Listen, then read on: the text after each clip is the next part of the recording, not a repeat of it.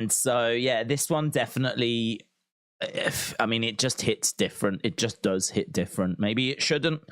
Maybe, it should just be that when people pass away, it all hits the same. But I think the fact that, Bray was still an active star, he was many people in this community's favorite wrestler. I mean, so many of you found this channel because of Bray videos that we were doing and theory videos and things along those lines that, I don't know, it just has it. I mean, like, I don't know if that's a good or a bad thing to say. It's probably a bad thing to say, but it just has hit differently, and hit quite hard as well. I mean, it's difficult. It is very, very difficult. And I think what I keep thinking about, because I've been thinking about this stream, is that I don't want to like this stream to be like really down and dark and negative and all that kind of stuff, because I don't think Bray would want that either, right? So like I want to try and find a way of us obviously being respectful. I mean, that's first and foremost. Obviously remembering Bray. Like, we're not going to be able to not remember Bray. I mean, it's going to be unavoidable. From what we're hearing, the whole of SmackDown tonight has just been thrown out the window, and so now we've got this new show where they've flown people in that are going to share their memories. Apparently Cody's been flown in, Braun Strowman has been flown in, so we're expecting this show to be a complete tribute show, or I'm expecting it to be a complete tribute show. Obviously we're still building towards Payback, but I mean, that's just beyond irrelevant. And I would imagine the wrestlers would have been asked, like, look, if you don't want to wrestle, you don't have to wrestle. If you feel like you can still do your planned match, then let's do it. But if you just want to sit down and say a few words instead, then we can do that. Or if you just don't want to do anything, we can do that. I think it's going to be a tribute show. I'm totally expecting a tribute show tonight. So yeah, it's tricky because like people, obviously want to pay their respects and they want to remember Bray and share their moments and memories, and we've started early so that we can do that. But I am also conscious that as a collective we could end up falling into a real pit of depression.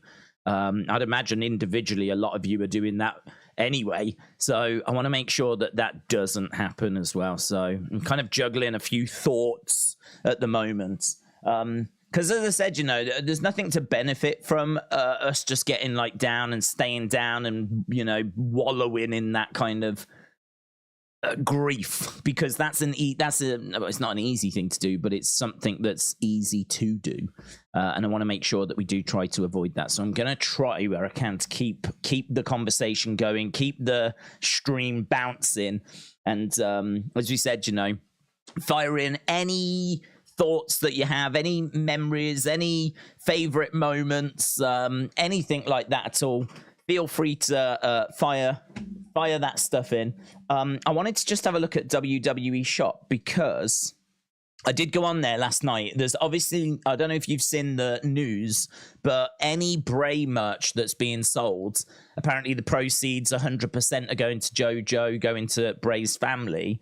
And when I went on last night, there was no graphic or anything that was up kind of saying that. And there was no like real Bray segment section. So I wanted to just see if they'd done something now there, and if there was some sort of graphic, or if they'd like changed anything or tweaked anything, because as I said last night, I went on, there wasn't anything. So I'm just going to load that up and see what we've got. I know the WWE Network, they were really quick on it.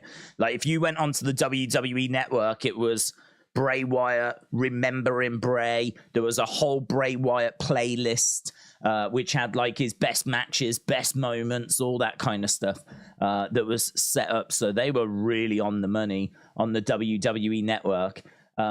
But just looking at WWE Shop, it doesn't look like they've still done anything, which I think is a real shame. I think people would like to go onto WWE Shop and have like remembering Bray Wyatt, and like you go onto it and it's John Cena merch. So I think that's a bit disappointing. I'll tell you, I looked at the Bray stuff that was on there as well. I thought that was disappointing as well. Like if you look and see what Bray stuff is on there at the moment, there's really not really not much.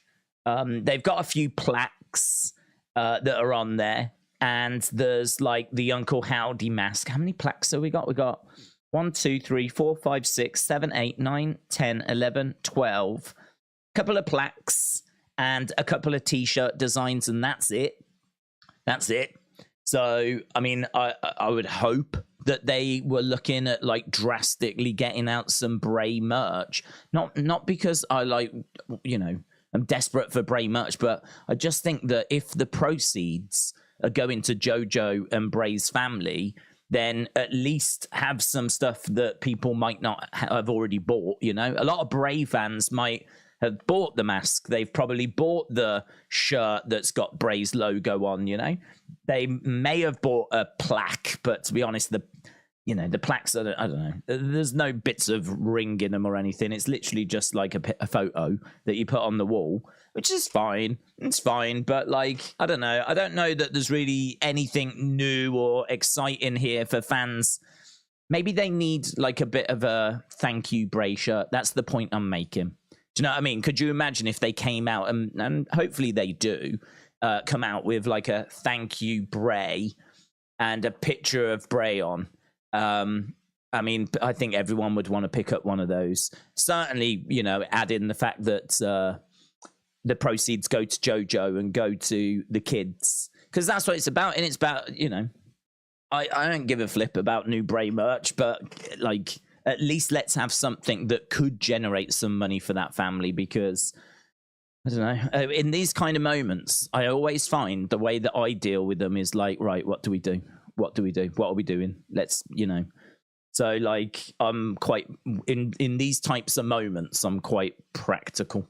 I remember when like my granddad passed away, I was very much like, right, who wants a cup of tea? Do you want a cup of tea? And I was like, let's do something like that. I always find that in these types of moments, that's how I react. My reaction isn't so much to like, you know, just go in a corner and start crying. It's like, right, what should we do? How are we going to not fix it, but right, what do people need? So, you know, that's something that I would like to see. You know, if I was working at WWE, I would want to see like a thank you Bray shirt being put up, a very clear message that all proceeds go to Bray's family. I would want to be talking about, right, what's the tribute show going to look like tonight on SmackDown? I'd want to be like, let's go. What are we doing? What do we need to do? Who do we need to call? What can we do here? So, yeah, I just had a little look last night. Hopefully they do. I don't know if they are. I don't know if there's any plans to come out with a thank you Bray shirt, but I think it'd be great if they did.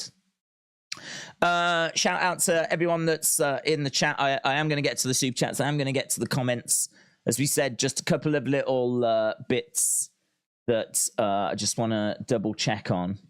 WWE putting out a few messages, a few clips of Bray today, dotted in with like messages. So you got the Usos saying rest in paradise. You've got Cody saying power and endless love to your family. Rest, cowboy. NXT putting a message out calling Bray an icon. WWE themselves saying there'll never be another Bray Wyatt. Carmelo Hayes saying that he's thinking about Bray and his family. Bailey, I haven't read this one. Bailey said, between your laugh and being able to witness your greatness every time you performed, you are truly irreplaceable. I'm in disbelief just like everyone else. My heart goes out to Wyndham's whole family and everyone who knows and loves him. And then she ends it with, you've got the whole world in your hands. Kevin Owens said that Bray was one of the most creative, one of the first to welcome new guys with open arms, one of the kindest, one of the good ones. Says, we will miss you, Wyndham. We love you. Cena, of course, talking about being devastated, hearing the news, said that Bray brought the best out in him. The Miz said the world lost a good one today. Bray Wyatt's storytelling ability with the unique creative in-ring was a force that kept your eyes glued to the TV screen. Wyndham Rotunda's fun-loving, free spirit paired with his infectious laugh. Everyone's talking about his laugh a lot. paired with his infectious laugh, is what I will truly miss the most. I'll tell you what comes across here is just how fun he was. Like, they're talking about his, the Bray we see is kind of dark and mysterious and creative, but we've heard there about how he used to open his arms to people that were coming in. He'd be the first to welcome new people, which is not the kind of thing you expect from like the character that we saw. But of course, the man and the character are not always identical. So yeah, it seems like he was very kind, very warm, very welcoming. A lot of people talking about his infectious laugh. I think we will get a real glimpse of the man behind, Bray Wyatt. I mean, Wyndham, I suppose, is what I'm talking about. Like, we're starting to hear a bit more about Wyndham. And I don't know about you, but I think the next 2 weeks, couple of months where there's going to be a lot of people sharing their stories like, well, I spent time with Bray and this happened, I spent time with Bray and that happened. I think all of that is going to be absolutely fascinating. It's going to be absolutely fascinating. It's a shame, obviously, it goes without saying that something like this had to happen to maybe get that kind of insight. People always said like, the Bray Wyatt book when he retires is going to be incredible.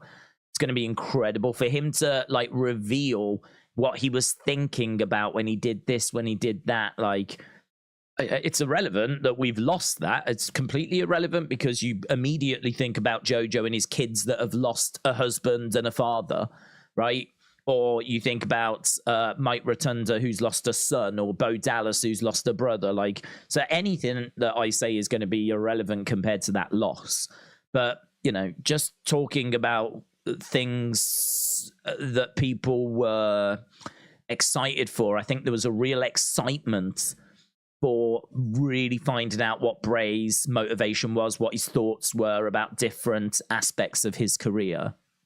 I think there's always been so many questions around Bray, and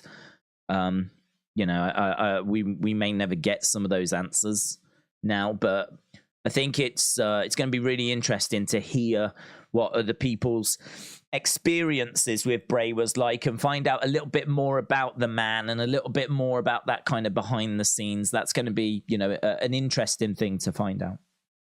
I just wish, obviously, that it wasn't under these circumstances. But, even those tweets have just kind of showed me things that I wasn't, I didn't know. I didn't know about his infectious laugh. Right, so I do want to get to the chat. Let's go down the super chats and we'll do those, and then we'll get into the chat and get into the comments. We've started early. I know people are desperate for us to get into sharing memories, thoughts, moments. We're going to do that. We've started early so that we can do that. Ashton 67. It's been a real tough day. I've been in tears all day. Ashton, shout out to you. As I said, I feel like I'm going to say this quite a few times. Like, look after yourself, right? That's an easy thing for me to just say. And it's something that I think you're going to hear quite a lot. Like, look after yourself. What does that actually mean? Like, what it means is it is very easy to fall into a depression, right? For some of you, not everyone, but for some of you out there, like, Bray was everything. And I'm sure people, in your own life or online, where Bray was everything. Right, they got tattoos. They, lived for Bray. They only spoke about Bray. Like, Bray was their inspiration, their icon, their oxygen. Right, there's people that worship Bray, that absolutely love Bray, and then there's some people that are like, take him or leave him kind of a thing. I don't know where everyone is on that scale. That's obviously very personal. But I just think that as a blanket statement, like, look after yourself, to me is like, don't fall into that pit of depression and just wallow in it. Maybe like that's a way that some people cope with grief. Everyone copes with grief a different way. But like as I said, for me personally, I always find what helps me is staying busy. I always find what helps me is not taking my mind off it, but I suppose in a way, kind of taking my mind off it. Like not just sitting and focusing on it and getting upset and all that kind of stuff, but like, right, what can I do? How can I fix, like not fix it, but I suppose that's what I'm trying to do. I suppose in a way, if I was going to, you know, like try and psychoanalyze myself, that's what I try to do, is like, how can I'm trying to fix it? Like, what can I do? I think that's a natural response. But as I said, yeah, you know, look after yourself. Do something that'll put a smile on your face. You know, have a bit of ice cream, or you know, take the dog for a walk, or have a little walk around the park, get some fresh air. Like, definitely try to not just sit there thinking about this and reading all these heartbreaking comments, because it can get you down. It really could affect a lot of people out there. It really could. I mean, this has affected. I mean, the heartache. Genuine heartache as well. I'm not just people going, oh, I'm upset. Yeah, I'm upset. Are you upset? I'm upset. I'm talking about people that are like sharing like their memories and talking about what he meant to them and how heartbroken they are. And you can tell when someone's being genuine, and there's like genuine heartbreak out there, and it's all you see online. It's all you see is genuine. Like, I'm lost. I don't know what to say. I'm lost for words. I don't know how to deal with this type of stuff. So, yeah, looking after yourself means exactly that. You know, if you find yourself, you know, wallowing in those thoughts or getting stuck in those thoughts, try and focus on something else. Try and get some fresh air. Try and, you know, as I said, put your mind somewhere else momentarily, because it's not healthy. It's not good. And as I said, Bray wouldn't want it either. I think Bray, as we all would want to be remembered, but there ain't no way that we ain't remembering Bray, right? So that's pretty much a guarantee. So, you know, if I was to pass away, and obviously my time will come at some point, I would like to think that a few people would just think of me. And, you know, if they remember like some of the fun times that we've had either on the channel or in real life, and it can put a bit of a smile on someone's face, that's all I would be looking for. I certainly wouldn't want, you know, everyone's different, but I certainly don't want, like, you know, people crying their eyes out like for hours on end. I would want people to just have a you know, little thought of me and a little smile on their face, and, you know, go about their day. Basically, I've got to think that Bray would be similar. I can't imagine that he wants people like, you know, full blown mourning, grieving for, you know, day after day after day. So, don't know. Yeah, it's one that I can see us kind of going back to and touching on throughout the evening. So, Ashton, I hope you're doing all right, bud. Mitchell, shout out to you, said favorite funny Bray moment. Mine was the cinema match with Cena, and the Muscle Man dance always made me laugh. Yeah, my first thought was the Muscle Man dance. I remember like the original one, you know, not the one that he did recently or earlier this year with Bobby, but the kind of first time we saw it, because it was just, what is this? Pull up your pants, do the Muscle Man dance. There's so much about the Funhouse that was just so innovative. And it was such a vehicle for so many different things. I mean, the Funhouse could be dark. You know, there was times where we went to the Funhouse and the tone was really dark. Think about at Extreme Rules, where we're walking around and you've got the theme song playing, but it's all broken up and slowed down and warped. And it's all cobwebs everywhere, and it's all been derelict, and it's not been looked after for a long time, you know, and it had fallen into like disrepair. Like the Funhouse could be a dark place, but then you had things like the Muscle Man dance where it was like hilarious, or the first time that we saw the Vince puppet. I remember seeing the Vince puppet. I think the first time we saw him, he came out the door like that, and we were like, what is that? Oh my. Or Wobbly Walrus. Like that was cheeky, man. I don't know if Paul Heyman really appreciated that one, but Wobbly Walrus or the Vince McMahon puppet, Muscle Man dance. For me, the funniest Bray moments are connected with the Firefly Funhouse. But as we said, it wasn't just a vehicle for comedy, because, that's where we got some serious moments, like the arrival of The Fiend. Very first time we saw The Fiend was episode 4 of the Firefly Funhouse. And I've told that story till I'm blue in the face, but I'll tell it just quickly again, of being like, so when because there'll be kids watching that won't know, but when the Firefly Funhouse first aired, that episode with The Fiend, it was in London. They only come to London a couple of times a year, and one is in April and one is in like October, November. This was the April tour, and so it was April of 2019. It was the London O2 Arena show, and it wasn't live. What they tended to do was record it, and then they would air it at its usual time, because obviously the UK is quite a bit out time-wise. So it was a record. So I was sat in the O2 watching Raw in 2019, and I remember that the Firefly Funhouse episode aired, and it had The Fiend on, and I remember thinking, right now, I'm one of only about 20,000. I don't think it was even that. I mean, let's say 18,000. I'm one of only about 18,000 people in the world that's seen this, because it hasn't aired. It hasn't gone on TV.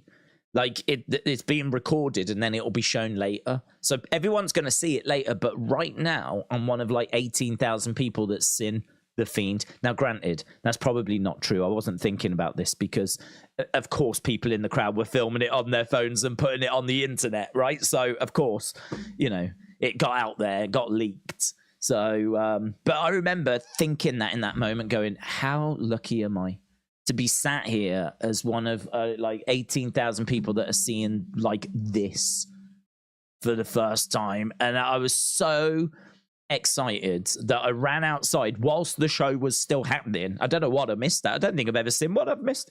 I ran outside and I just remember filming, and I didn't want to spoil it. So I had to do a video where I was like, you're not going to believe what's just happened. I can't believe what's happened. I can't believe it. You've got to watch Raw. And of course, everyone's watching Raw. The people I'm talking to are wrestling fans, right? Of course they're watching Raw. Like, it was the most pointless, irrelevant video I think I've ever made. But I was just so excited at what I had just seen that I had to tell people, but I couldn't, because I didn't want to spoil it. I didn't want to say, oh my God, Bray's got this new character. It's called The Fiend, and it looks like this.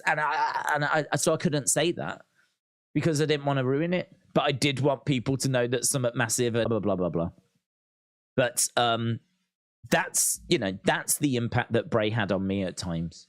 Was, he had the ability to make me run out of Raw whilst it was still on, cut the most pointless video I have ever recorded that says pretty much nothing, and to like just be like a giddy schoolgirl. I watched it back earlier today, that video. I'm like a schoolgirl that's just met Harry Styles, right?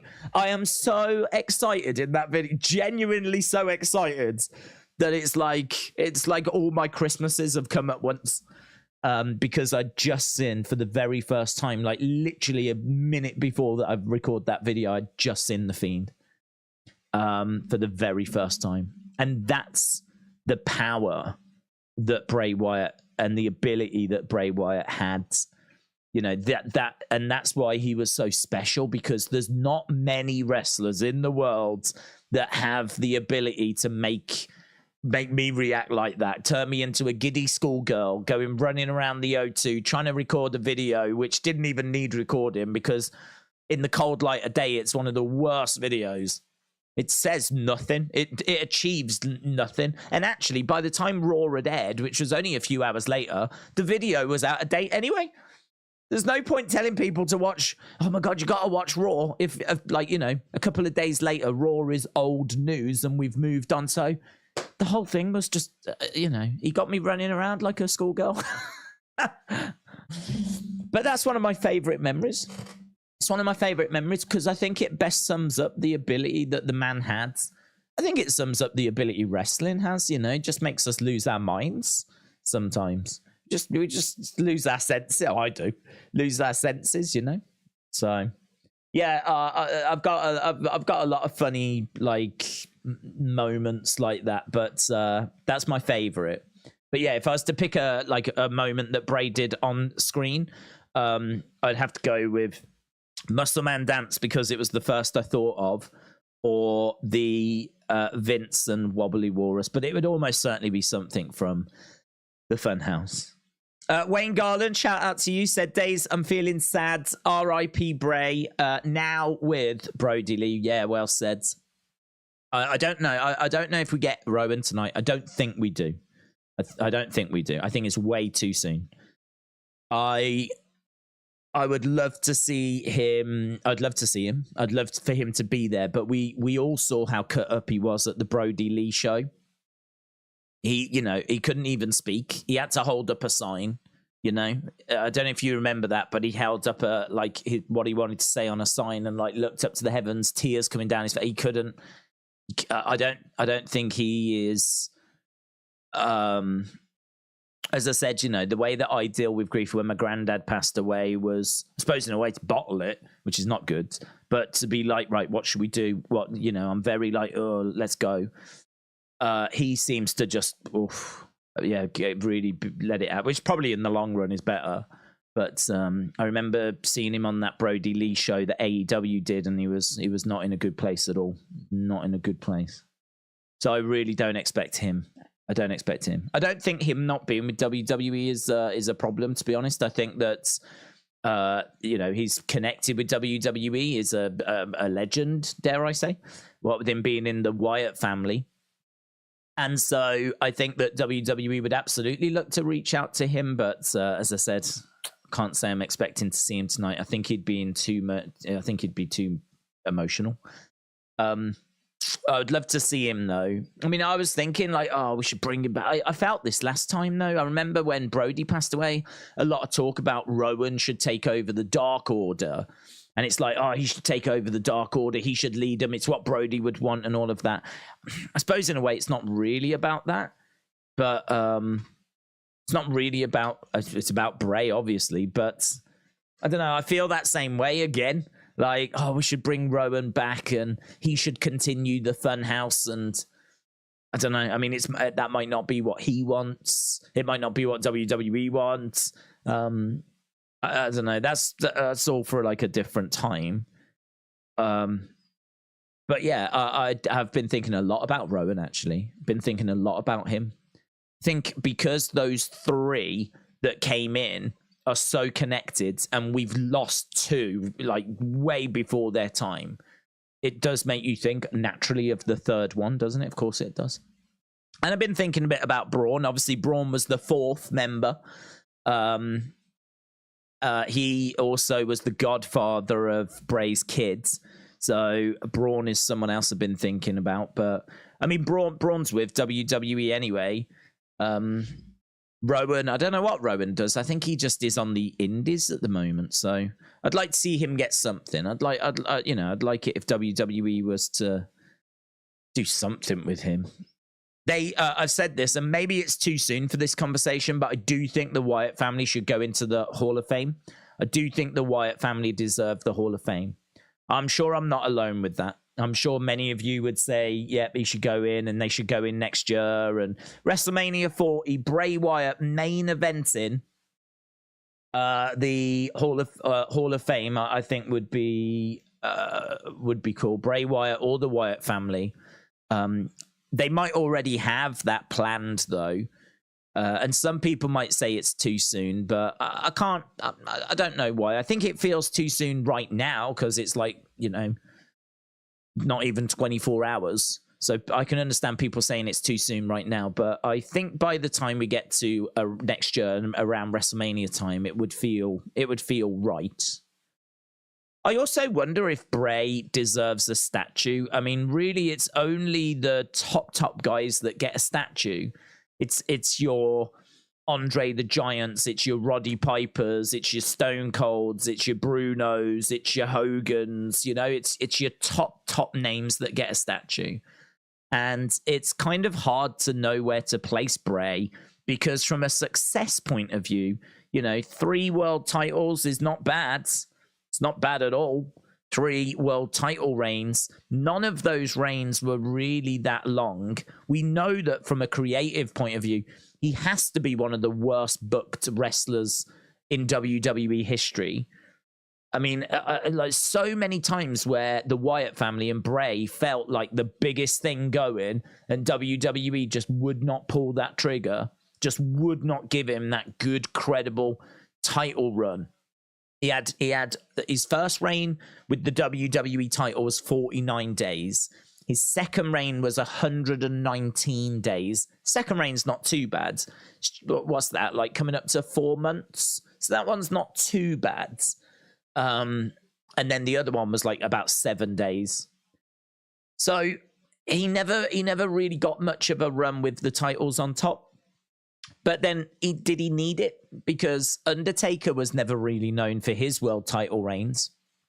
And, obviously Undertaker's one of the biggest names to ever do it. I sort of feel that, I don't know, Bray getting a statue is an interesting conversation. Maybe one for a different time. Maybe I don't think anyone would have a problem with it. But I suppose let's take it a step at a time. Let's put him in the Hall of Fame first, and then we can worry about a statue further down the road. But undeniable for Hall of Fame. I can't imagine anyone saying that he doesn't go in the Hall of Fame. Can't imagine it. I wouldn't have any problems with him going in twice. I'd have no problems with him going in with the Wyatts and then him going in as a solo act, because I think the Wyatt family did enough to deserve going in the Hall of Fame, and Bray on his own doing Fiend and Funhouse easily did enough to go in on his own as well. So I've got no problems with him going in twice there. Anna, shout out to you. Hope you're well. Well, I do hope you're well, but understandably, I can understand if you're not. Anna said, friends, any people that are having a hard time, please remember that you are loved. And if you need help, then reach out. There's lots of people that can help. Send in love to all. Anna, appreciate the support as always. And yeah, that's a great message. Like, if you are struggling, if you are like just bawling your eyes out or just really down and you can't find a way out of it, then there are people, like there's people in this community you can absolutely reach out to. I would say reach out to me, but my only concern is, as you can imagine, like there's so much conversation going on, people sharing their thoughts, their memories. I've had so many people saying, I only found your channel because of Bray. And it's true, innit? I mean, I started this stream by saying that I think we've lost the person I've spoke about the most in the last, well, since the channel started. I don't know that I've spoken about any other individual more than I have Bray Wyatt. I mean, just from the number of theory videos and things you might have missed videos and Easter egg videos and just all the different breakdowns we've done from the very first Funhouse, going all the way through to White Rabbit, going all the way through to Uncle Howdy and everything like that. I mean, I genuinely don't think I've made more videos about anyone other than Bray Wyatt. And it's crazy to think that is gone now, that we will never do that. Well, we could make videos, of course we could. It's not about that. I'm saying about, like, it's hard to imagine that we won't get another Funhouse, or that we won't get to see like the Fiend. Everyone wanted the Fiend to come back. Well, you could put someone in that mask, but it's not going to be Bray. Or it's hard, isn't it? It's hard. That keeps happening to me as well. I'll be like doing something, and then I'll think, oh, we'll never get that again, or we'll never see that again. Or that'll never happen again. Like, we'll never get Alexa and Bray. We'll never see them two together again. We won't ever get, like, I don't know if Bo Dallas was ever going to be revealed as Uncle Howdy, but we'll never get any moment between them two again. And again, let me stress this. What I'm saying is completely irrelevant compared to the loss that JoJo and the kids and everything are completely irrelevant, right? But that, I kind of feel like that has to be a given, right? So if we are talking about Bray going into a Hall of Fame, or we are talking about we'll never see another Funhouse, I kind of feel like it has to be a given that, of course, what's worse than all of that is JoJo, the kids, the family, the close friends, the hardcore fans, right? That has to be a given, right? So it's just little things like that have been popping in my head throughout the day. So if you are struggling with it, Anna's made a fantastic point there. Make sure that you are just letting someone know, just saying like, I'm struggling, like I'm really struggling with this, I'm struggling with that. Because this is a hard one. You got to remember as well, there's so many people that love Bray from all ages. You know, there's like people that are boomers like me that really enjoyed like the Funhouse and like the Wyatt family and like loads of stuff that he did. But then you've got kids. I mean, I said this in my video when I found out the news that I had so many kids like at various wrestling shop lives, which is where I tend to meet people, is when like wrestling fans, when we do wrestling shop live, I have so many kids, and there's a lot of kids that come and say hello because they're into the toy hunt videos that we do on the channel. And so many asking, like, when do you think Bray will be back? Bray's my favorite. Fiend's my favorite. You know, think about how many Fiend figures, pop vinyls, like all that kind of stuff that was sold. And, you know, obviously, as we said, the adults are into it. But I think Bray, just as much, well, dare I say, even more than a lot of other wrestlers, really had a connection with a young demographic as well. Because he was cool, he was different, and the Fiend was scary. And, you know, that's so much more exhilarating than just, you know, generic guy number two. That, like, yeah, there's a lot of different ages that are trying to process this. There's a lot of people, and that's something that has to be remembered as well. Because I do think there could be people sat there going, look, yeah, we've been through this, you know. I know, okay, it's Bray. We've never been through it with Bray, but, you know, we lost Brody Lee, right? So we've been through it with Brody Lee.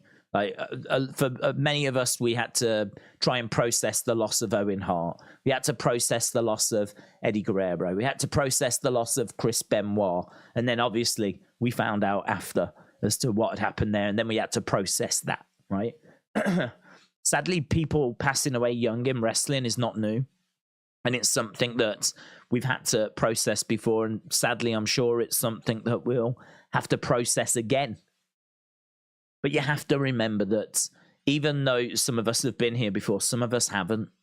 Some people in the community have never had to go through this, have never had to get their heads around this, have never been exposed to someone going before their time, dare I say. I mean, we never know when our time's up, but I think with someone that's 36 years old, you know, that's a professional wrestler, you would think like it's before their time. You would hope it's before their time. But that's the truth, innit? You don't know when your time is. That's why you've got to live every day like it's your last, they say, don't they? You know, like, you got to live it to the max every day. And I think there's a lesson there that we can all learn. It's funny because I am going to go back to the things, but Ric Flair put a tweet out, and Ric Flair said that, you know, losing Terry Funk, one of his great friends, and then just, less than 12 hours, 24 hours later, losing Bray Wyatt, someone that he had so much time and respect for. Even Ric Flair in a tweet said it really makes you think and reassess. And it's like, how many times must Ric Flair have reassessed? How many times has he knocked on death's door? And even this is making him reassess, you know? It's talking about, like, live each day like it's your last, you know, go and live your dreams and all of that. So, you know, if it's making Ric Flair, of all people, reassess, then, wow. God only knows what it's doing to flipping 5-year-olds that have never had to face this, 6-year-olds, 7-year-olds, 8-year-olds, who I know are affected by this, because I met them not long ago, some of them, that went to Money in the Bank at Wrestling Shop Live and were talking to me about Bray Wyatt. Difficult. It's very, very difficult. So I completely agree with Anna. Like, if you are struggling, if you are finding it hard to process, then drop it in the chat. Dragon Slayer says, R.I.P. Bray. Make sure you tell someone you love them. Yes, it's true, isn't it? I mean, you just never know if you'll ever get that opportunity again. Yeah. I mean, it's hard to know how to put that into practice, if I'm being honest, because you sort of don't want to, you can't speak to everyone like it's going to be the last time you're ever going to see them. Like, that's not going to be natural, or I would even think sustainable. And it's one of those where, you know, once we get past this stage, you know, our lives will likely just go back to as they was before, and we'll all just be exactly the same people that we were before. But I think if you can, just a 0.01%, just increase the amount of enjoyment you get in a day, or, you know, just telling someone that you love them, you know, that maybe you wouldn't have before or whatever. Like, I don't know. It is true. You just don't know when your time's up, you know? You just don't know when your time's up. So I agree. I think that it's about trying to find out how to use that. How can you use that and that lesson that we're being taught here, and actually apply it to your life? What can you actually do? And I think for me personally, I am going to look to try and find a moment each day, which I've not really done before. In fact, I haven't done before. But try to find a moment in each day to do something that you enjoy. There's so many days, you know, where I'm working on videos, or I'm doing like streaming, or I'm doing stuff. And like, it's stuff that I still enjoy doing, but it's work at the same time, right? Because there's pressure and there's stress and all that stuff. It's not relaxing or enjoyable in that sense. But like, it would be good to just like sit down and, I don't know, watch a film, watch a TV show, play a game, you know, have a beer and not worry about I'm going to be fat. Like, do like something like that, you know, just something a day, each day, as a reward for living that day, you know, because everyone's got to work. Everyone's got to do stuff they don't want to do. But can you put something in there that you're going to enjoy doing? Even if it's just 10 minutes, half an hour of just sitting down and finding a moment each day maybe at the end of the day, as a little pat on the back. Well done. That's another day that you've lived. Here's your rewards. Here's your rewards. You can watch that TV show. You can have that beer. You can whatever you enjoy. Play that video game. And I must admit, there's a lot of days where I don't do that. There's a lot of days where I'm working and it's like, I've got to get to bed because I've got to be up in 6 hours to stream. And so then it's off to sleep, waking up, stream, blah, blah, blah, blah, blah. Maybe just try and find that time to yourself. Yeah. Aaron, shout out to you. But when Bray debuted and rolled his eyes while the 3 count was made, that was cool. He was so original and inspirational. I will miss him. R.I.P. Bray, heart, and firefly emoji. Aaron, shout out to you. Yeah, I mean, trying to find words to describe Bray is obviously very difficult because he is so creative, innovative. I actually started to do, you know, I wrote a tweet out, which I've never sent. It's still in my drafts, but I wrote a few tweets out last night and I just couldn't bring myself to send them because I was just looking at them and I was like, is that what I need to be sending right now? I don't know. I was like, no, I don't think it is. I'm just going to leave it. And I didn't bother. And there's a few that I wrote out. Not like, you know, pouring my heart out type stuff, but just a few little thoughts that popped into my head. One of them that popped in my head, and as I said, it's still in my drafts now, was I hope there's a newfound appreciation for the Pitch Black match, because that is Bray's last televised match now, right? He has a couple more matches with LA Knight on dark shows, dark matches, house shows, but his last actual televised match that we can go and watch is at the Royal Rumble, and it's the Pitch Black match. And what I wrote out was I was trying to find words to describe the Pitch Black match. And as I was writing it out, I was like, this is Bray. This is Bray. I was like, I hope people find a newfound appreciation for it. It's a match that I didn't mind. I didn't mind. I know a lot of people were down on it, and if you was, that's fine, right? Everyone's entitled to their opinion, but I thought genuinely it was quite innovative. I know it wasn't very long, but I think Bray had been dealing with injury, so I wasn't. And plus, also Bray is a brawler, right?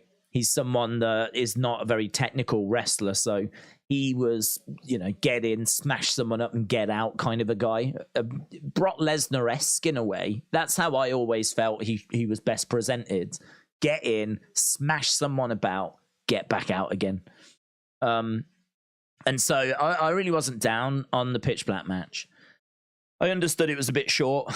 I understood that certain people with, I think like people with color blindness and whatever really struggled with it. So I get that. But by and large, the majority, the masses, mixed bag. But I was saying, like, look, it was different. It was innovative. It was creative.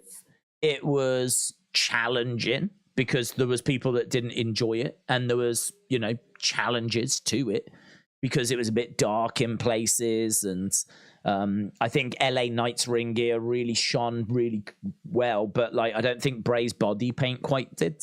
So, it was, I think a few things maybe he would have gone back and maybe would have tweaked. I think the ropes look really good. I think when he goes through the commentary table and those colored balls, whatever, just explode out. I mean, you can certainly ask the question, why were they there? What are they, right? But it was a cool visual when he went through the table and like all this color just exploded out of the commentary table. I thought it looked great, but I equally understand. What are they? Why were they there? Okay. But as I was writing this tweet out and I was coming up with these words, innovative, challenging, creative, different, entertaining, I was like, this is Bray. This is Bray. I feel like Bray's last match sums up Bray to a T. Sums up Bray to a T. Even to the point where it divided opinion. Even to the point where not everyone got it. I mean, I don't want to say it's the perfect last match for Bray, right? But it really fits.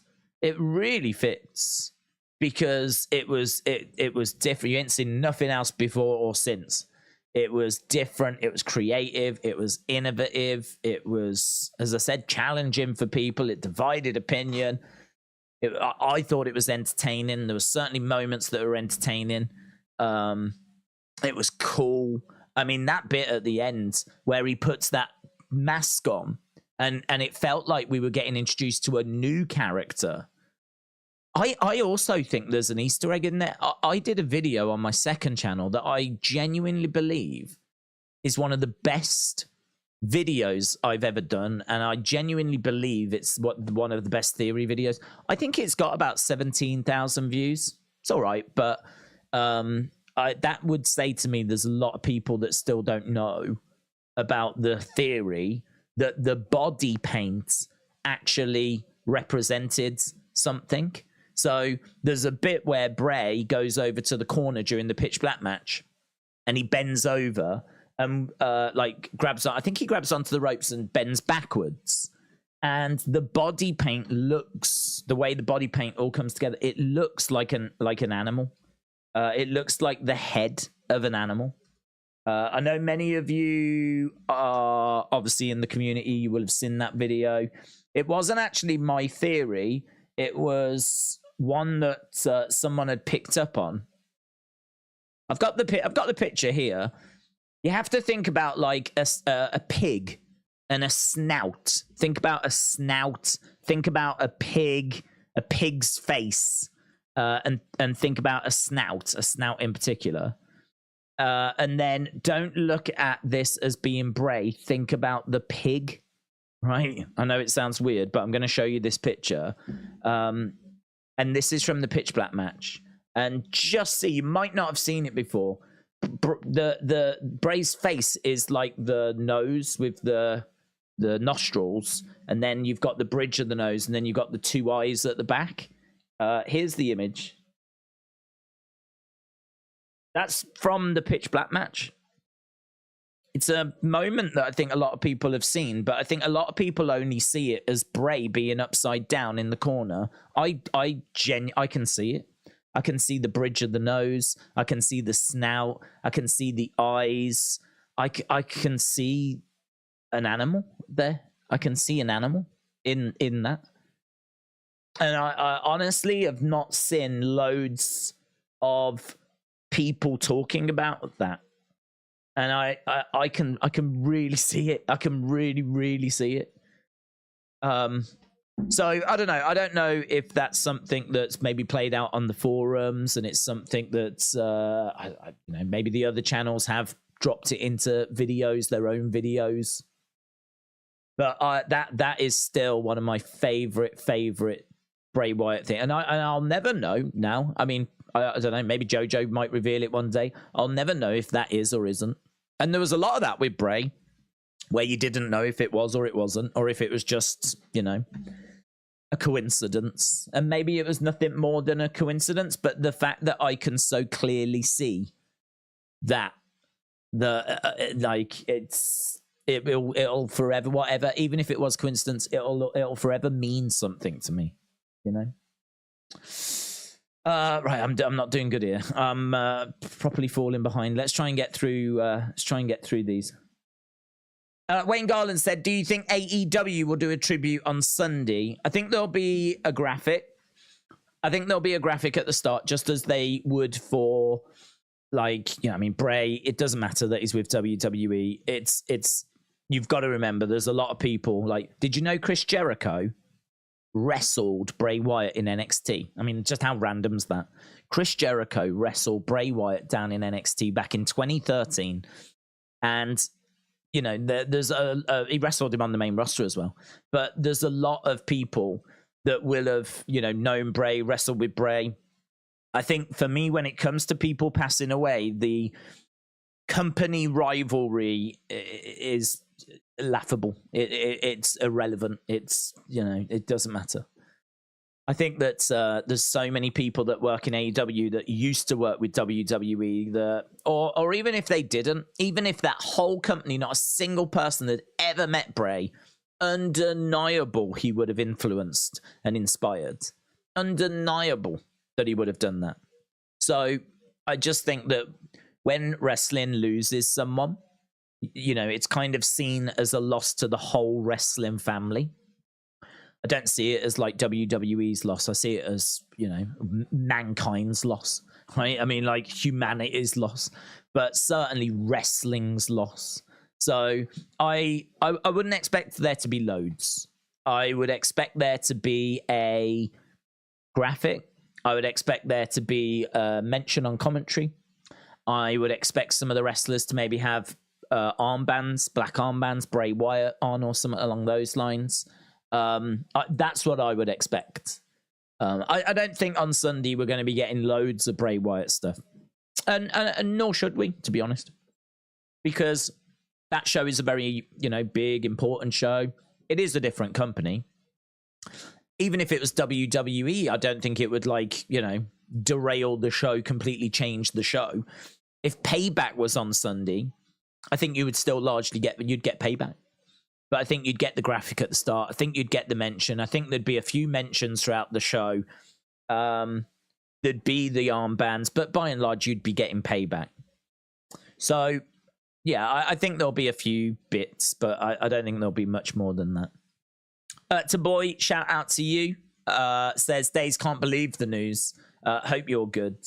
I'm all right, man. I'm all right. I don't know if I regret. I'm a bit torn, to be honest, about the video I put out, the first one, because I had not. It was so weird. I'm only going to tell you this because I think we're talking about Bray, we're sharing memories and whatever.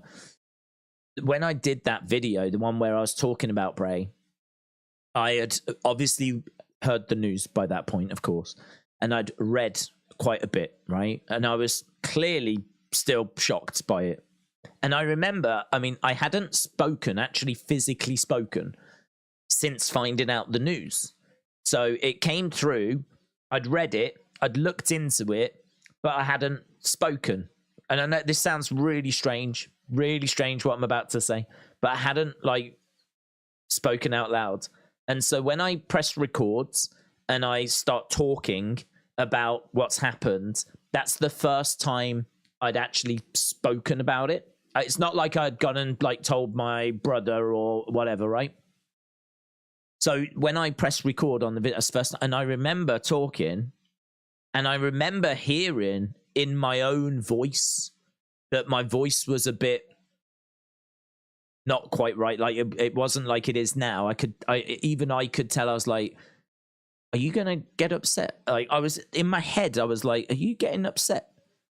Because like the words I'm saying, they're not coming out like the way that I'm thinking them. And then like the more I was thinking about it, like there was times in that video where I'm talking and I'm genuinely thinking like, I need to do this again. I need to start. I need a moment. And I genuinely don't know that I've ever felt that. I don't know that I've ever felt that. About family, of course you do, and close friends, whatever. But I'm talking about like someone I've never met. I genuinely don't know. Like, where I'm actually like thinking to myself, and I promise you, I swear on like my family's life, promise you, in my head I am thinking, like, are you about to get upset here? Like, this has actually hit like much more than even I knew. Because I think I was so in that mode of like reading about it and trying to find the facts out and shocked by it that I was still in that mode of like, let's do a video, right? We've got to do a video. People need to know about it. I had gone into that mode of, right, what should we do? But when I pressed record and I started talking, then in my head I was like, you're going to get upset here, aren't you? I could feel it. So I did it. There's points in that video where I'm like, I wish I could do more. I wish I could say more. I mean, whatever. And then like, just put it out. And then carried on. And like, then had like lots of people going, I could tell like that you was upset and whatever. I haven't watched it back, but like, yeah. If it was coming across that way, yeah, I was. And I was surprised by it. Surprised because I knew I was affected. I knew that it had upset me, but I didn't realize it had upset me to the point where I was gonna kind of, display it, show it in any way. But that's the effect the man has. That's the effect the man has. He meant something to us. He meant something, and if ever someone means something, it's going to show. So I probably shouldn't have been surprised. But it caught me off guard a little bit. But once I got over that initial shock, and I think actually once I'd done that video as well, and I'd actually spoken about it, and I'd like, I think it was shock. I was still trying to get it on board. Once I'd got past that, I was like, okay, what do we need to do? So I was like replying to comments, just going on Twitter, trying to find out information. Obviously, I did another video where an update comes out about Sean Ross Sapp and everything, and he talks about the heart attack and all that kind of stuff. And so I moved on and kind of focused on those things. But yeah, one of the that'll be a moment that I'll look back on in my life. And when I, look back on the kind of history of this channel, that's a key moment as well, is like, do you remember when Bray passed away? Like, I remember. So yeah, it's definitely. I'm doing fine, and I hope many of you are doing fine as well. It's a difficult one though. As Anna so brilliantly said earlier, if you are struggling, make sure that you do speak to someone. And actually, that's speak to someone as well. Speak. There might be people out there that are kind of living on their own. I used to live on my own in Southampton. I used to do it. I used to watch wrestling and live on my own. I know there's people out there that do that.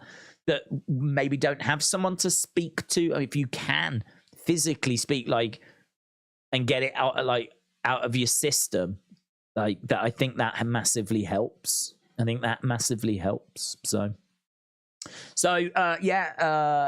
Boy 123, shout out to you. Logan Murphy said, I'm gonna miss Bray. My favorite moment is the match against Rollins at Crown Jewel. When I heard the news, I only got about 4 hours of sleep last night. Yeah, I could understand that. I could understand. I mean, I was quite fortunate in the sense of when the news came through, it was around, I don't know, it was around about 11-ish. I mean, I was well awake. I was up, I was awake, I was getting ready to do a stream actually, on the members thing, but it was news that came through at a time where I didn't have to try and then get to sleep.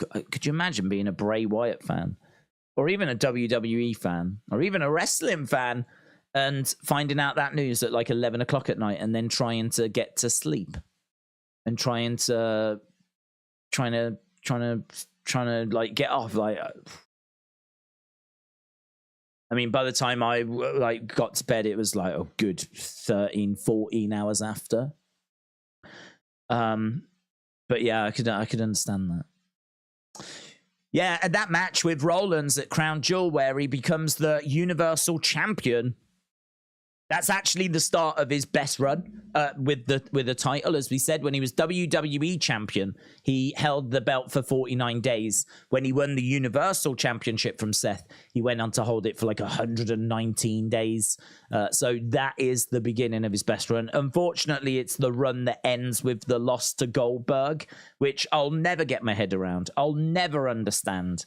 I can only imagine that they wanted to get the belt onto Braun, or I think, was it Roman? We were meant to do Goldberg Roman, weren't we? So I'm wondering if they wanted the belt on Roman, and then Roman couldn't do WrestleMania, so I think Braun replaced him, and then I think Braun wins the title, and then we get obviously Bray Braun further down the road. So I don't think it's so much Bray. I just think that there was someone else that they did want that belt to be on. And so, you know, the way to get there was to have him drop it to Goldberg. But in isolation, it just looks so strange. That loss to Goldberg's just one of the worst results. No one liked that result. No one liked it. I think people would have preferred Roman beating Bray, to be honest, if that was what was going to happen. But then we would never have got the Firefly Funhouse match, which does divide opinion. But so many people love that Firefly Funhouse match. I had so many people mention it as their favorite Bray moment. That, you know, it's very much a part of his history, his story. And you probably would never have got that if he hadn't have dropped the belt. Because I don't think they would have made that match with a title involved, you know? So, I don't know. Perhaps there was like some positives that came out of it, but it still sucked. But yeah, him winning at Crown Jewel, amazing. Jamie Wyman, shout out to you, says, hello, everyone. Absolutely awful news about Bray. Yeah. I mean, what else can you say? Jamie, shout out to you. It is awful news, and my thoughts just constantly keep going to Rowan, just keep going to JoJo and the family, keep going back to Mike Rotunda, Bo Dallas. My thoughts just constantly, like, whenever I'm talking about Bray, I'd say every, 15 minutes, 20 minutes, like, my mind just flicks to them. Like, how are they feeling right now? How are they coping right now? What support have they got? I would hope they've got. I mean, we know they're a great close family. I mean, Bo and Bray had been just working with each other, and they work with each other in FCW as well. So we know, like, they haven't fallen out, or they're, you know, distanced or whatever. They're close. And we know that Mike Rotunda is around, and he's close as well. So, and I think, is it Mika, the sister? I don't know where she is, but I believe she's still, like, really close. So And I think Liv is with Bo as well, as far as I know. So, like, there is a support there, but my head does keep flicking over to them. Liam said, I sent you an email today. I had to just write my feelings. We are here for you two. Liam, shout out to you, man. R.I.P. Bray, and let his fireflies shine. Yeah, I mean, I haven't got to it yet. I'm still working through. I've had, I'm trying to genuinely read like as many comments as I can, trying to get to as many DMs and emails as I can, because I think for this channel, and obviously other channels, but I can only speak for this channel. But for this channel, like I'd say the toy hunts were a massive part of this channel. People love the toy hunts. And the watch-alongs, of course, people love the watch-alongs, right? But if I was to pick a third thing, if I was to say, like, if it was like, what are the three things that this channel is, like, you know, known for? I think my third thing, even over like UFC and boxing, I think it'd be Bray. I really do, because so many people have got in touch saying that they only found this channel because of Bray. So I really think like toy hunts, watch-alongs, and like Bray videos, Funhouse videos, theory videos, which I never did theory videos really on anyone other than Bray. I think that those three would be the three things that this channel is probably best known for. So I think that we've got a real connection with the Bray Wyatt fans. I think that there's a lot of heartache in the community right now. A lot of heartache in the community, and it's not one that I wish I could fix. And you know, it's not one that really we can do anything about, apart from, you know, start a bit earlier and just kind of just tell everyone it's going to be all right. I mean, it is going to be all right. It won't be the same. It'll never be the same, but it'll be all right. But yeah, you've just got to look after yourselves. And as we said earlier, what does that look like? Well, it looks like going for a walk. It looks like doing something that'll put a smile on your face. It looks like having a bit of chocolate cake, right? If you're a bit worried about, oh, should I, shouldn't I? Having a beer, having a whiskey, having, you know, whatever to, you know, just kind of pick yourself up a little bit. No, I didn't say the bottle. Right, I didn't say the bottle. You don't find the answers at the bottom of a bottle, but you know, just a little whiskey, a beer, nice little cheeky beer, right? I could joke about doing some drugs. I'm not gonna. It's just, you know, whatever puts a smile on your face, as long as it's not bad. But yeah, no, I'm doing all right, man. I'm doing all right, Liam. I'm doing all right. I hope you're holding up as well, buds. Ethan said, still in pieces that we lost one of the most caring, loving men in Wyndham. Still in pieces. R.I.P. Bray. Yeah. Yeah. It's really hard for me to, I want to respond to people's comments, but I don't want to, I can't, you know, what else can I add other than I hear you. I hear you. I hear exactly what you're saying. I feel what you're saying. It's a difficult one to process. Ryan Gambler says, R.I.P. Bray Wyatt, you was my favorite from the 2010s. Yeah, what an impact, man. What an impact. You know, I was thinking about that. That was something else I was looking at. Like when I was in America, I spoke the other day about seeing graphics for WrestleMania 24. He hadn't even started in FCW at that point. It's, you know, in 2009. So that means that when it's Shawn Michaels, think about that. Shawn Michaels versus Undertaker, WrestleMania 25, one of our all-time favorite matches. People that I love, people go crazy for that. The Bray was not a thing. It was not a thing. It didn't even exist. I mean, at that point, I don't even know that Husky Harris was a thing. Bray was in I think Bray was in developmental. I think he'd started by that point. He might not have even started. In all fairness, he starts in 2009. and which I believe, I think that's the WrestleMania 25 year. And I don't know if he started by the time we get Shawn and Undertaker. Might not even have come in. But if he had come in, then he's only just down, like, you know, still trying to find the Husky Harris character. It's crazy to think like that only feels like the other day to me.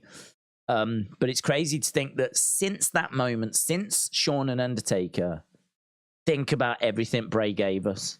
Think about Husky Harris. Think about the Wyatt family. Think about him and Randy Orton. Think about him and Daniel Bryan when Bryan joined the Wyatt family.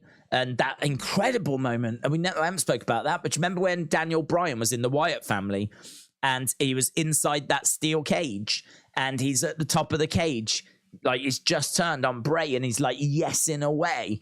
This was like early 2014. Daniel Bryan had been in the Wyatt family. He then turned after Bray had berated him. He turned, he took off the overalls, started attacking Bray. The crowd are going mental. It's at the height of Yesel mania. It's the year that Daniel goes on to win at WrestleMania 30. And that moment of Daniel sat on top of the cage, yesing away as he's now found himself again, is such a great moment.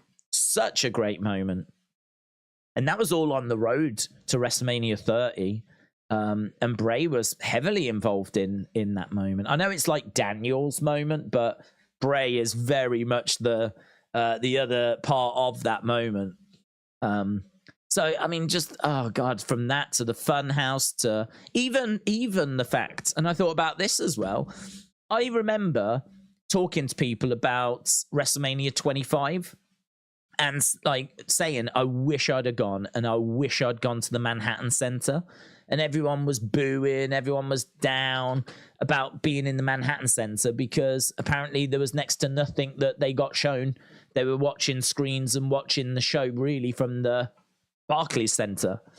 But what they did get in the Manhattan Center was an Undertaker promo live, amazing, right? They got the Revival, FTR, getting beaten up by DX. Do you remember that? Lol. But from what I remember, what the match they got was Bray Wyatt versus Matt Hardy. They got to see Bray Wyatt wrestle. I mean, just seeing Bray Wyatt wrestle is rare. He hasn't done it that many times over the past few years. So getting to see him compete and wrestle live in front of your own eyes is rare. Him against Matt Hardy, you know, that to me is such a highlight. Not from what I remember, not like an incredible match, but the Manhattan Center I absolutely love because it's 93 Raw, and I love the Manhattan Center. I'd love to have been there. I struggle to have sympathy for people that were moaning because just being in that room would be enough for me. But to see an Undertaker promo in a room that holds a few hundred people, and like get the extra bits that they got, the DX moment, everything, and a Bray Wyatt match. And you look at it now, and I would imagine those people feel a bit different about it now than they did at the time, because there's a lot of people that were down on being there, but I bet they don't feel as down now about having been in that room. So even little things like that, you know, the fact that he was one of the only matches that took place in the Manhattan Center for Raw 25, even that puts a little smile on my face. And then you think about the Wyatts, and you think about him and Randy, and you think about him and you know, Rowan and Harper, and bringing in Braun. Do you remember when we first saw Braun Strowman with the black sheep's mask, and like I think the lights went out, they came back on, and he was just stood there. Never seen Strowman before. I think he'd been doing stuff down in developmental, but I'd never seen him before. And so it was like, who is this guy? Who is this guy? And he was just a monster, like a monster just arrived. And it was so cool. And we could just go through so many cool moments. I did a video earlier because I'm trying to do a video each day, like Monday to Friday. I'm trying to do a video as well as the streams. And so like I needed to, it was not the planned video, but I was like, got to be Bray related today, hasn't it? So I just grabbed what a lot of the things people were talking about, a lot of the kind of memorable moments people had been mentioning, put it in a list, and I put it in date order so that it was a bit of a walk through his career. And it was such a fun video to do. But I made the point, like, if we're going to talk memorable moments, this thing could have been a top 200, let alone a top 10. Like, there's so many moments that we could have included. I mean, House of Horrors. I mean, we spoke about House of Horrors. I mean, the House of Horrors match was very unique as well. The Swamp match thing from the 2020 when it's him and Braun, and we get to see Alexa. You know, Alexa is part of it, and we didn't know she was going to be a part of it. And I think that's the first time we'd seen her in that world. I don't think we'd seen Alexa with Bray before, and obviously we know what would follow. But when we first saw Alexa kind of being a part of that world, it was like, oh my god, it was insane, man. And all the Easter eggs and White Rabbit, and oh my god, it's incredible the amount of stuff that he was able to give us. Incredible. Bourne said, my favorite Bray moment was the finger point whilst Roman did the spear when he was going for the pin. It's the coolest ending to a match. Bourne 96, shout out to you, man. I love that. I love, as I said, share your moments, share your favorite memories, because there will be ones that maybe people haven't seen and that are a little more niche, which I think are just, you know, brilliant to bring up and mention. So I love that one, Bourne. Shout out to you, man. Delwyn, shout out to you. Said, Days, I hope you are well. When I was working last night, my reaction was stunned and very sad when I read about the news. I couldn't sleep, which is weird. Still in shock. Bray was a creative genius, unbelievably good. Delwyn, shout out to you, man. It's true, innit? I mean, as I said, what can you say? What can I add? I can't add anything to that. I can't add anything. There's nothing more that I can really say. I think that all I can say is that you're not alone. I mean, it seems like there's a lot of people that were struggling to sleep last night. Probably people that will struggle to sleep tonight as well. And yeah, a creative genius is such a good way of putting it, because I mean, we've just sat and swooned about like some of his moments. We've just spoken about them and swooned about. I mean, we haven't even spoke about Man in the Woods. I mean, Man in the Woods was insane. Where like a promo he did from 2015, people looked at it and were like, "Oh my god, he's talking about the Fiend that wouldn't arrive until 2019." But yet he is described in this video, this horror story that Bray just tells. It's like I think a YouTube exclusive clip where for some reason they just got some superstars to tell some horror stories. And Bray tells this story called The Man in the Woods, which just described the Fiend 4 years before we got the Fiend. And even little things like that away from the ring still were like, oh, OMG, you know?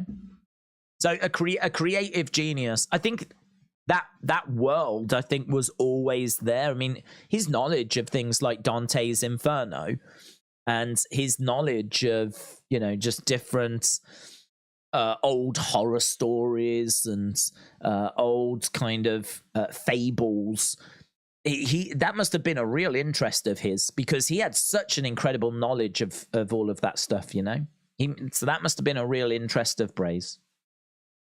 WWE Fan 316, shout out to you, my friends. Hope you are well.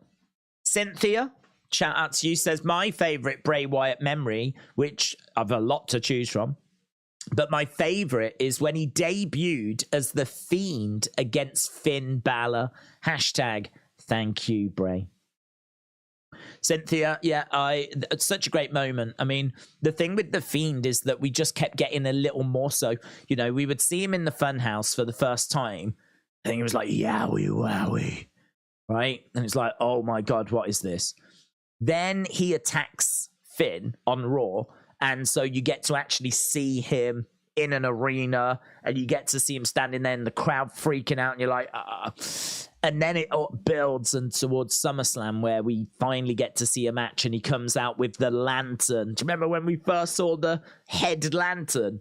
And people were like, oh my God, and the eyes were like sewn shut.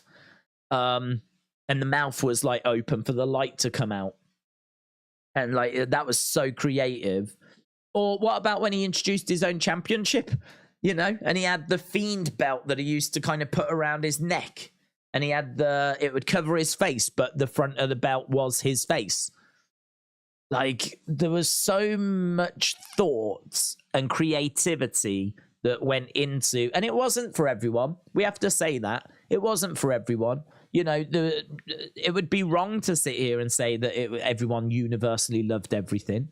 Right? It did divide opinion, but everything in this world divides opinion. Everything divides opinion. Everyone's got an opinion on everything. So I don't see that as a negative, right? I don't see it as a negative. I just see it as life. Like, it divided opinion, as does everything else. But one thing that even his most passionate of critics could not say is that he was not creative, and that he was not trying new things and really pushing boundaries. Oh, he absolutely did all of that. Creativity off the charts, innovation off the charts, pushing boundaries off the charts. Just everything was off the charts. I don't even know if there was any charts. We can't even see the charts. We're so far past the charts. So, I don't know. There's a real lesson there for wrestlers that are coming through. Not all of them, but, you know, I certainly, I don't know about you, but I look at Joe Gacy. I do look at Gacy and I think, well, the floor is yours. You know, the blueprint is there. You know, I know this is about Bray and it's not about Gacy, but it's about Bray's legacy, and it's about what Bray taught us and what he taught the upcoming wrestlers. And, you know, I think what he taught us is not to play it safe, because he played it safe with Husky Harris, because Husky Harris was not very innovative as a character. You know, Husky Harris was not really anything special, didn't stand out from the crowd, didn't have a very good look. There was nothing to really hang your hat on with Husky Harris. Still a big part of Bray's story, and a part that should never be ignored, because it was that failure that meant he had to go back to the drawing board. You know, he could have stuck with Husky Harris. WWE could have stuck with Husky Harris. And Bray may have ended up having a very mediocre, unsuccessful career, right? But credit to Bray and credit to WWE. They looked at it, saw it wasn't working, saw it wouldn't get him where he needed to be, back to developmentally went, and that allowed him to then re-emerge with the Bray Wyatt character, the Wyatt family, and re-emerge with what would eventually take him to superstardom. So don't play it safe. If you play it safe, you're going to end up as Husky Harris, right? Take chances, innovate, be creative, push boundaries, try and do things that are going to grab attention, do things that's going to involve the fans. I mean, have we seen anything in the history of wrestling as interactive and as engaging as White Rabbit? I mean, White Rabbit, which Bray played a part in, was incredible. It's one of the best things, one of the best campaigns, stories, if you will, I have ever seen. It's incredible. And I just think that for talent that are emerging, wrestlers that are coming through, to just not learn from this and ignore all of that Bray did, I think that would be a horrific shame. I think that, you know, Bray has got a very clear legacy to leave. He's definitely set a marker. He's definitely made an impression. He's definitely won the hearts of wrestling fans.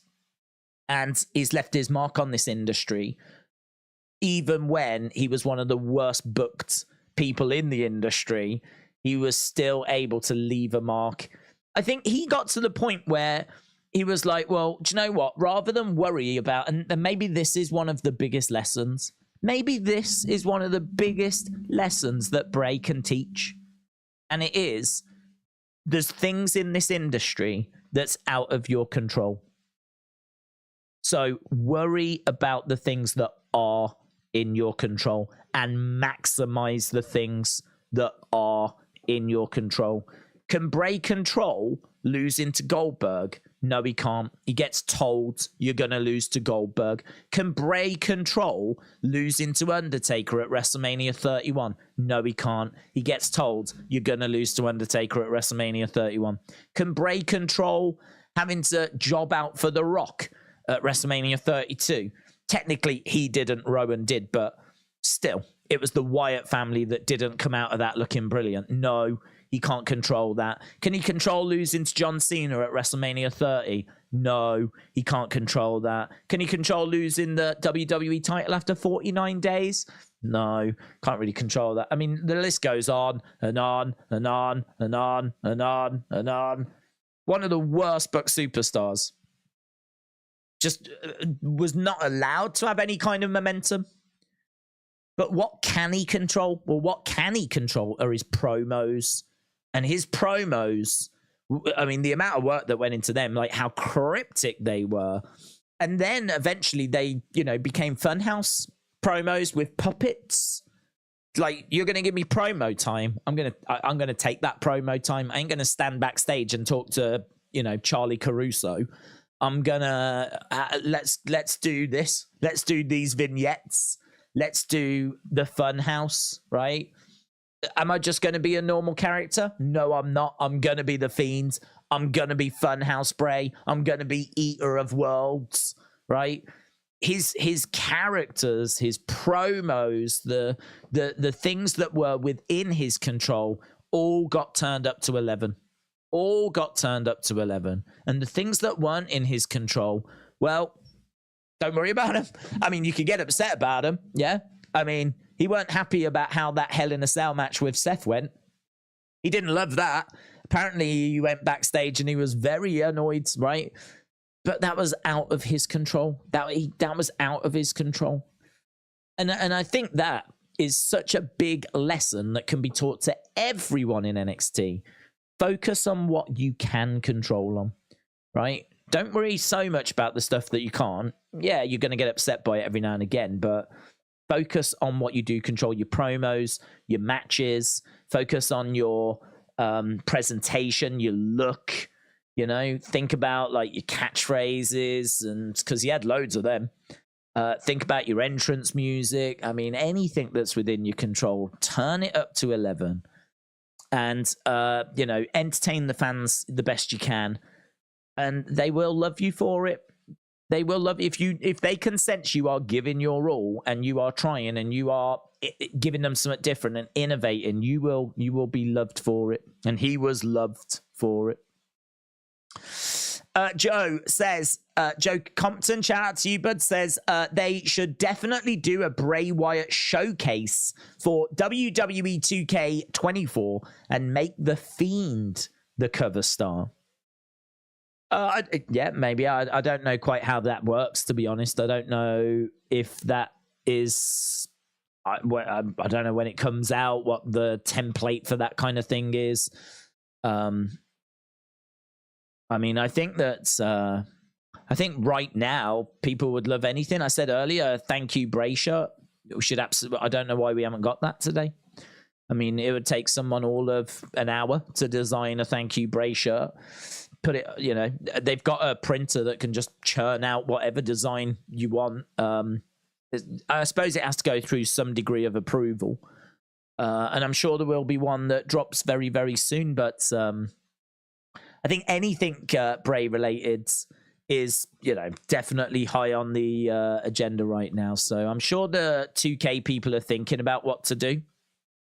I'm sure they're thinking about, like, you know, making sure Bray's represented in the game. How's he going to be represented? Whether he's going to be a key mode or not, I'm not sure. But yeah, undoubtedly he should be in the game. I mean, they've been using him a lot as like downloadable extra content, I think. you know, maybe, I don't know, maybe you get more that way. Maybe you get more. I don't know. I don't know much about the game. I was going to say, like, I feel like he should just be a part of the game. Like, if you buy the game, you can just play as him and the Fiend and whatever. But maybe with the download stuff, you get extra environments or something. I'm really not sure. It's difficult for me to say because I haven't actually played like the video game for a long time. But I would definitely love to see a swamp match kind of a thing and a Firefly Funhouse kind of a thing. And I don't even know if the Funhouse was in the game.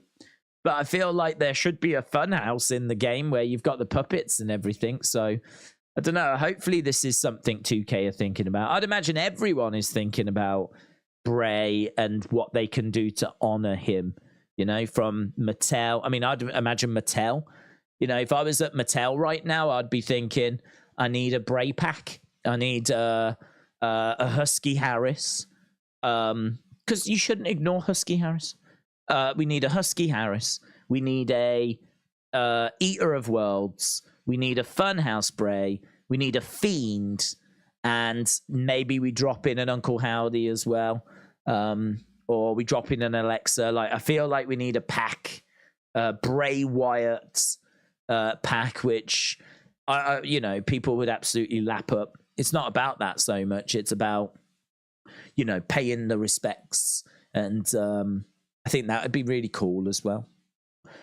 Or maybe one of those ultimate editions where you can like change the clothes, swap the heads. So you could have him as the Fiend and then you could pop the arms off, pop the head off, change it over. Now he's Eater of Worlds. Maybe like a figure that can sort of transform, is adjustable to like other versions of Bray. I would think Mattel are thinking about it. Funko Pops are probably thinking about it. 2K are probably thinking about it. I would hope WWE Shop are thinking about it. I would imagine there's quite a few that are like thinking, what can we do? And I'm sure that there'll be plenty of Bray stuff on the way. Sean, shout out to you, said, sad to hear about Bray, RIP Windsor. Well said, dude. JJA Anderson said, Bray was my favorite. I've cried non-stop. Well, look after yourself, man. Honestly, it's understandable, but it's you know, something that just got to be aware that it's so easy to fall into that kind of pit of depression, as we said. Like, try and do something that'll also put a smile on your face. It can't be good to like be that devastated. It can't be healthy.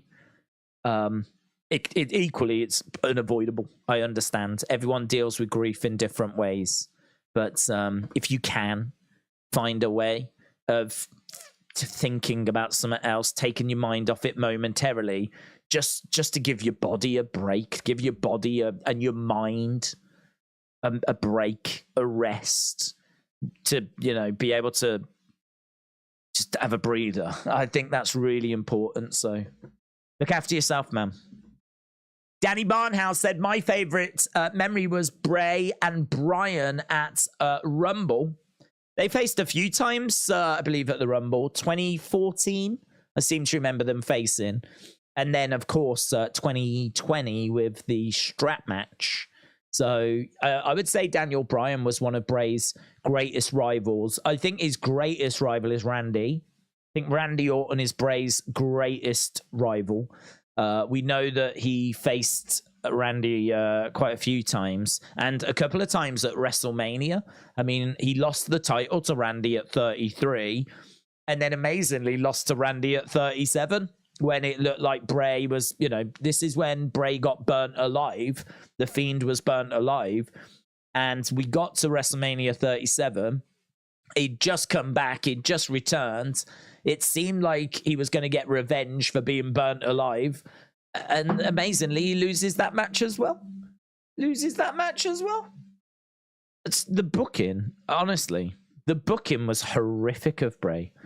To the point where it actually feels like his career was being purposefully sabotaged. I know that might sound really conspiracy theorist, but you do look at the fact that he never had like a really good run with one of the world titles. And you do look at the fact that he kept losing these key matches. Anytime we got to like a key match, he would end up losing. I mean, his WrestleMania record is atrocious. He lost to John Cena at 30. He lost to Undertaker at 31. He was involved in a jobbed out segment with The Rock where the Wyatt family came out. Rowan ends up having a 7-second match against The Rock, and The Rock just destroys him. And the Wyatts scurry off and are made to look useless. WrestleMania 33, I can't remember. I don't know if he was at 33. Was it 34 where he did the Andre Battle Royal? He came back. Oh, what am I on about? 33 was the Randy Orton one. So he loses the title to Randy. I think, is it 34 or 35 where he's doing the Andre Battle Royal and he comes back with and helps Matt Hardy. 36 is where he does the Firefly Funhouse match, which is during the pandemic, and it's not really a match, right? People can talk about how much they love that and the memories they've got of that, but it's hard to class it as a match because it's during the pandemic, it's cinematic, it's a fever dream type thing, and it's hard to class as like an out and out match. But people do like it. I would say, you know, it's got to be one of his best WrestleMania moments. And then 37, flipping loses to Randy after being burnt alive. And then 38, I don't think he was there. 39, he was meant to be there, but he missed it. And that we're talking about one of the best wrestlers of this generation, one of the most loved wrestlers of this generation. His WrestleMania record is horrific. It's not, and it's not, as I said earlier, it's not his fault.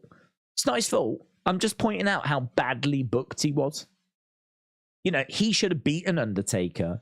That, you know, he was meant to be the new face. How can he be the new face of fear if you can't even beat the old face of fear? And this was an Undertaker whose streak had ended the year before, so there was no streak to worry about. Bray could have been the one that ended that streak. You know, Bray could have ended that streak, and that would have massively helped him. But I think, to be honest, I just don't think Vince saw it in him. I think that Vince had a few run-ins with Bray, and I think Bray was at times a little tricky to work with. Even Triple H kind of pointed towards that being the case. And I think that there was, I think, some of the backstage politics, some of the things that were happening behind the scenes, I think that played into what we saw on screen. And I think that played into the fact that he wasn't booked better. So frustrating. So frustrating. I would have had no problem with him beating Cena. He should have beaten Undertaker at 31.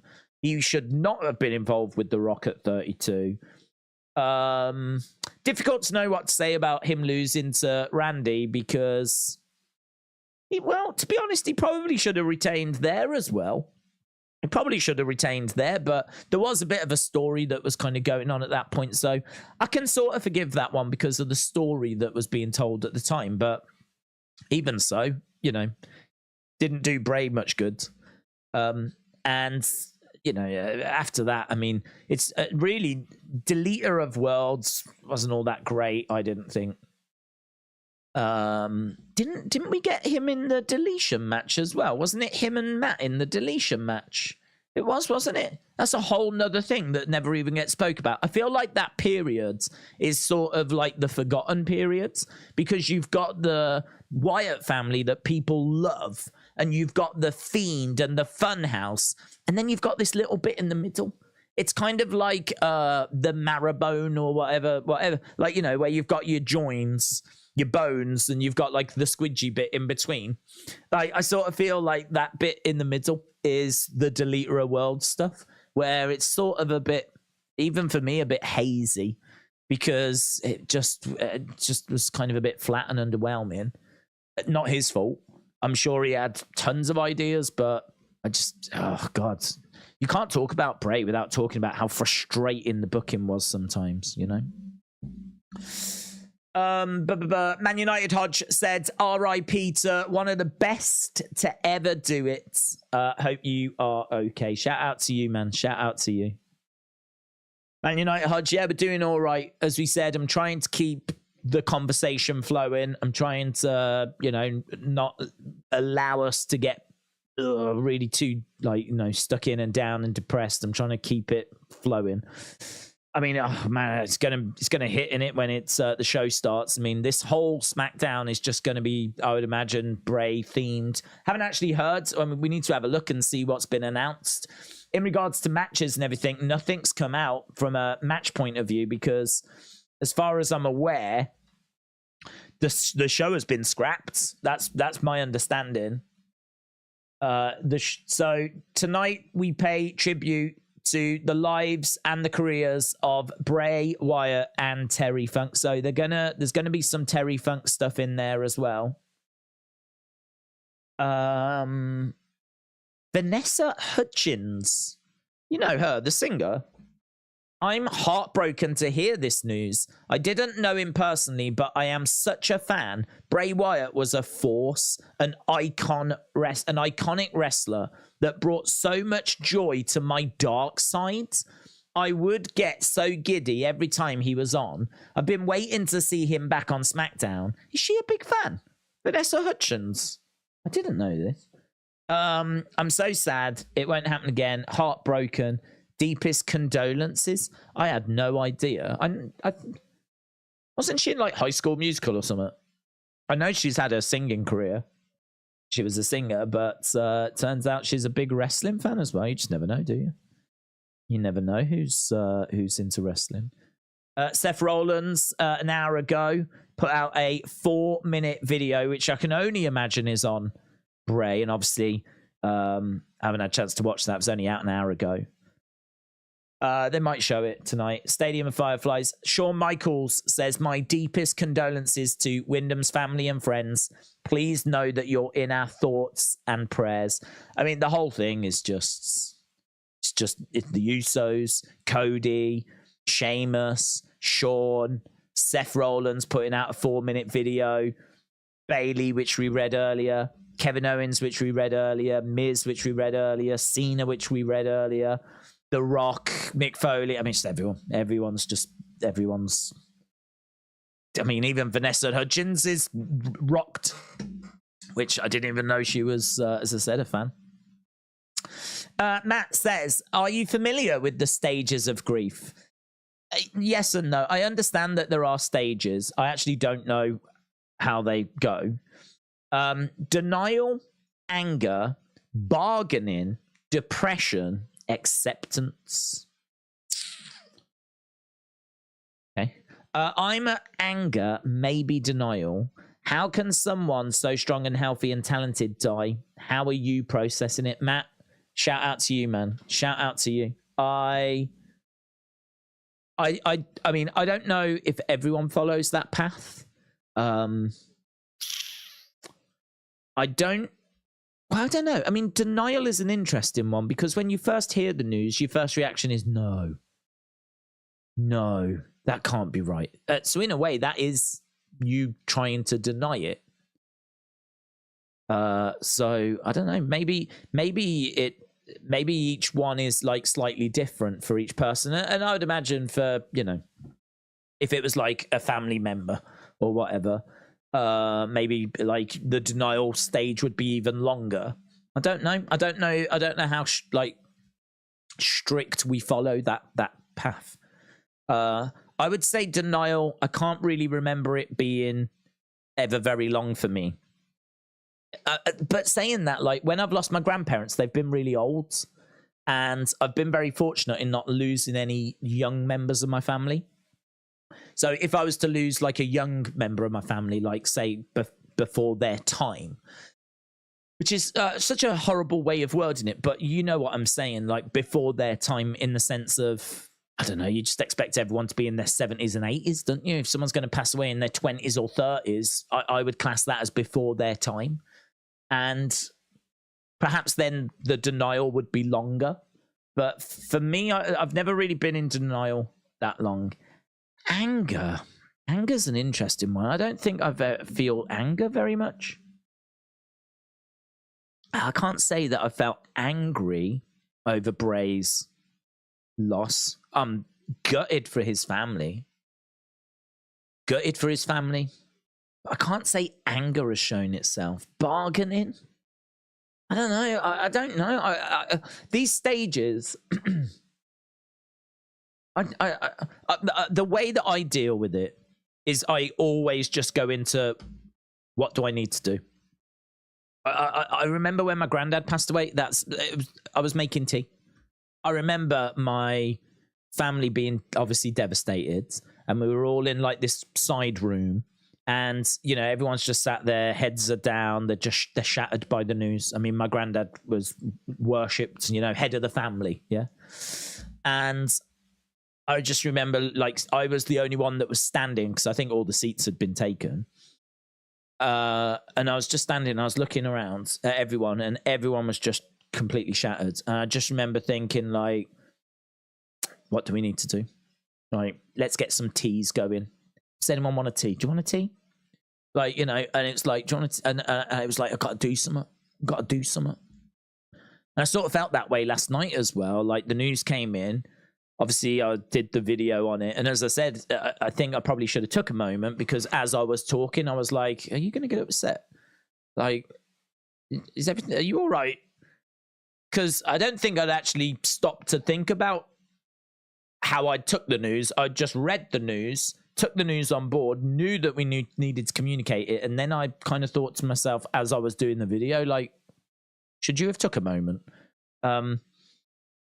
And then it was like, what do we need to do? So it was like, okay, I need to find out why this has happened. So I was getting ready to go on forums. I was, you know what I mean? I was deep diving. Didn't need to, because it wasn't that long later that Sean Ross Sapp put his message out that explained that it was a heart attack. And so then you go, okay, right, well, you know, that's a big part of it solved, because, you know, everyone wanted to know what had happened. Everyone.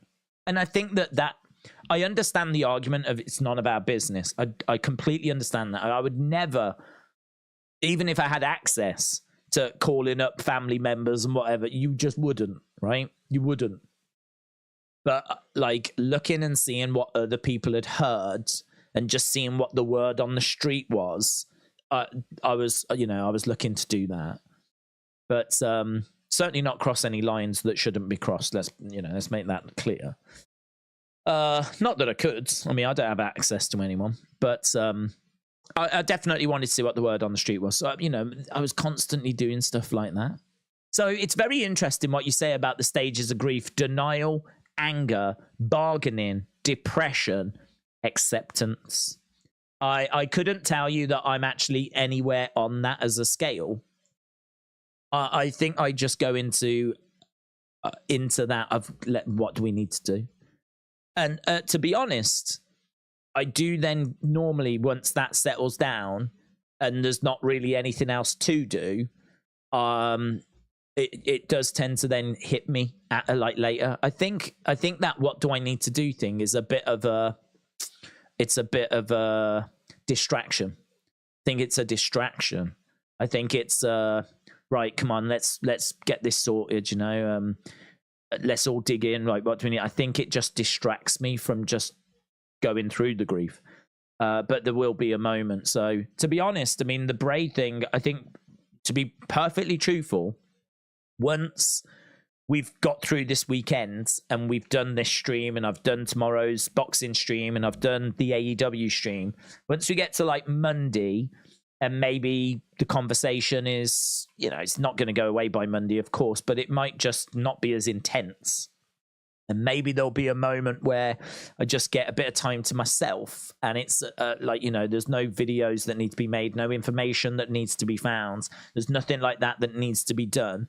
I think once I get to that stage and it's just me sat here, then I could see it kind of just hitting me one last time. I think that's the way, you know, the last impact of it, if you will. I think I've still got that to come, to be honest.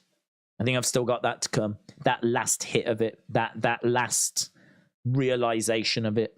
So yeah, I don't know. I think I feel like people probably deal with grief in slightly different ways. They do tend to say that, but I have seen this stages of grief thing written out before, like, and but it's not something I've ever really studied, to be honest. So it's very interesting seeing it. So Matt, shout out to you, man. Shout out to you.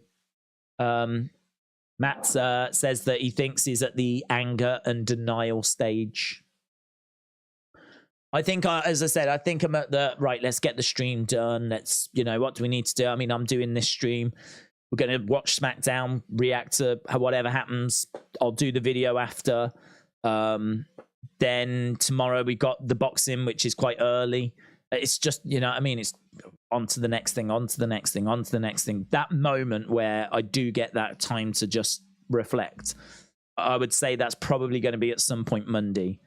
And I think that'll be the, maybe I'll skip the some of these and I'll just have to get to acceptance by that point then.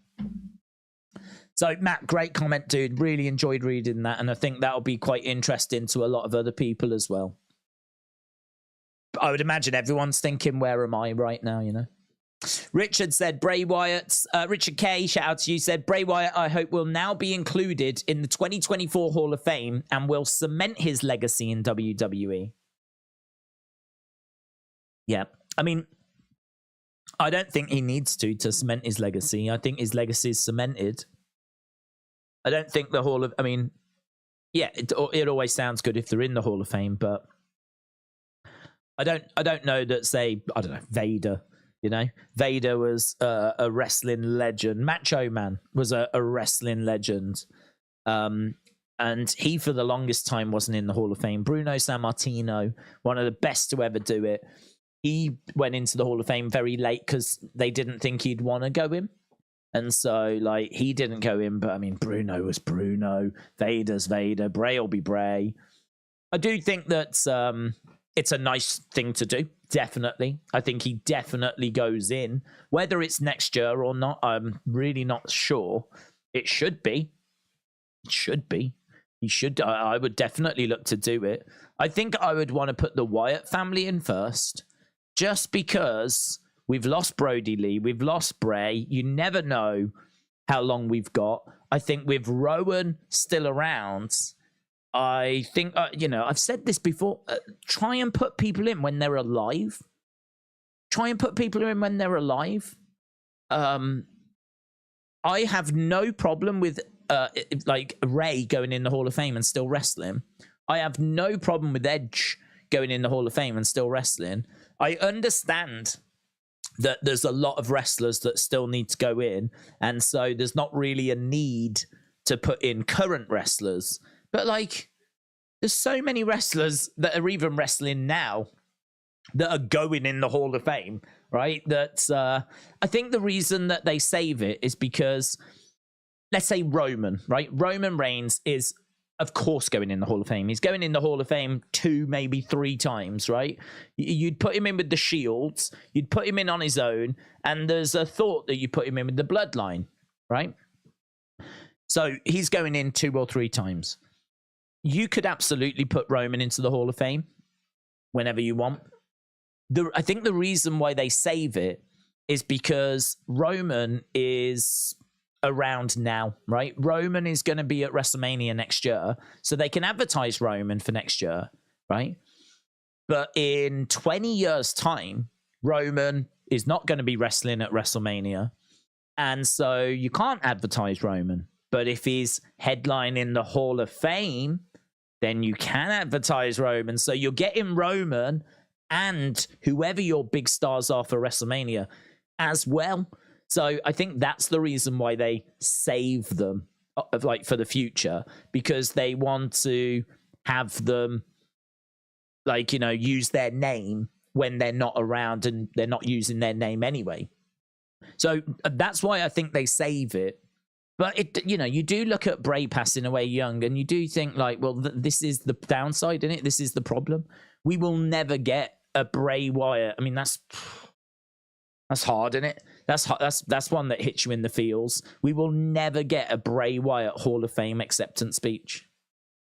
Never get that moment. Again, I have to keep stressing this because I know there's going to be people that are tuning in whenever going, who cares? Like JoJo's just lost her husband and the kids have just lost who cares about her?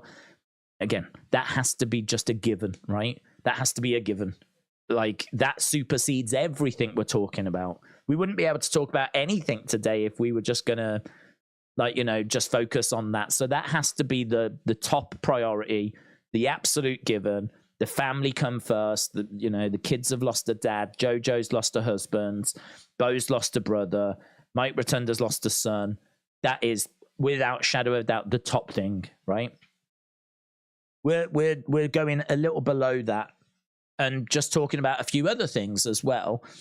And that's, you know, that's one of the things, like, we'll never get a Bray Wyatt Hall of Fame acceptance speech, which is just, imagine what that would have looked like, you know? So, I don't know, I understand why we wait. I understand why WWE wait. It's a business thing. But you do look at Bray passing and you do think, well, God, you never know, you know? And we've now lost a Bray Wyatt, at least one, it could have been two, acceptance speeches. You know, if Wyatt family were going in, we'll never get one from Luke Harper either, you know, John Huber. We'll never get one from him. We'll never get one from Bray Wyatt. And that is really meant to be seen as the pinnacle of a career, isn't it? Going into the Hall of Fame. That's meant to be the pinnacle. That's meant to be the biggest thing you can achieve. It's the greatest honor. That's how it's sold and presented. Bray will definitely go in. Whether it'll be next year, I don't know. But as we said, you know, it's just heartbreaking that he won't be there to actually say a few words. So, Richard, love the comment, dude. Shout out to you, man. Great comment. Right. I feel like I am getting somewhere. Am I getting somewhere? Yes. Right, let's go. Am I getting somewhere?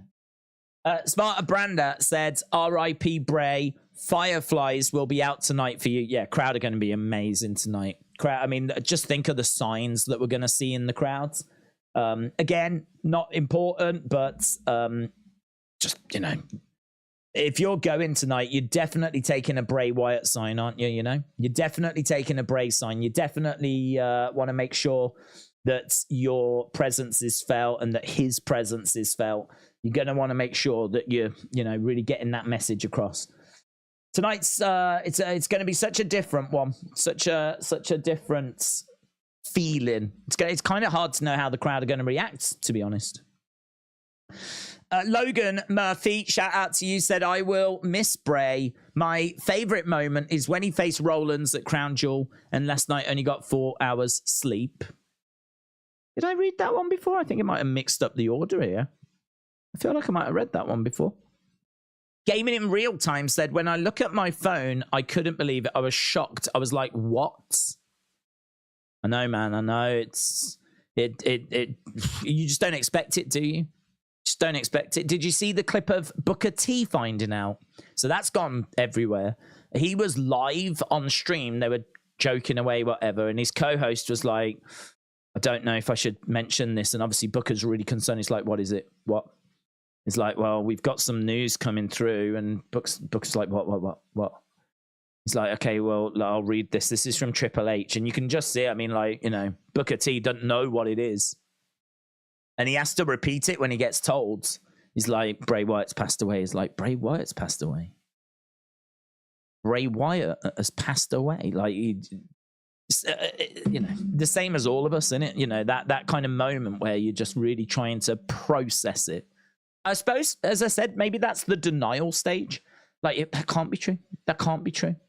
How's that? That can't be true. That might, you know, that denial stage might not be the longest of stages, but I think we all do go through that of like, what? No? Huh? Where you physically can't get your head around it.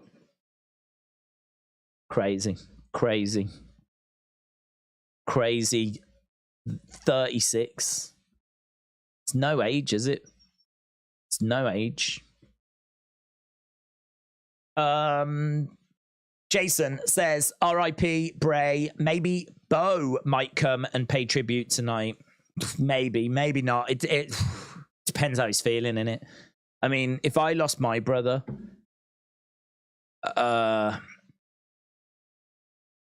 oof, I don't know. I really don't know. I don't think I would be able to do the show. Just because, as I said, like when I go through that process of grief, I try to be like, what do we need to do? Yeah. I try to not, I suppose in a way, distract myself. It's like, right, let's do this. Let's sort this. Right. What do we need to do? I can't quite tell if I would be like, right, we need to do Raw. Let's go to Raw. Let's go to SmackDown. I can't quite tell if I'd be like, right, yep, let's do this. Let's do that. Or if I just imagine being Bo walking into SmackDown and everyone's going to be paying their condolences. Everyone's going to be saying to Bo, I'm so sorry for your loss. I've got to be honest, if I was Bo, I wouldn't want that.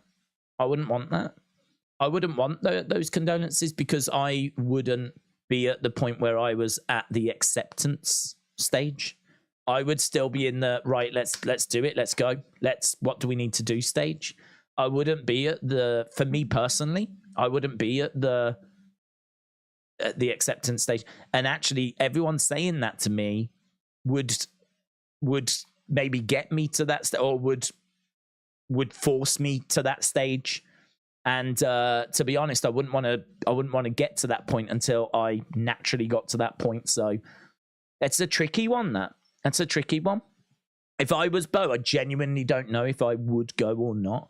I can't tell if I would want to face all of those condolences, which I don't think I would, or if I would do it because it's another job that needs to be done. And it's like, right, what do I need to do? You know? That's a real tricky one. That's a real tricky one. I don't expect him. I think that there's going to be way too much to do for the family. There's going to be too much hurt. The kids have to be the priority. I mean, his kids. I mean, the kids have got the mom, but I mean, even JoJo's going to be in bits. I mean, I don't know where she is. If she was with Bo and Liv and, you know, she was with those guys, so she wasn't on her own, I wouldn't be surprised. I can't see Bo up and leaving them if that is the case. So I don't know. It's difficult to know.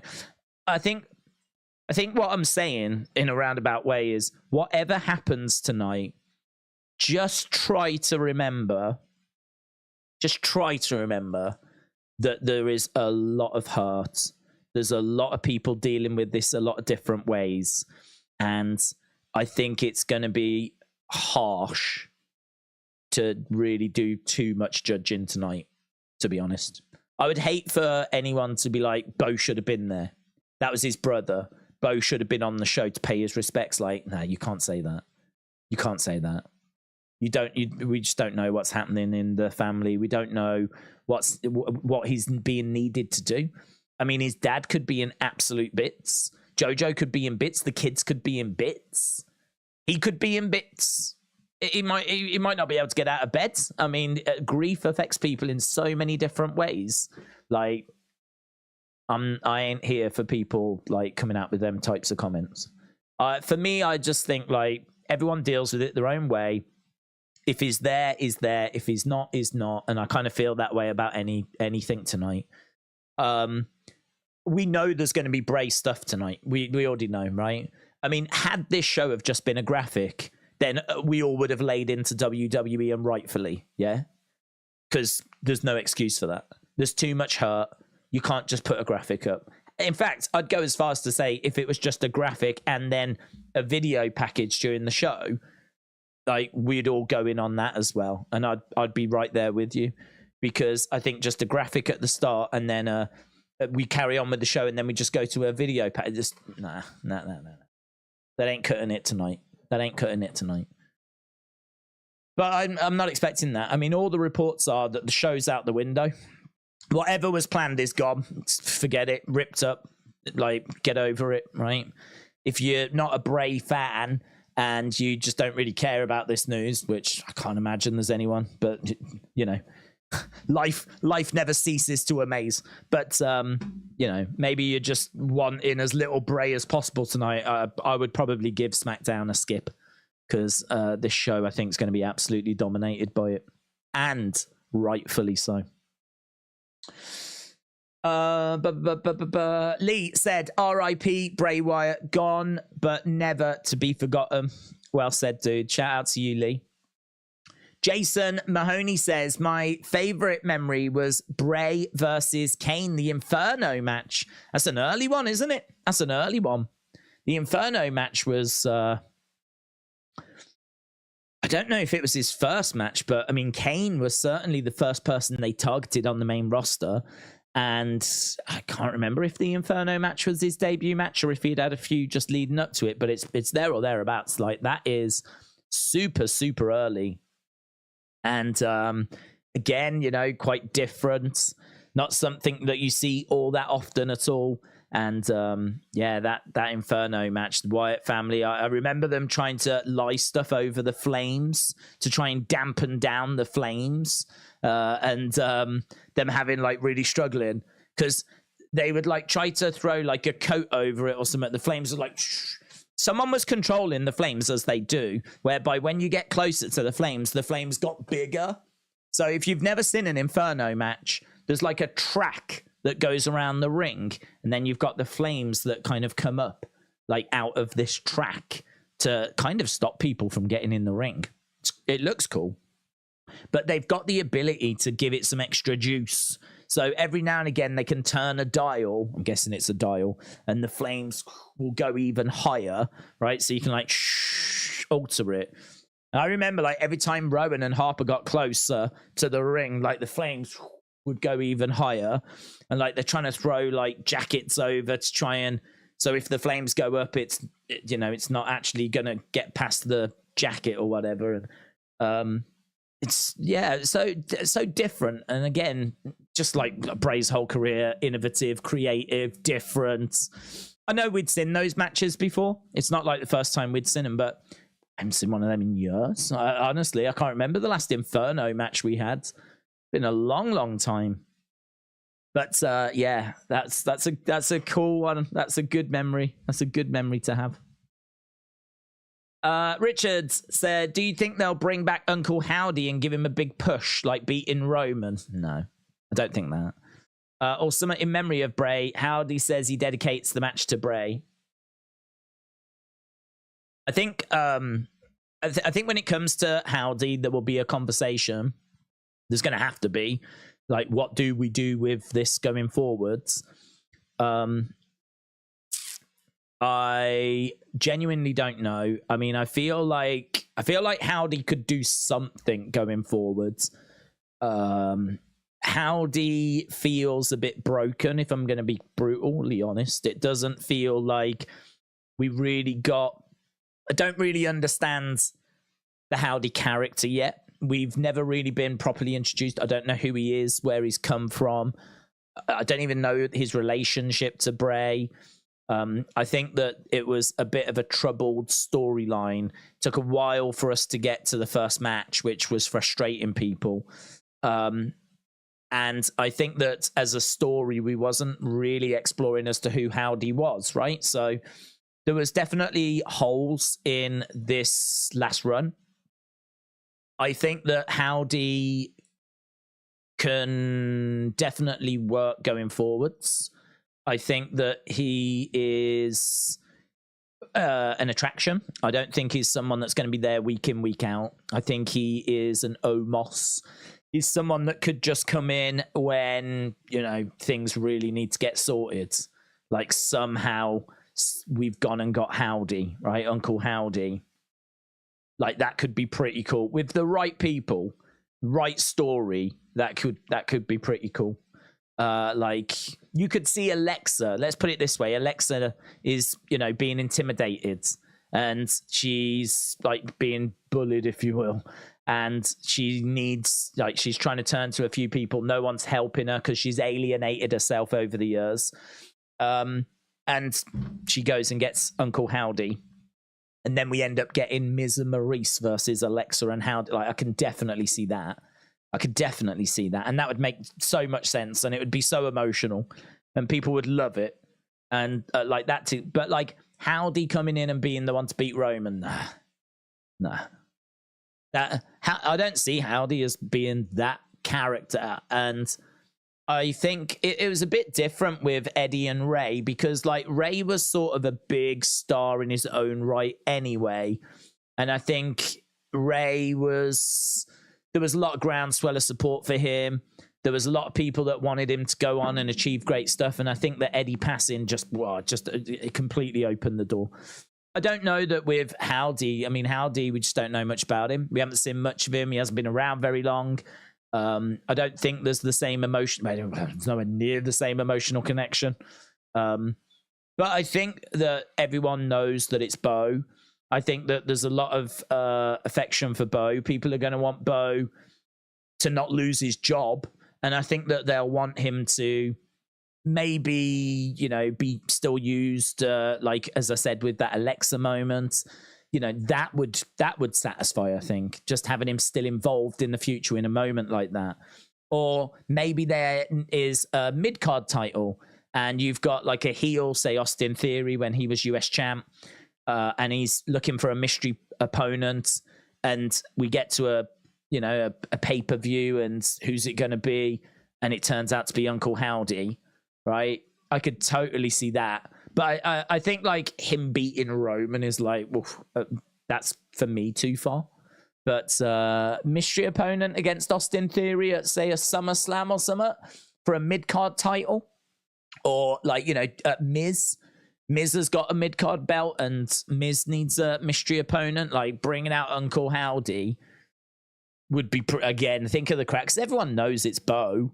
So in a way, it's like bringing out Bo, that would be pretty cool. I feel like you could scrap the Howdy character.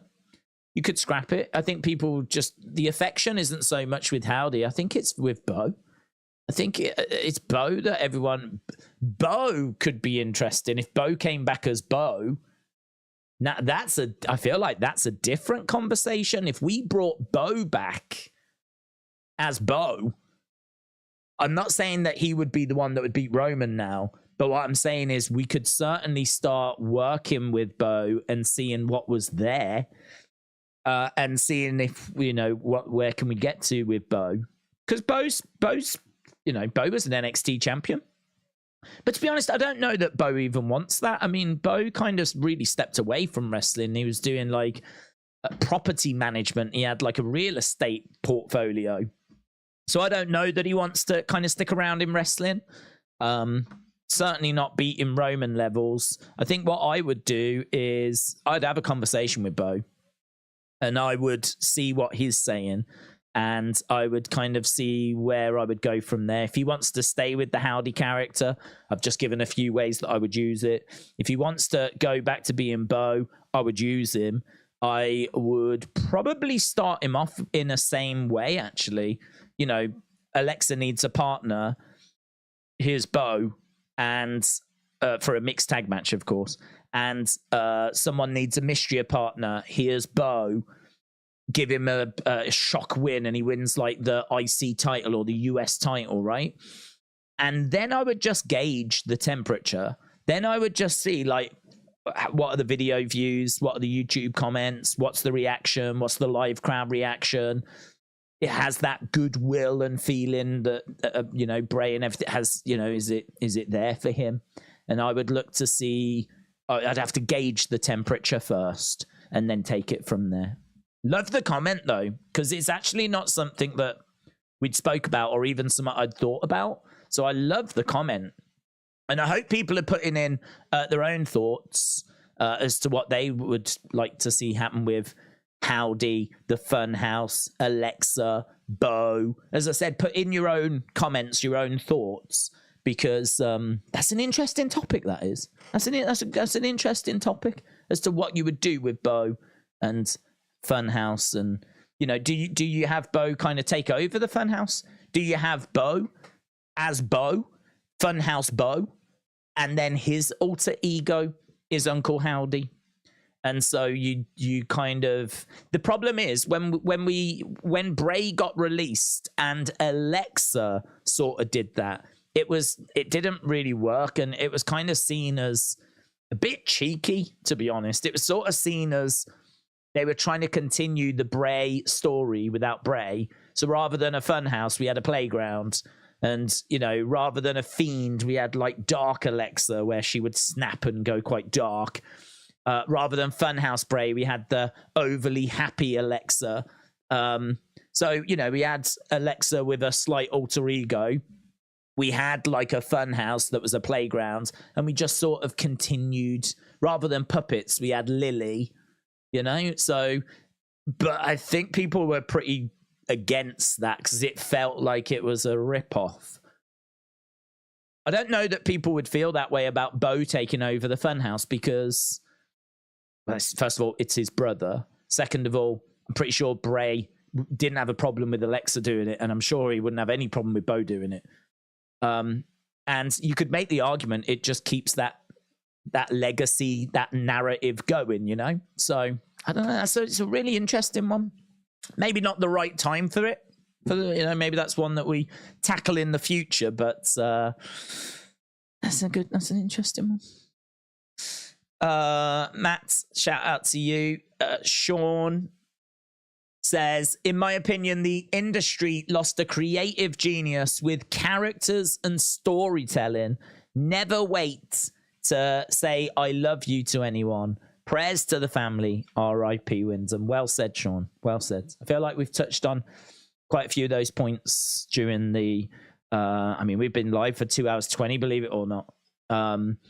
But yeah, I believe we've touched on a fair bit of that. But I like that comment because it kind of just brings it all back around, wraps it all up again, and kind of summarizes a lot of the points that have been made. So yeah, well said, dude. Completely agree. Aries Marduk said, have you seen Seth's Twitter video? I haven't. It dropped just over an hour ago, and we've been just chatting away for 2 hours 20 now. So I haven't seen it. I saw it was 4 minutes long. I saw he was sat in a car. It looked like he was not, his eyes weren't red or anything, but you know, I think you can really tell when you just look in someone's eyes as to, you know, how they're feeling. The eyes are the gateway to the soul type thing. And I think just looking at him, the still image of him sat in his car, he looked pretty broken. He looked pretty broken. It's not like his eyes were puffy or he was crying or anything like that, but sometimes you don't need to see that to see that someone is hurting. And he looks pretty hurting to me. So no, I haven't seen it. If anyone wants to drop in what it is that he's said, feel free. I've still got a few more to get to till I can get to the chat, but I hope you lot are still sharing your thoughts, sharing your comments, sharing your memories. Absolutely, that's what the stream is there for you to do. So Aris, shout out to you. I hope it was good in the sense of insightful or interesting, or it you know, allowed Seth to get off his chest what he wanted to get off his chest. I mean, it's not going to be good because the subject matter isn't good, but the fact you're saying did you see it makes it sound like there's something in there, you know. So I'll have to find out what was said. They may play it on SmackDown, to be honest. They might play it.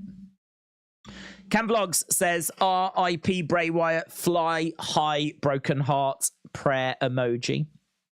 Cam Vlogs, shout out to you, dudes. Richard K said, God bless Bray. Such sad news. He will be missed.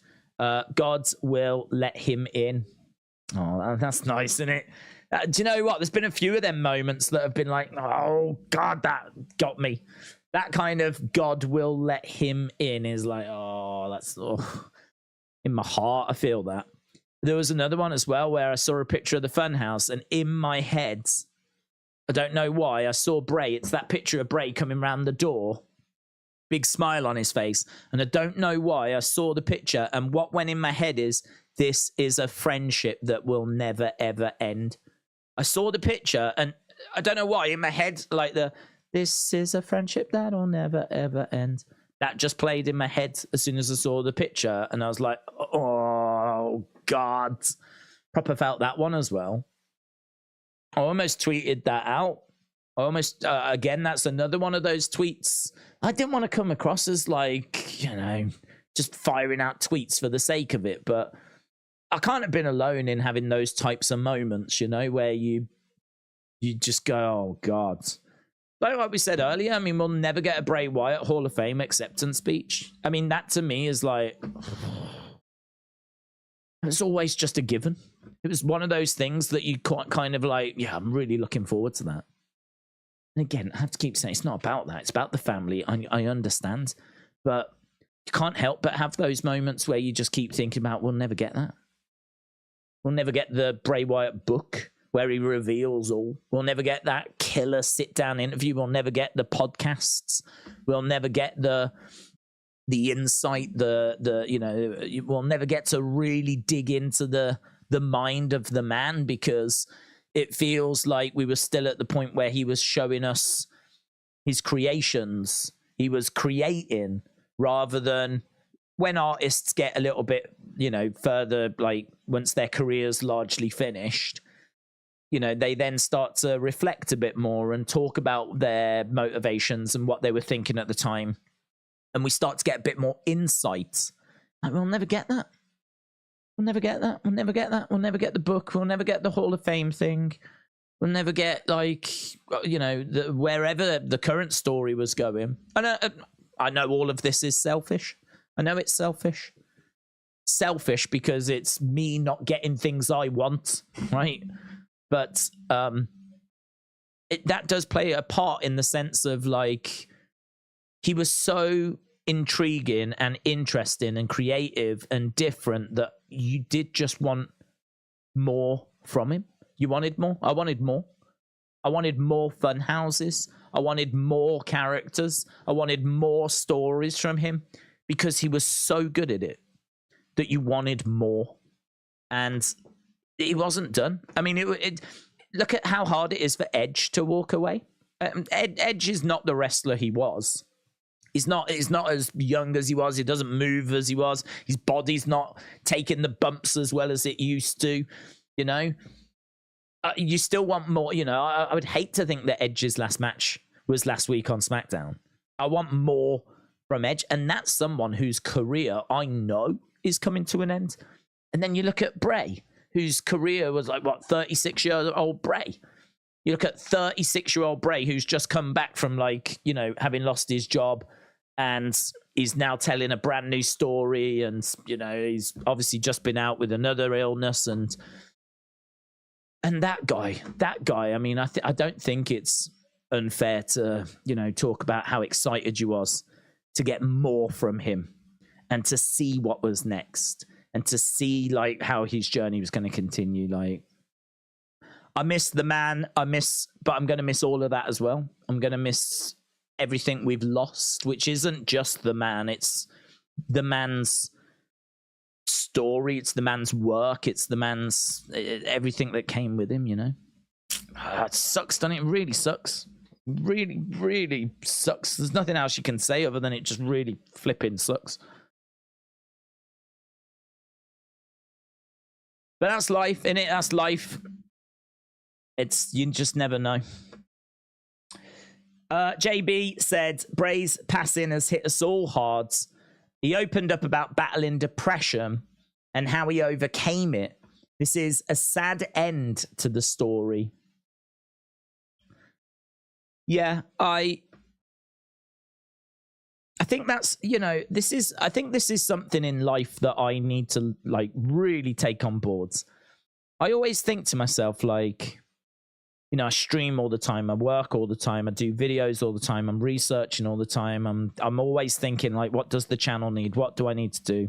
What do the people want? Like, I'm, you know, constantly doing stuff. And I always think to myself, well, you know, you can rest when you retire. I mean, there will be a day where, you know, I don't know that I'll do this forever, right?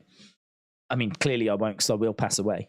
But I could see me doing the live streams, even when I've retired, to be honest. Even when I've caught, you know, just sitting here watching the shows and chatting with you guys is not a chore at all. I love it. I love all of it. But I think the side of it where in any kind of spare time I've got, I'm researching, I'm looking for videos, I'm doing stuff, you know, that side of it, I think I'm definitely thinking that will settle down, you know? That side of it is something that I don't think is going to be sustainable when I'm in my 80s. Right? And you have to think about that when you do YouTube, don't you? You have to think about, like, am I going to be able to do this when I'm 85? But then you see something like what's happened with Bray, and the fact that Bray's, you know, life is now over, and it could happen to any of us at any point on any day. And it does make you think, why am I so focused on retirement? Like, why am I working hard now thinking, oh, I can relax when I retire? That's clearly not the right way to look at it, because no one has got a God-given right to get to a retirement age. And actually, in this day and age, a retirement age is, God only knows what age that is. Because back in the day, it used to be like 65, where you could then get a pension from the state, whatever. Now it's just getting older and older and older. And even if you do get a pension from the state, it ain't going to be much. So you're going to need to have made a little bit of money to look after yourself. It's, do you know what I mean? Like, I don't know. Retirement might just be a dream, might be a myth. But this is why, when we said earlier, like, you probably should do something every day to celebrate the fact you've lived that day. You know, if you have a beer, have a beer. If you think, I just ain't got time today to watch like anything, watch that. Just watch it. Just watch it. Do what you want to do. Like, have that beer, have that shot of whiskey, watch that TV show, watch that movie. Find the time. Make the time. If some work doesn't get done, it don't get done. Like, you've got to celebrate every day that you're alive. I know this is very preachy. I don't mean for it to be preachy. I just think that, well, you know, that comment, I think, is a great comment, because as Jay just said there, Bray had depression, and I think he was working hard to overcome depression, and he's finally overcome it, and now he's passed away. So you could look at it a couple of ways. You can look at it as, that sucks that he's only just managed to, like, find a way to overcome depression, and now he's passed away. Or you can look at it as, you're always going to have struggles. Life is always going to be hard. There is not going to be a better promised land. Like, if you are struggling right now and you're really hoping that life gets better, it can get better, of course, right? And I'm sure it will for you. But I think I'm talking about for my situation, where I'm kind of mentally thinking, well, you know, I can maybe dial back on the amount of work I do when I'm older. Like, that might not be true. There might not be a when I'm older. So, you know, rather than, like, putting off watching that film, going and meeting up with friends, cancelling seeing friends because you got to do that work, whatever, I can see friends, you know, when I'm in my 70s. That just might not be true. That just might not happen. That just, you know what I mean? You got to live. That live each day to the max kind of thing is an easy thing to say, but in reality, what does it look like? Because we all have to go to work. And I think what it looks like is making sure that you do something each day that you enjoy, and celebrating each day that you're alive. Don't just wake up, do your work, go to bed, wake up, do, unless you enjoy that. Actually do something that makes you go, yeah, well, I did that today. At least I you know, today was good because I did that today. That's what I'm going to take from it. And I hope Bray did that as well. Even though he was battling depression, I hope he did something each day that's, you know, warmed his heart. Because, you know, you just don't know, do you? You just don't know. Got to live each day as if it's the last. Camvlogs said, rest in peace, Bray. This truly heartbroke me. I can't believe we won't see him again. Fly high. I love the fly high thing, Camvlogs. Jake Campbell said, I must admit, I'm really struggling with this. I hope they do Bray justice tonight. There won't be anyone like him ever. R.I.P. Adam Rotunda. Jake, shout out to you, man. Yeah, I hope you're in the chat chatting with people, because you are absolutely not alone. Everyone has took this so hard. And I think you're going to see that tonight on the show. There's going to be plenty of wrestlers that are going to be sharing their feelings, and I think it helps seeing that everyone is taking the news. You know, it's not like everyone's like, yeah, Bray's passed away, you know, shame, right? What's on SmackDown, right? That's not what's happening. I think knowing that you're not alone in feeling what you're feeling, and knowing that you're not alone in, and you know what, knowing that it's all right to feel the way you're feeling, which sounds really weird. But again, there's lots of kids that are trying to process this, and there's lots of kids that have not been through this, and there's probably a lot of people that are confused by how they're feeling, and as we said, just don't know how they should be reacting, or like, you know, maybe they're being a bit quiet, maybe they're keeping themselves to themselves, maybe they're keeping it bottled up. You know, everyone reacts to it in different ways. There isn't really a right and a wrong way to react to this. There isn't really a do and a don't. I mean, you know, don't go taking it out on other people. And do make sure that you're looking after yourself, like you're doing something to put a smile on your face type thing. But yeah, there's no hard and fast like written rules. It's everyone's got to work through it at their own speeds. Some people, it's going to take a long time for them to like really accept this. Some people might have heard the news really hit them hard and intensely last night, and now they're kind of coming through it, if you will. For some people, it can be like a Band-Aid. So, like, for some people, they, like, slowly peel it off, and it takes a while, and it's like, but it doesn't quite hurt as much, but it takes longer.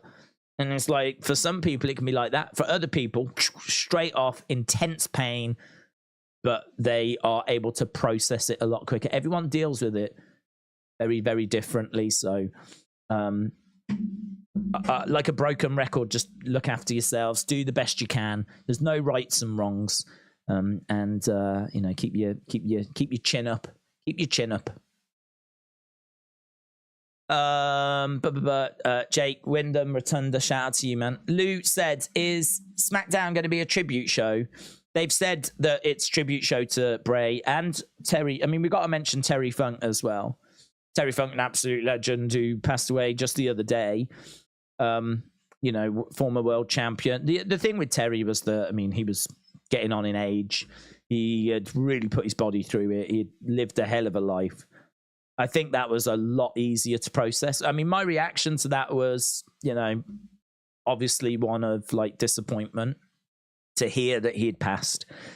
And you think about his family, because, you know, kids will have lost dads, and a wife would have lost a husband. I mean, it's still the same. But I think it's a bit easier once you get to a certain age, because it has to be a little more expected. Like if you're in your 70s, your 80s, it has to be a bit more expected. I would think that, like, mentally, if you know that those people, you will have not started preparing for it, but you must have thought to yourself, how much longer have I got? You know, I mean, my parents getting on in age. It's crossed my mind. You know, how much longer have I got with my parents? I've thought that, but that's not a bad thing to think, because it motivates me to make sure that I am spending time with them and doing stuff with them, you know, and that I'm not just taking them still being around for granted. So that's not a bad thing to think. If anything, it's quite I think it's quite a motivational thing to think, because it allows me to do stuff with them that if I didn't think that, maybe I would drag my heels and I wouldn't do as much, you know.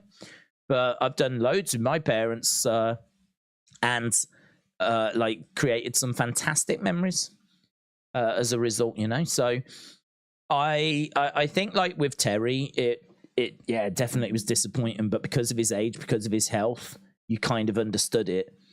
The Bray one, 36. It's just like when Brody Lee passed away. You know that you just can't quite get your head around it. Doesn't go. It doesn't compute, does it? It doesn't quite compute. I feel like, you know, I've read so much about it, spoke about it. I feel like I've got my head around it now, but yeah, It hit different, didn't it? It hit different. Days, my plan is to try and make it through tonight, then take a break. I am heartbroken, says Corey. Do it, dude. Do it. Take a break. I think taking a break is such a good idea. I really would urge that people do that. Take a break. Play a game. Watch a movie. Try and get your mind off it. It cannot be healthy for you to be so intensely focused on such a horrific, negative, depressing subject. It can't be healthy. Can't be good for your mental health. Can't be good for your physical well-being either. So really try and take that break. I would urge that of people. LS Dub said, I hope everyone is doing as well as they can. LS Dub, shout out to you, dudes. JJ A. Anderson said, do you think we still get Uncle Howdy? I feel like we touched on that not too long ago. I think that I think that it'll be there for him if he wants to still stick around. But I think that he is going to be dealing with a lot of stuff in the short term. In the long term, if I was Triple H, I would sit down with him and I'd say, what are we doing? What do you want to do? I'd say that to Bo, actually. I'd be like, what? You tell me, what do you want to do? Do you want... I'm interested in keeping you around. I think the fans are going to want to support you, like, you know, as much as they ever have. Like, dare I say, even more.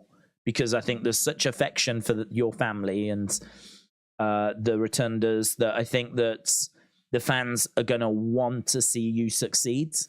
And I think that would be nice for them and nice for you and part of the healing process, if you will. So it doesn't make any sense to go, thanks a lot, see you later. I mean, it doesn't make any sense, really. So unless Bo turns around and says, no, I was interested in working with my brother, but I'm not interested in anything else. If he says that, fine.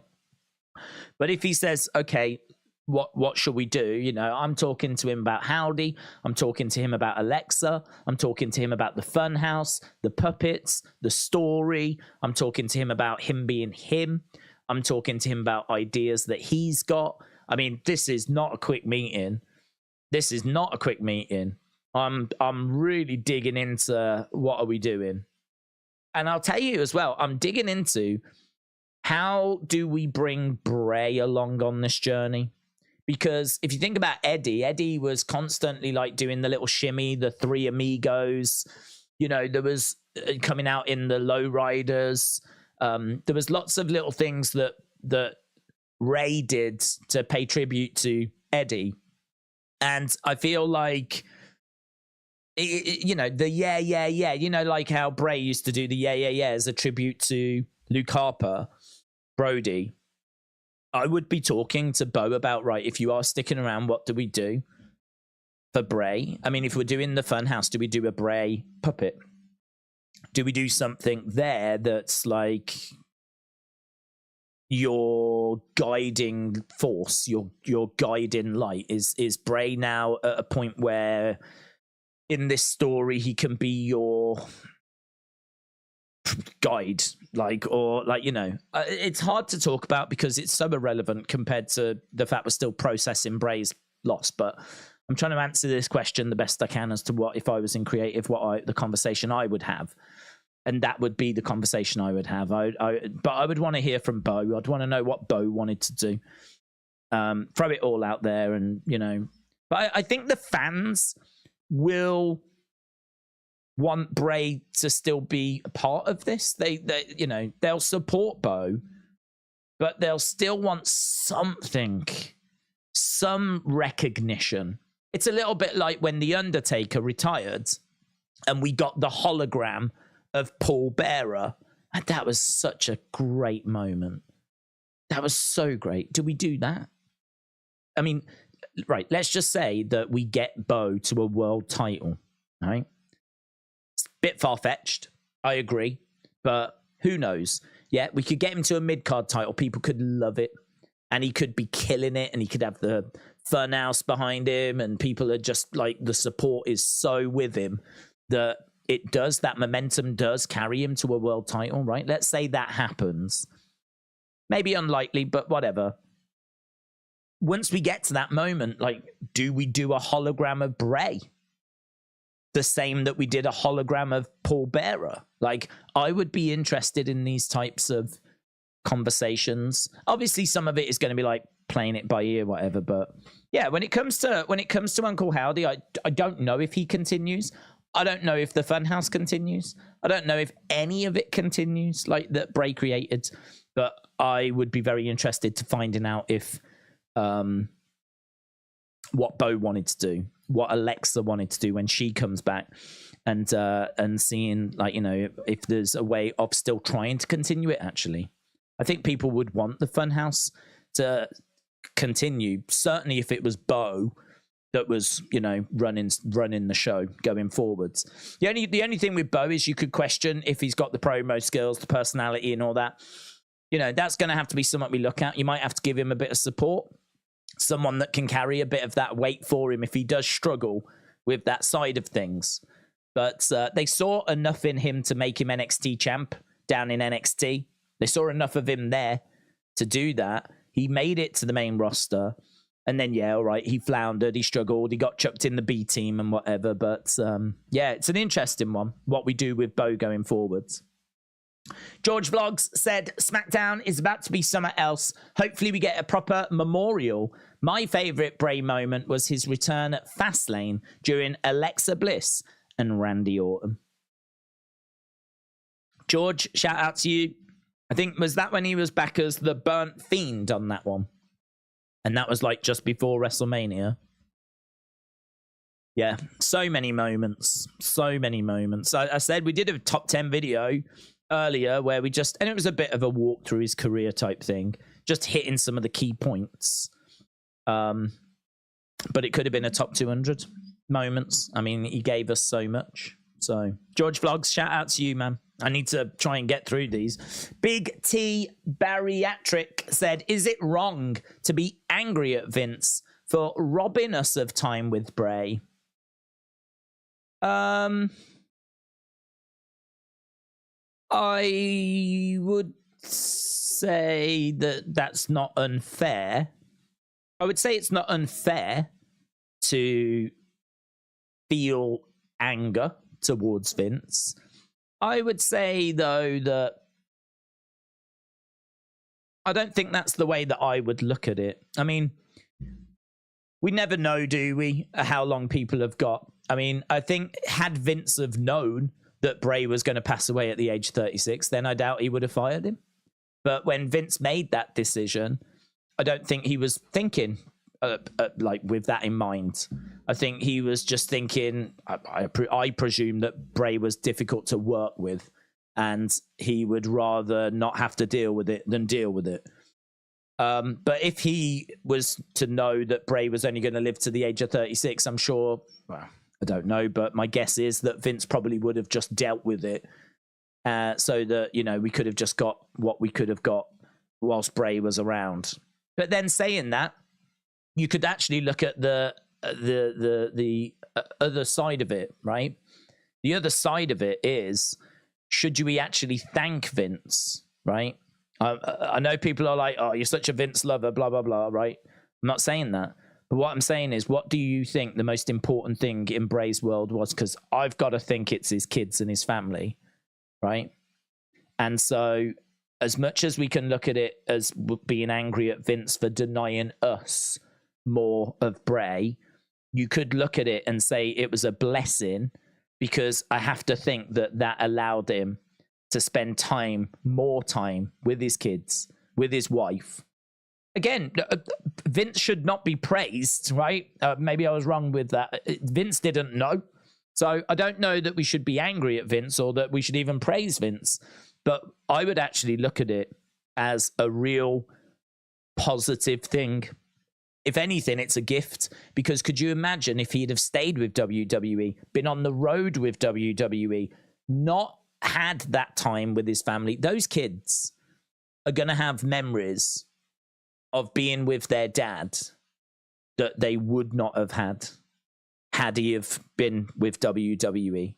And JoJo as well will have memories of being with Bray that she would not have had maybe not all of them are going to be good memories because we know that he's had his struggles. But I think they would take any memories. I think they would take anything of him being around than him not being around. So I think a healthier way to look at it would be to look at it that way, you know, that he got to spend more time with his family. Not that Vince knew, not that WWE knew, but I would really try and twist that as a more positive thing. Yeah, we got denied more Bray, but God, I think the fact that we've done hours already, I don't even feel like we've touched the sides of talking about his moments. And we're going to get a load more on the show tonight as well. So I think Bray gave us an awful lot already. Could we have had more? Sure. I would have loved more.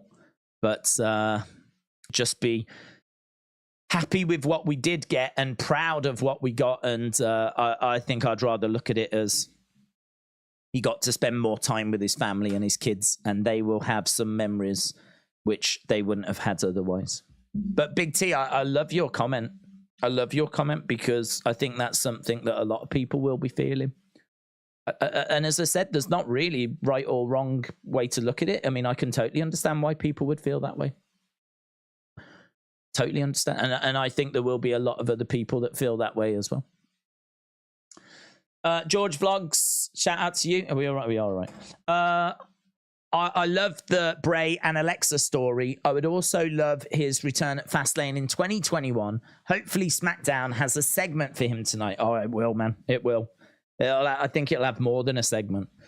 From what we're hearing, there's videos that have been recorded and a lot of stuff that's come in. Like they've flown people in, and it's going to be very heavy, I think, with Bray. Content, looking at his best moments. I'd imagine video packages. I think there'll be more than just a segment. Portington said, when I first heard the news, I thought it was a joke. It put me in denial. It's so upsetting. I hope you're okay and everyone's okay. I pray for the family. Well said, dude. Well said. Well said. I agree. I think. I'm all right. I think it's definitely sunk in for me. I think it's sunk in for a lot of people. But people have been finding this out at different points. This is the other thing that we haven't all found out at the same time, because obviously around the world there's different time zones. Some people were asleep when the news came in. They didn't find out for like 7 hours until after the news had broken, and even then they might not have seen it when they first got up. And so you've got people finding out at different points, people dealing with it in different ways. It's difficult, and it's really, really difficult. And I feel like it's not like a watch along where we're all watching the same thing, reacting at the same time. We're all processing it at different times and in different ways. So I'm doing okay. I'm still in that what do we need to do type modes, but as I keep saying, do make sure you're looking after yourselves. Wayne said, do you think Alexa will be on SmackDown tonight? I don't think she'll be there in person. She may have sent a video message in. I don't think she'll be there in person. Wayne said, do you think there'll be a Firefly Funhouse tribute? I don't think so. I think that might be a bit too much to ask. Just because I think it's one thing to get wrestlers to sit down and share like their feelings and thoughts, but to do something with the Funhouse would mean that we need the puppets, we need the puppeteers, we need some sort of script. Like that would not have been planned. You'd only have today to pull all that together. And to be honest, I'd imagine they've got so much on their minds with first of all, you've just ripped up SmackDown and God, what are we going to do? So I wouldn't be expecting a Funhouse, but I think there's a chance that Alexa could be on and, definitely saying a few words in like a video thing that she submits. I think you'll get a few of them, actually. I could see John Cena sending some, Rock sending some. I could see people sending in videos where they, just send their condolences, because not everyone goes on Twitter or social media. So this is really a platform for people to say they're sorry and send their thoughts to the fans and the family. So I think there'll be a lot of that tonight. Melanie said, I hope you're doing good with the bad news. Melanie, shout out to you. I hope you're doing all right as well. Blame Darius said, I'm a huge Taker fan, but I wanted Bray to be him at Mania. Hang in there. Yeah, I think they should have passed that torch at WrestleMania 31. They never did. Obviously, we did get that moment earlier this year where Undertaker whispers something to Bray, which is believed, I'm under the belief that it was the new face of fear is forever or lasts forever or something along those lines. But basically what he was saying is you was meant to be the new face of fear. That's not past. That's not in the past. You are that now. It's your time now. Like, because Bray was meant to be the new face of fear at WrestleMania 31, but he lost to Taker. And that meant that he was never quite seen as the new face of fear. So my understanding is that if that is what he said, then the way I interpret that is that you are the new face of fear now. It is your time now. That new face of fear thing, it wasn't just for WrestleMania 31. You've got the ball now. So my understanding is it was a passing of the torch. If that's what was said, that's always been what I've understood has been said. But yeah, that what a moment, man. That only happened this year as well. That passing of the torch. Crazy, isn't it? Globe of Reviews says Bo, Rowan, and Strowman as a group. They could definitely do that, buds. They could definitely do that. I think there'd be plenty of people that would be into that. I like that idea. Good shout. Jax Hats 5 said, do you think Bray's brother will carry on the legacy in the future? Is it too soon for him to go see one more Sister Abigail? I can't answer it. I genuinely don't know. The only thing I can say is that I would be willing to sit down if I was Triple H, and I would be willing for him to stay, and I would be willing for him to carry on and do something. Don't know what he wants to do. I don't even know if he wants to do this without Bray.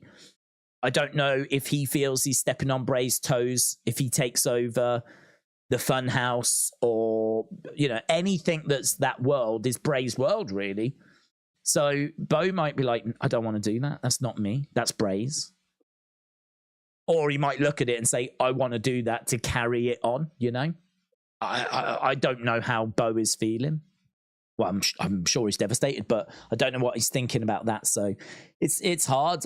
You can go either which way. You could have Bo carry on doing Funhouse, Howdy, Alexa, blah blah blah. You could have Bo just being himself and doing it for Bray, right? Which I think that works just as well. Or Bo could just walk away and say, I don't want to continue. I'm going to do my real estate stuff, So I just can't say. Jim said, we come together with his riddles. I miss him. Yeah, there was no one else doing that inspiration. Trent Howlett, shout out to you, said maybe Howdy comes to the ring, unmasks, and cuts a promo for Bray. Braun and Rowan come out with sheep masks on with Bray's lantern. I mean, that could happen, but I don't see it tonight. I think it's a bit soon. I honestly don't know that Rowan was in bits during the Brody Lee thing. He couldn't even talk. He just had to hold up a sign to say what he wanted to say. Like, I can't see there being I don't know that I can see there being cool theatrical moments tonight. I know that people want someone dressed as the Fiend and maybe it be unmasked and it's Bo and the crowd are going crazy, or I just don't see that. I'm really struggling to see that. I'm really struggling to see Bo even being there. If he is there, he's going to get a great reaction. I'd see him struggling to talk. Yeah, but the booking wise tonight, I think it's out the window. I think it's out the window. I think it's to be honest, I think it's just sitting down talking about how heartbroken you are. I think that's what tonight is. And then I think they'll still try and do some of the matches that they had planned. And then I think we go to video packages kind of showing his moments. But I think I really like, Trent, your idea of like Braun, Rowan, sheet masks. I would definitely be looking to do that. I just don't think it'll be tonight. But I think that, you know, we've got time. We can definitely do this. Build up the fact that Braun's coming back. Braun returns and make out that he's, you know, got something to say about Bray. Braun returns next week. He'll be sharing his thoughts on Bray or whatever. And then, like, you know, you have this big segment where he comes out in the sheep's mask and you can maybe do something then. But if we was to do that, I think it'll be way off in the future. I'd be shocked if we get anything like that tonight. The Real Gamer 22, shout out to you. Norma Anderson, shout out to you. Melanie said he should get a showcase in the new WWE game. We've got a split graphic here of Terry Funk on one side and Wyndham Rotunda on the other. Already, I think there's going to be people going, they should have their own graphics and whatever. We've got people on the entrance stage, and Rowan is there. Rowan is standing at the front. So we've got everyone on the entrance stage standing silently. Dakota looks a little bit upset. We've got the graphic of Bray and Terry. We got Michael Cole.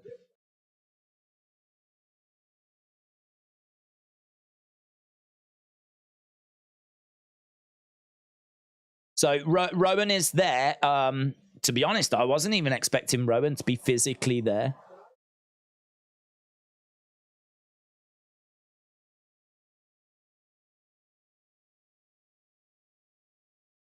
We'll honor their legacy, says Michael Cole, and celebrate their lives. Rowan, what must be going through his mind? What must be going through his mind? Okay, 10 bell salute, silence. Let's honor that.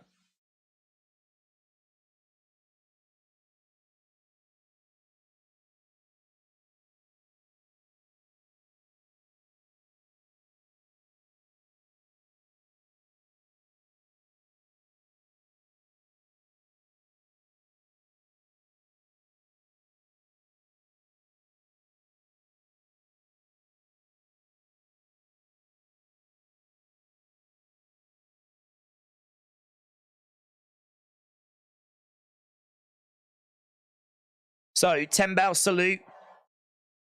Honored. Thank you, Bray signs in the crowds. And we go to immediately to a video package. So everyone on the entrance stage, we've got Ray, AJ, Zelina, Street Profits. Oh man, this is going to really rip people apart, man. This video package of Bray right now, with a slowed down, he's got the whole world in his hands. I'd imagine there's people in bits at just seeing Rowan. I thought Rowan did so incredible for keeping it together. So incredible keeping it together. That guy was in bits during Brody Lee's tribute show.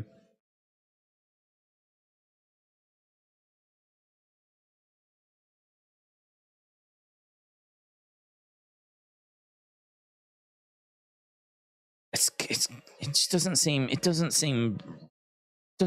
right, does it?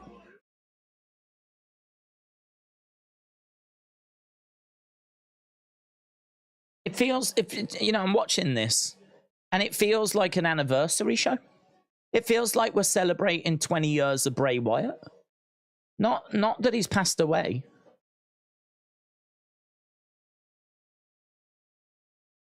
Just got images of his career, him being at different house shows. And Norma Anderson says, rest in peace, Bray Wyatt. My heart and prayers and condolences are with the Wyatt family. Norma, well said. Well said to absolutely everyone. And we've been absolutely inundated with messages, and I hope everyone's holding up all right. This is going to be heavy, man. This is going to be heavy. I know we've said it. I mean, we've been live tonight for a long time, and I know we've said it. Look after yourselves. Look after yourselves. I really mean it. This is really heavy stuff. This is really heavy stuff. Seeing Rowan and this video package and a slowed down version of he's got the whole world in his hands and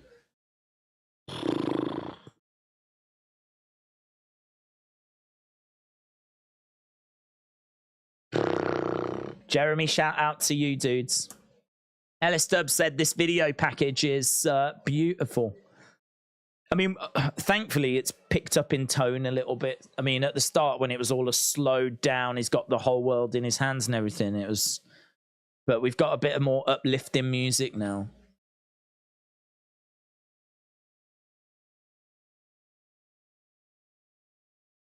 So we're just seeing like pictures that I don't even know that have been public before. Certain images. Maybe they're off Instagram, social media, pictures of him with his kids. Oh, God, him and JoJo.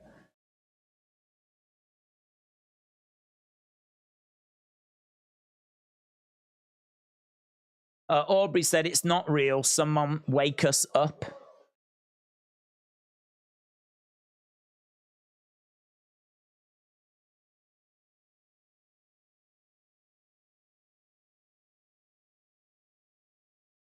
It's I don't think I ever thought we would do this.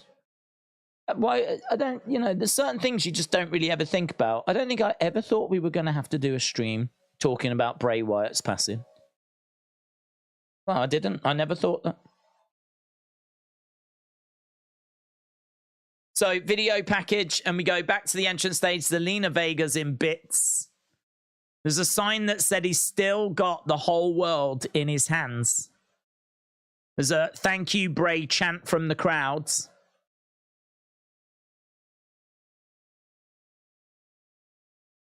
Yeah, Zelina's taking it quite tough.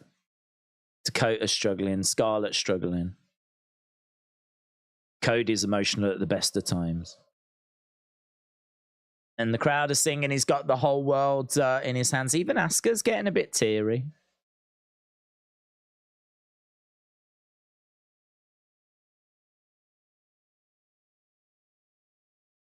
So, cheer from... the lights have been turned down and there's a rocking chair.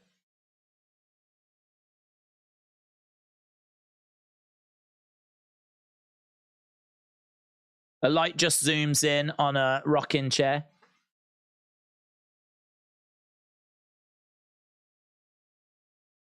Which fades to black as we go to our first commercial break.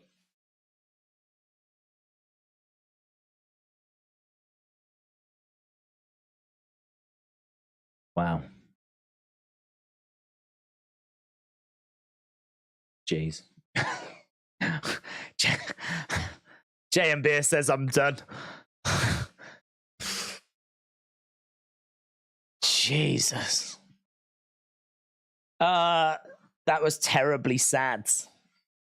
The crowd is killing me. James said the Owen Eddie tributes were gut-wrenching. It doesn't get easier as you get older. That hurt so much. The chair, people saying they can't do it.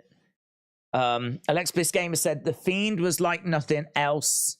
The Fiend is the grandest character in WWE history. During the pandemic era, the only thing that always got me excited was Wyndham and Alexa. Lots of people saying they're upset. The chair, what a moment. What a moment. They do those moments so well. They're just, not that you could overdo stuff. I mean, like anything tonight, you know, everyone's feeling such pain, anything tonight, but WWE do those little subtle moments. Just didn't need anything else, did it? It didn't need anything, just the chair, just there, and that silence, and the spotlight on it. Oh, God. Logan says, I'm crying already, god damn it. Gaming in Real Time said, that hurt so much it made me cry. R.I.P. Bray. Gavin says, Bray Wyatt, I'm really glad that you're my friends, and this is a friendship that will never end. Let me in. God, I think we all let him in, didn't we? I think that's part of the problem. We shouldn't have. We shouldn't have. If we didn't let him in, perhaps it wouldn't have hurt so much. Do you know what? Actually, thinking about it, how dare he? How dare he for years say, let me in, just so that a few years later he can break our flipping hearts? Because that's exactly what he's doing here. He's breaking everyone's flipping hearts. Not his fault. I don't blame him. Brenton says, shout out to you. We'll be in and out listening to Jim Cornette's tribute to Terry Funk that's on YouTube. R.I.P. to Terry Funk and Bray Wyatt. Hang in there. Brenton, shout out to you. Camblog said, never thought I would cry that much. Fly high, Bray. I love that fly high thing. I think that's really cool. Fly high. He's zooming all over the place, isn't he? Dylan Long, shout out to you. Bembo says, Bray has a special place in my heart. The first WWE champion I saw walked out live at Mania 33. I was listening to his theme just yesterday morning. Maybe a sign really to tell me what was going on. Wow, I mean, let's go back to the show. It's going to be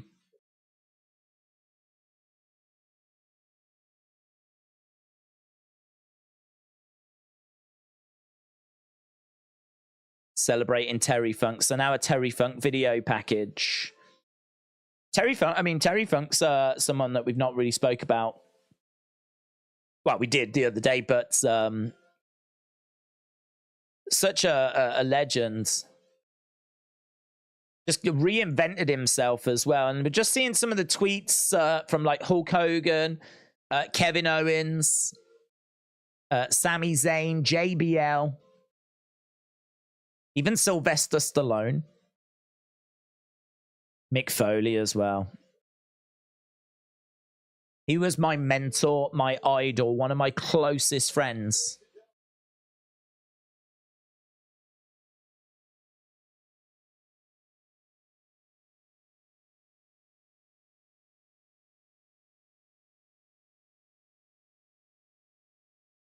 We're going to celebrate the lives of Terry Funk and Bray Wyatt. We're celebrating both tonight.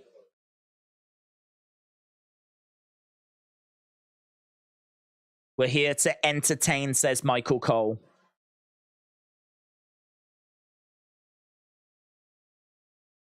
So he said, in honor of them, we are here to entertain. So Rey Mysterio's coming out. I mean, I don't know what you're getting tonight. I don't know what this looks like. I don't know what this show looks like. I'm trying to look at some of the signs in the background as well. Just, I mean, I can see a photo of Bray with Bray Wyatt written underneath. I can see R.I.P. Bray. We've already seen that. He's got the whole world in his hands thing.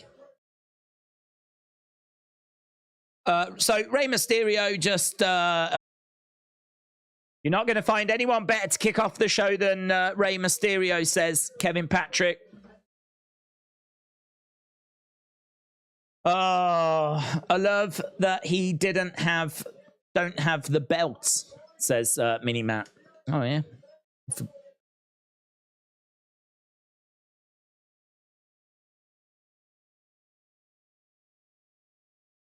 So he's got an armband on. It says Terry Funk. Well, it says TF and it says BW. They said that Cody's going to be on the show later. Cody will be on the show later, and he'll be talking about Terry Funk. It's a really difficult situation because you've lost two really big names. I think for most fans right now, Bray Wyatt is far and away the one. But in the history of wrestling, Terry Funk is such a massive name that, and he inspired so many of the current wrestlers that, you know, they will have felt that. They will have felt that Terry Funk loss. Here's Grayson Waller.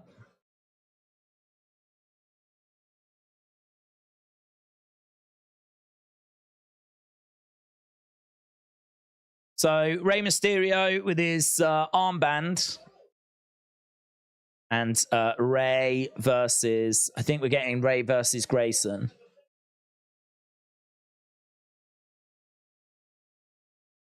There's a sign there that says, thank you, Bray. I just keep looking for those little signs. I'm just looking to see. There's a long live funk sign as well. Ray has been through way many of these kind of nights. He has, actually. He has. Grayson Waller effect at Payback featuring Cody Rhodes. So that's an announcement. I didn't know that. Payback will see a Grayson Waller effect. Rey Mysterio against Grayson Waller. I tell you what, tough for these two. Really tough. This crowd,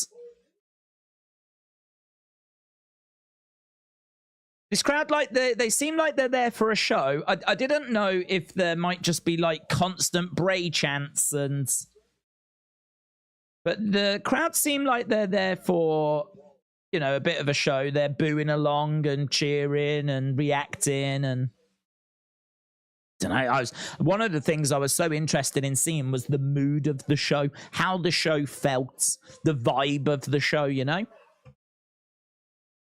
it feels pretty normal now, to be honest. It feels as normal as you could hope to get to. I think if you used to flip on the channel now, it would feel like a normal SmackDown.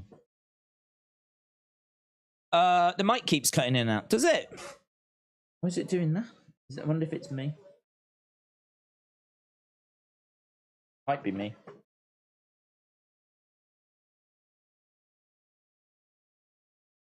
Hopefully that's working. WWE AEW fan, shout out to you. But for those who don't know, Terry was in the movie Paradise Alley in 1978 with Sylvester Stallone. He was instrumental in Sly gaining respect for wrestling. Led to Hogan being on Rocky 3. I didn't know that. I knew he was in Paradise Alley, but I didn't know that that's what led to Hogan getting into Rocky 3. So that's really interesting. So Brenton, shout out to you. I really appreciate that. Joshua said, this is sad watching them having to perform with the heartbreak they're dealing with. God bless them, said Joshua. LA Dort Knight said, it still blows my mind how the show carried on when Owen Hart passed away. That was completely unacceptable, but this feels right. Yeah, I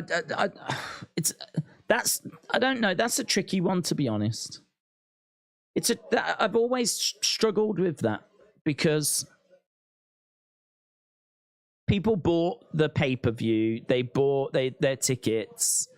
I think one of the first things that happens is you go into a stage of denial. And so a few times I've tried to put myself in, like, say, Vince's position with that decision. And I think in the cold light of today, I think 100% you say the show should have just ended as soon as, like, you know. But to be honest, that's...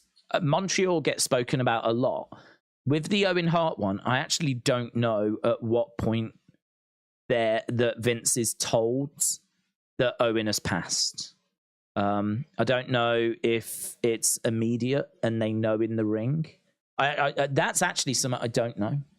I don't know at what point he was declared dead and he had passed, you know. Because they put him in the ambulance. They tried to get him to the hospital, from my understanding. So it might be that as he's in the ambulance, they lose him, which would mean that Vince wouldn't have known. He would have known that there had been an incident and that the entrance had gone wrong.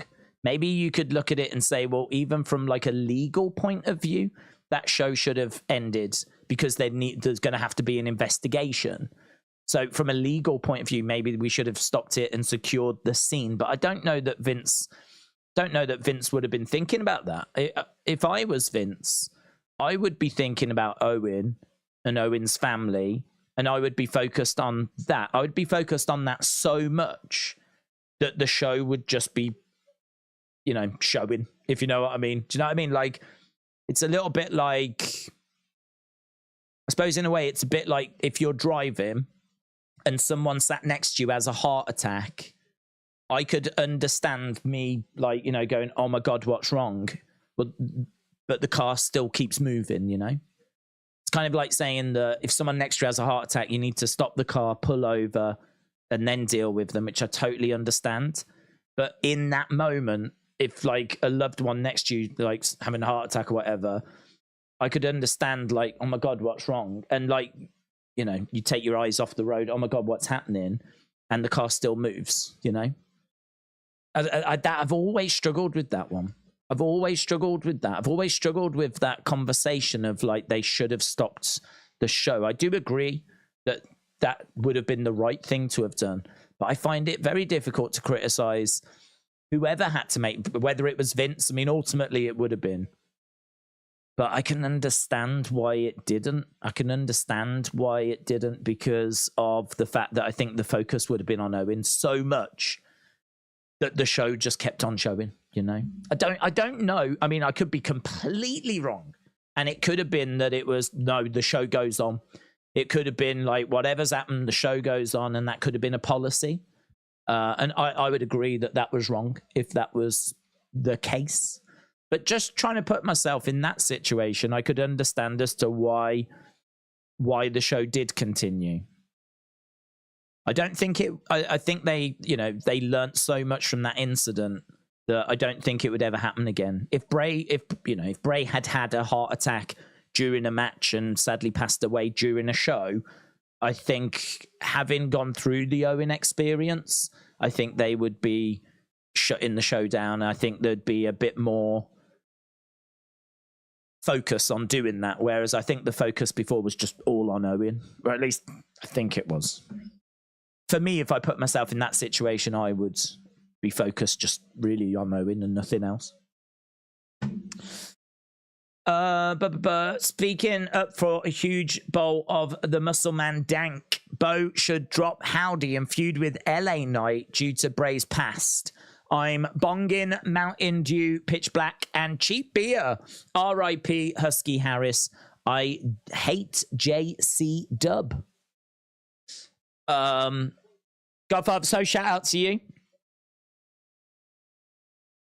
This is the first SmackDown I've watched in well over a year, said Esteban. AEW did it right for Brody. This feels a bit weird. R.I.P. Bray. This one really hurts.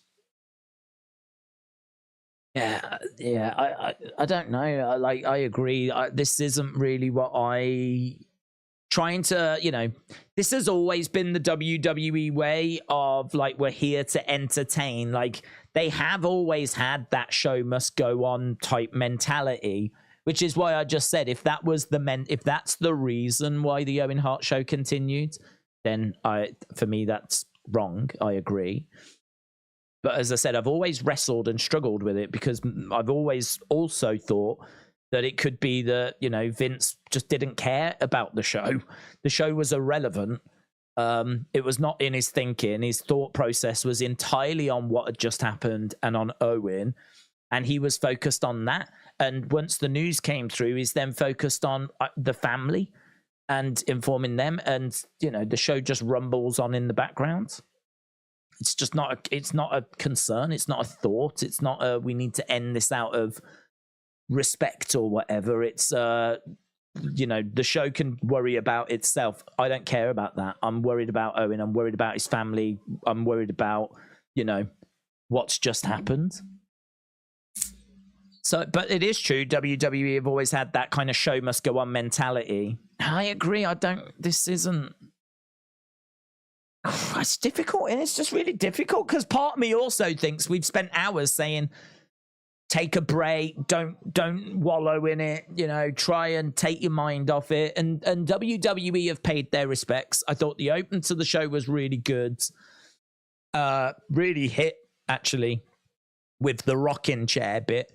So I thought that was really, really good. And and now they're trying to, like, you know, not allow us to wallow in it, give us something else to focus on. I agree, it doesn't feel quite right, does it? Doesn't feel quite right. Crowd, I gotta say though, the live crowd are into it. The live crowd are, you know, making noise. It's, you know, perfectly acceptable match. It's very hard to critique the match. I can't imagine there's anyone that cares as to who's gonna win. I have no emotional connection to this match whatsoever. You know, I'll tell you who wins. I'll tell you kind of how things are going, but at the moment, Grayson Waller's in control. But I do agree, it's a bit jarring compared to, I think, where all of our minds are. Can you give me a shout out, says EWF. EWF, shout out to you. Coach Co said, when life's a cloudy day, don't fret and frown. Turn it all around. Let your smile shine down from your lips to your eyes. Let the joy flow free. I like that, Coach Co. I like that, buds. It's good. Ray had seemingly, now he's got him in position. Ray has got Grayson in position. People on their feet applauding. Austin Theory coming down. Austin Theory making his way down to the ring. I don't know. I'm very surprised. Grayson rolls up Bray. I think I'm surprised at how into the show the crowds are.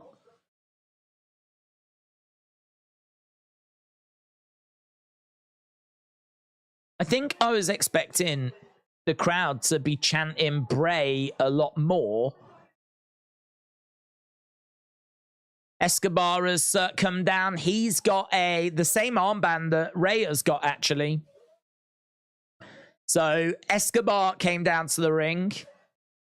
Theory has come down to the ring. There's a bit of action on the outside of the ring. Grayson going underneath the bottom rope, clothesline. Ray goes down. Grayson grabbing Ray, hurling him in the ring. Big right hand there by Grayson. There's boos raining down. Grayson jumping into the ring. Ray going against the ropes. He's got Grayson in position. Set up 619. 619. So Santos and Ray gets the win. Ray gets the win.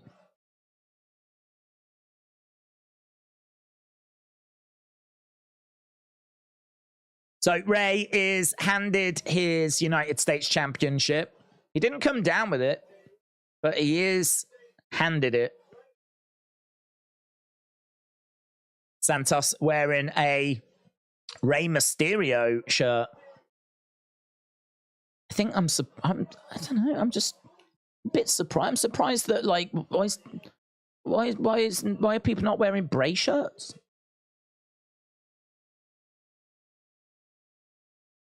I don't know.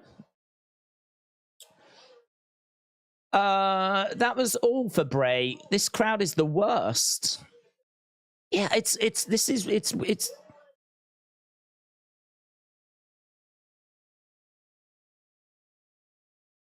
I don't know. When Bray left, he got fired. There was plenty of "We want Bray" chants, and there was so much excitement for White Rabbit, and when Bray came back, it is. You've only got to look on social media as to how heartbroken everyone was. Oh, we got Bray saying, "You want to see something really scary?"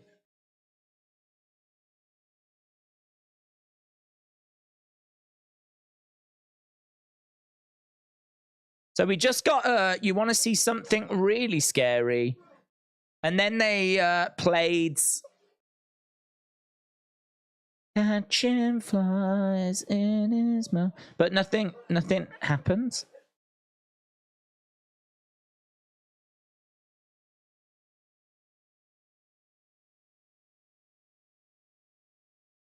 Maybe it'll build to something. Perhaps we'll get a few moments like that.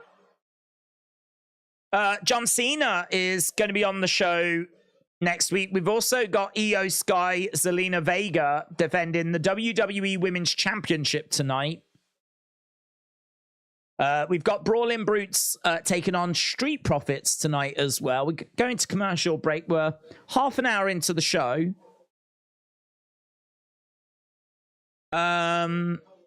Did Roman give the blue belt to Bray's family and retire the belt? And were the bloodline present? No. I mean, I've not heard anything about the belt being retired.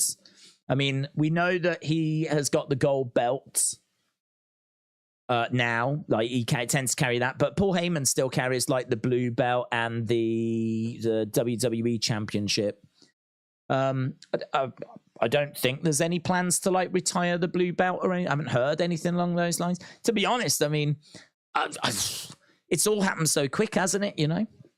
It's all happened so quick. I'm uncomfortable with the show, said AJG. AEW did the tribute right for Brody Lee much better, said Chris. Going over to AEW full-time, the dark characters are my favorite, like Crow, Sting, Undertaker, and Bray.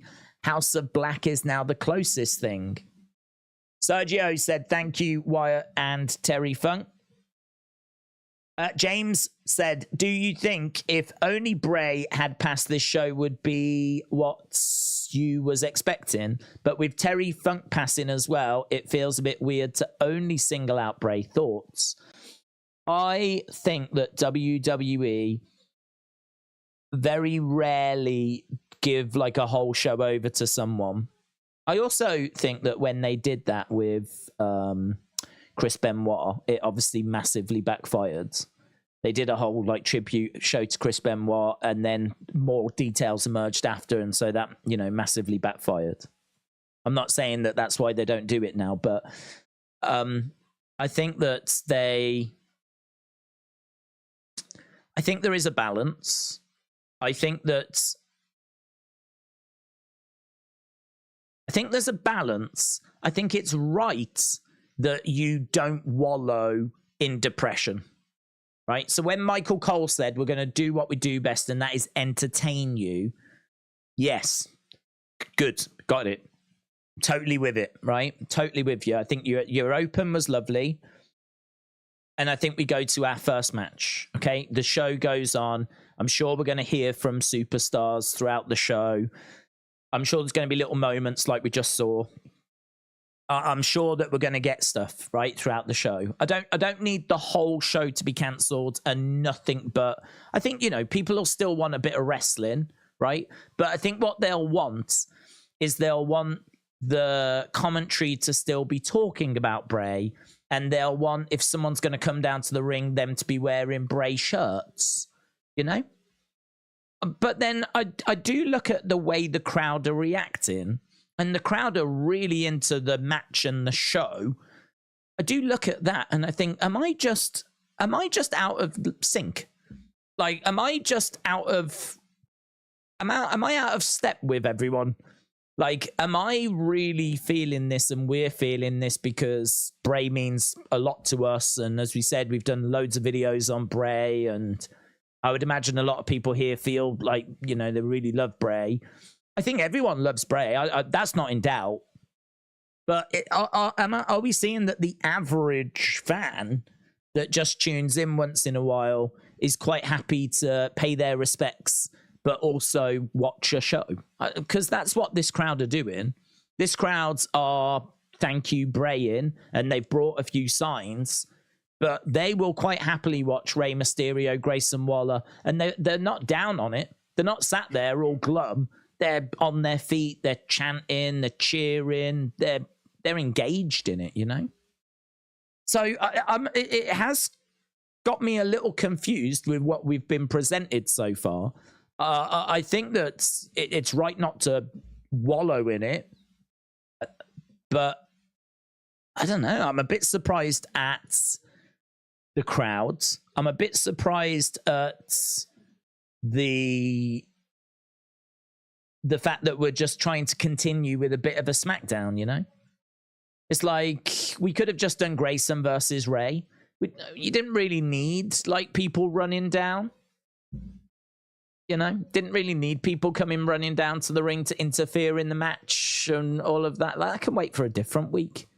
Don't really need like that story, you know. I can't say that that's as a result of us losing Terry Funk as well, you know.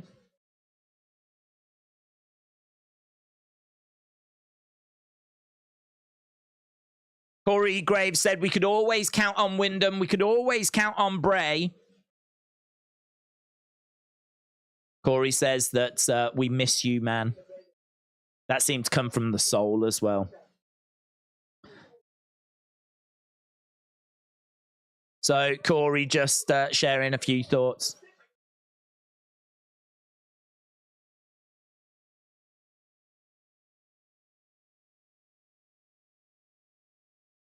We miss you, man. And again, he says, like, you know, we'll never forget that laugh. There's been a lot of talk about Wyndham's laugh. It was a very infectious laugh, apparently. But you are still going to get those moments throughout the show, you know? I mean, this is certainly not a show that's just a graphic and nothing else, you know? Bailey's got a armband on that says Bray. We're backstage with Io and Dakota and Kayla.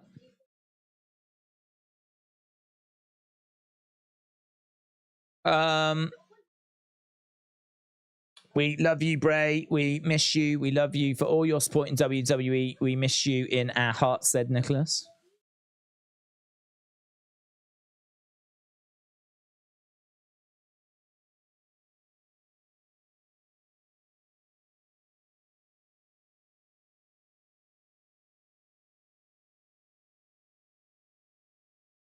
Okay, so Bailey's doing the talking for Io here.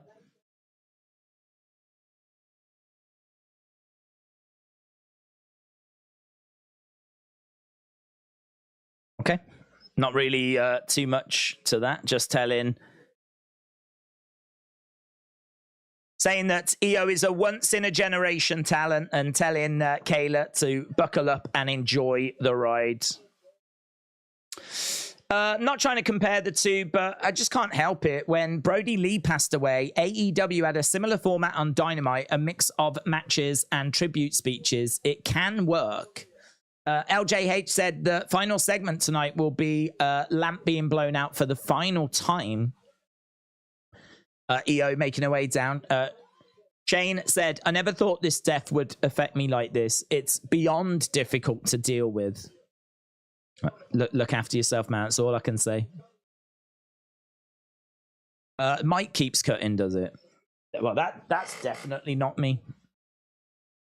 I think there must be a slight issue with the internet, maybe. Perhaps like it keeps cutting because of dropping out. Keep an eye on it. Keep an eye on it. Let me know if it does go again. I think the final segment would be the lamp being blown out. George said, last opponent he faced versus first opponent as the Fiend for tonight's main event, I think.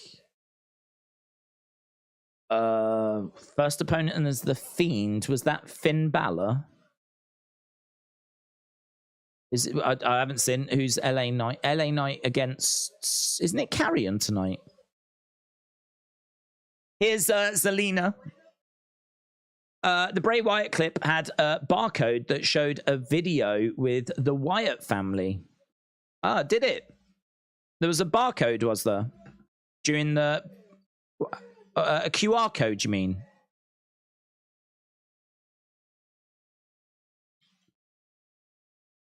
I have a whole collection of Bray Wyatt. It's YouTube that's having issues, says David. Right. Thank you. So it looks like it's a YouTube issue tonight. We'll do the best we can. I just want to have a look at this QR code. People saying there was a QR code. I mean, probably should be Probably should be looking for a QR code, but I haven't been. So the QR code takes you to a video of the preview of Bray, basically, before Bray debuted. So it's a video that's already been viewed 10 years ago, 737,000 times. The QR code just took you to that. So, I mean, that's nice, isn't it? I didn't see where the QR code was, though.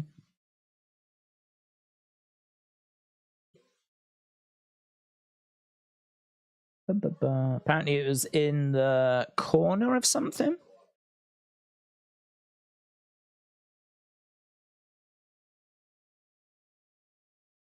Here we go. Got it. I'll put it on screen.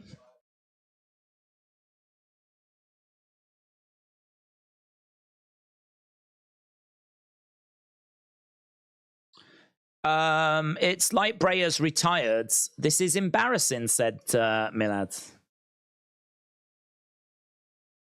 Bum, bum, bum, bum. There we go. There's the QR code. Takes you to, as you said, a video that was on the YouTube channel 10 years ago.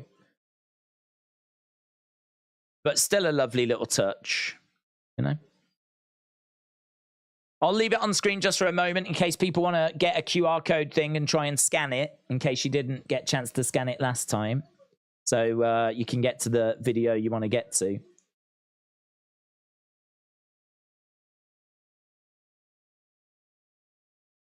Nice, nice tribute, man.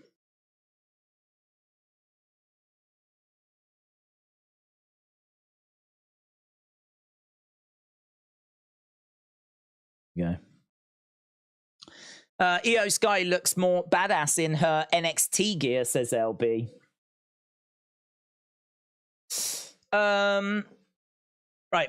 Let's try and get some of these days. What was your favorite Bray Wyatt match? I like Undertaker Bray, Bray versus Finn, Bray versus Randy. What if Bray versus Judgment Day made his family Judgment Family? The Judgment Family's kind of a cool name. My favorite match would be probably the Shield against the Wyatt family. Bray Wyatt on his own. I mean, I really enjoyed the strap match. We spoke about his match with John Cena from Payback in 2014. Last Man Standing match, which is excellent. Even Dave Meltzer, who was not a Bray Wyatt fan, even Dave Meltzer scored that very highly. Scored it 4.5 stars. So even Dave Meltzer was really into that match. 4.5. I think it's his highest rated match according to Dave Meltzer. You know, take that as you want. Got another QR code on screen.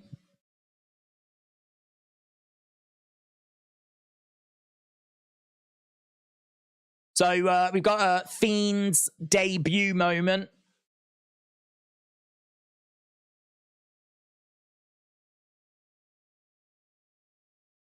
People have to let us know where that one led to.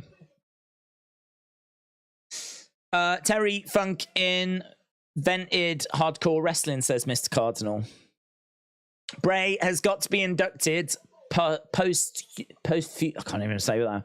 Posthumously? That means after they've died. Into the Hall of Fame 2024. Do you think LA Knight is beating Finn Balor tonight? Sure. Sure. I don't care.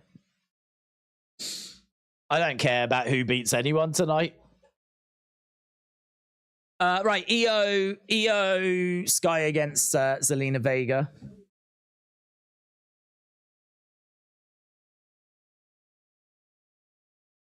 What is the QR codes?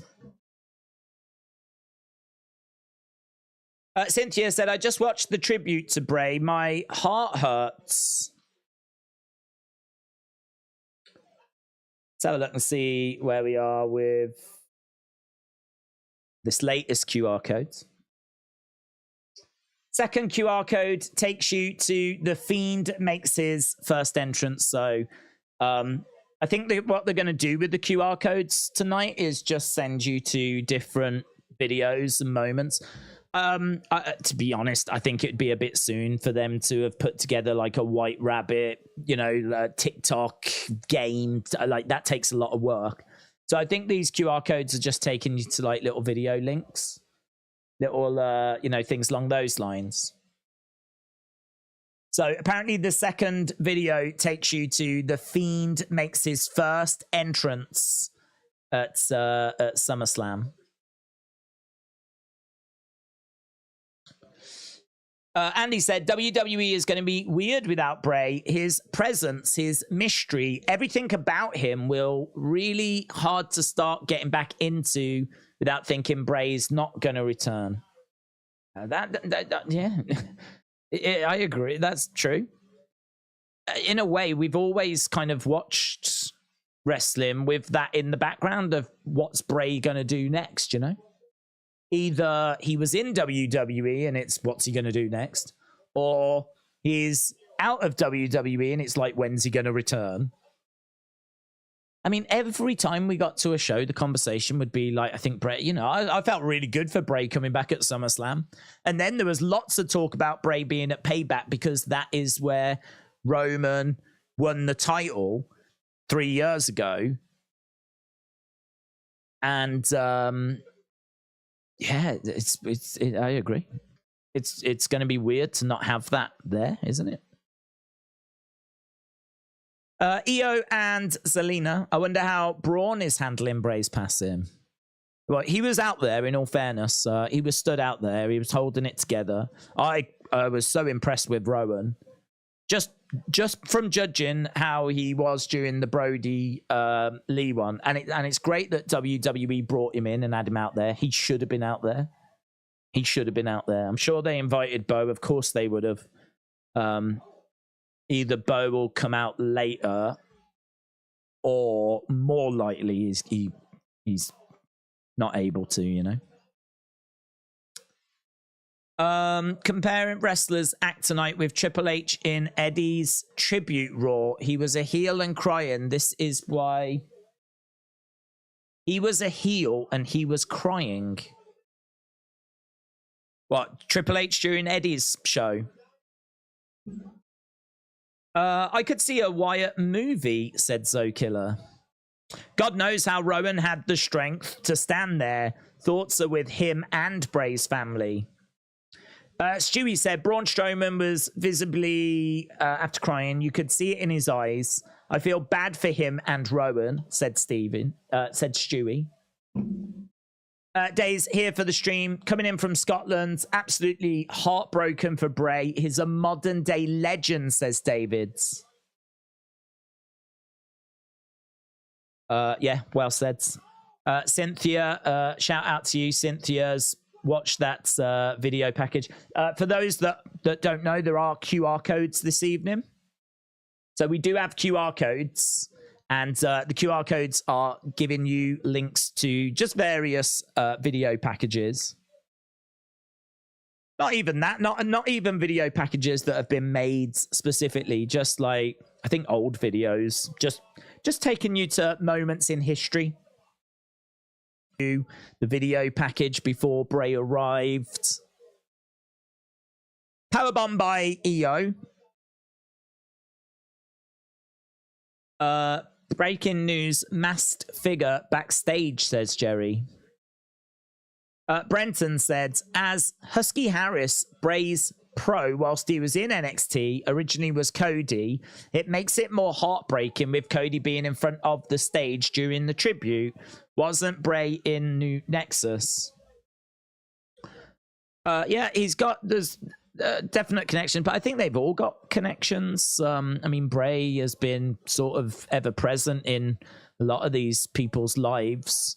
I mean, he's been pretty much ever present outside of obviously him being fired with the WWE roster since going back to 2013. Even before that was Husky Harris, as you said. So I said even like Chris Jericho obviously competed with Bray, but wrestled Bray in NXT. Like some of the weird things that happened.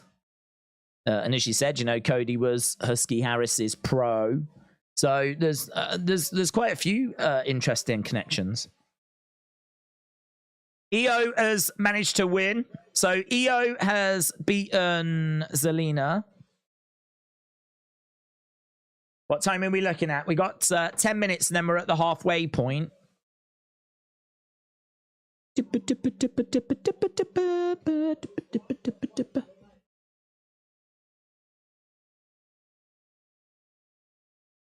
So Io hurling Zelina into the ring steps.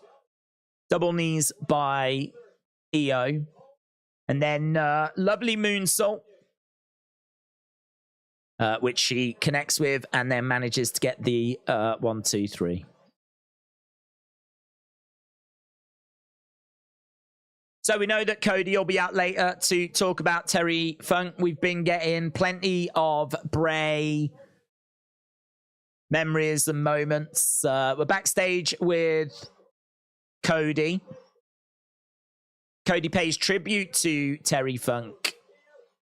Be good, wouldn't it, if we got some of the puppets just popping up in the background? I still do that. Bray's made me do that. Bray is the one that makes me constantly scan the backgrounds. He's changed the way I watch wrestling. I'm constantly like, is there a puppet? Is there something in the background? Is there a clue? Is there a, I subconsciously do that now. I'm constant. Before, you would never even think to do it. Now I'm like, is there a puppet? Is there anything there? Bray Wyatt, man. Changing the way that fans even watch wrestling. How awesome was the Wyatt family when they were together? My favorites were the Wyatts versus Kane and Undertaker. Wyatts against Dudley Boys. What was your favorite moment of the Wyatt family? There's quite a few. I mean, I loved their vignettes. I wasn't a fan so much of the promos, but when they used to go to the compounds and they used to do stuff with the compounds, like they would go off location. When he was like just backstage and the lights were down and it was just the three of them, like I wasn't too fussed about those. But like I'm talking specifically about when they would go to the compounds and they were in the woods and everything. Like they always like really stuck with me. They were so different. I thought they were so cool.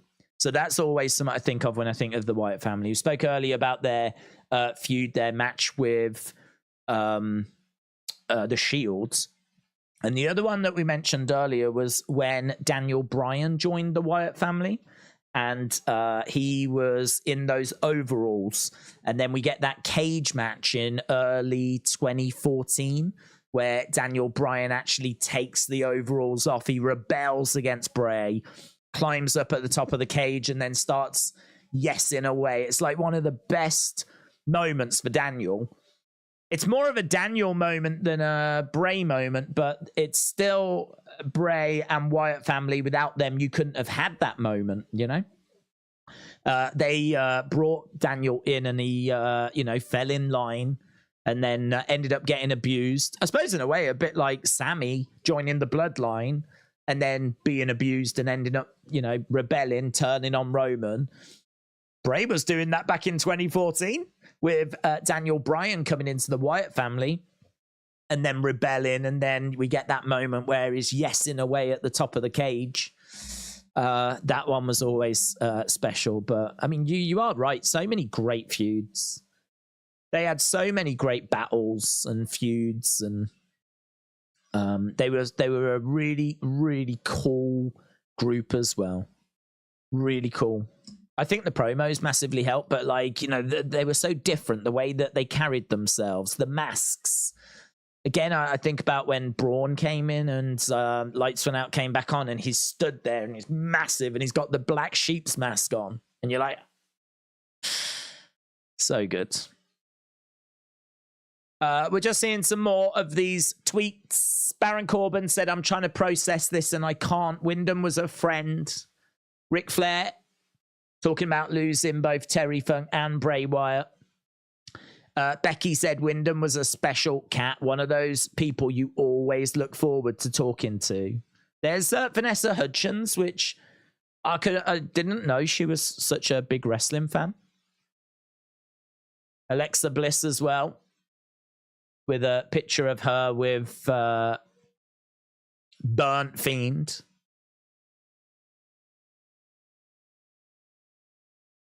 Okay, so it should be Cody that's coming out now.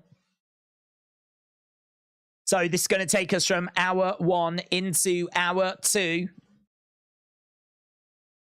The way Bray carried the Undertaker storyline before WrestleMania 31, said Carl, was epic. No one had done it before. The way Bray carried that storyline. That's true. That's true. He, week after week after week, had to like come out in caskets and do all sorts of stuff because Undertaker wasn't around. Bray had to carry that whole... I don't even know if Undertaker made any appearance in the build to WrestleMania 31 or if it was just at 31. But that was all Bray, wasn't it? In the build towards that. I think Bloodline story has been rightfully put off till next week, says LB. He reminded me of Jake the Snake promo-wise. Yeah, slow, softly spoken. I find they can be the best promos. Don't have to scream and shout when your words are so impactful. The delivery doesn't need to do the work. Sometimes if you don't have anything really to say, then you have to turn up the delivery. Bray always had something to say.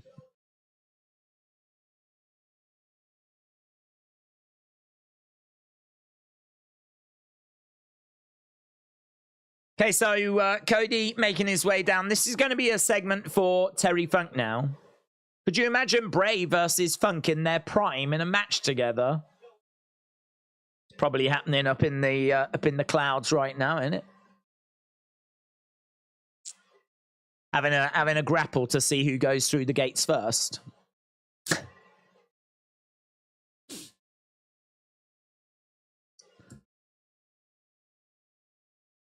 Okay, Cody in the ring. R.I.P. Terrible Terry and Bray, says Zoom Station. Undertaker was not built up to WrestleMania 31. Undertaker was only there for the match, says Carl. Amazing Gaming said, someone said they're happy Bray died. Yeah, I mean, you're going to get that. Trolls exist in the world, don't they? It's not really breaking news.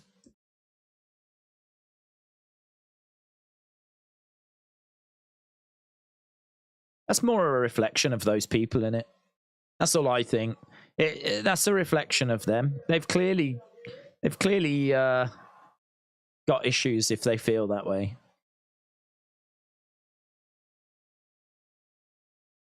I know what I want to talk about, says Cody.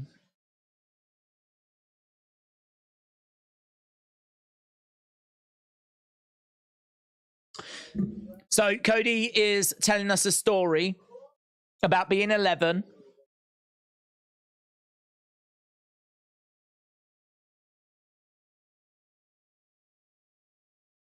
I hear a man yelling the most peculiar insult.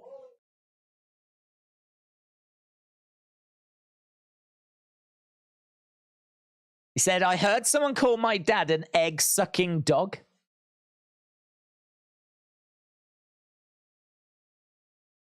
Yeah, I'm sure it's fine. I'm sure it's fine, Cody.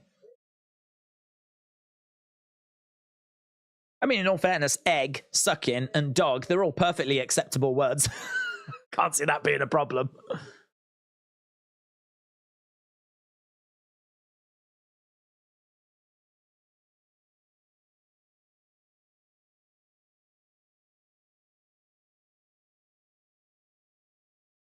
So Cody telling a story about Terry Funk.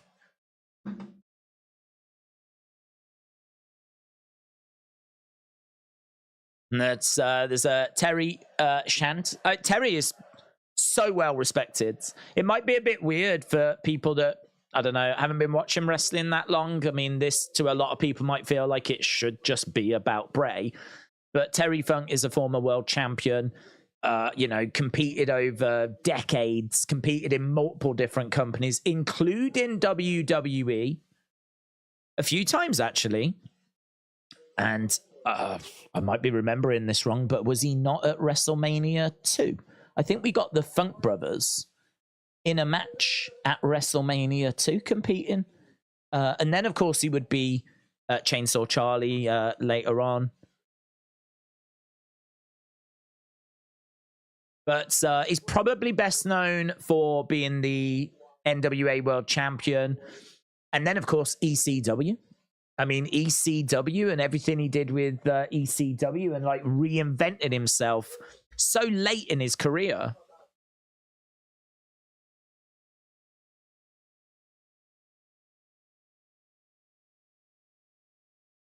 He wore the 10 pounds of gold and he wore it proudly.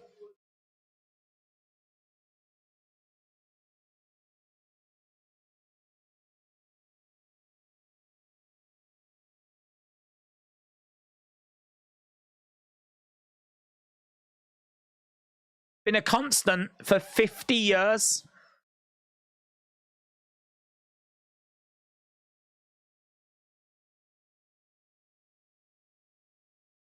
And for 50 years, he was constantly changing.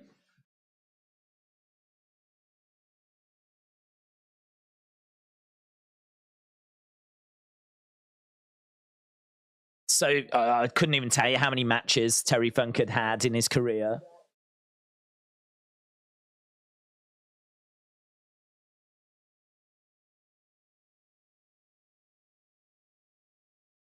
He's talking about giving a rub. So if you've got a legacy, giving someone like a bit of a boost. Cody said that Terry Funk did that for a movement, not for a person, for a movement, for a whole company.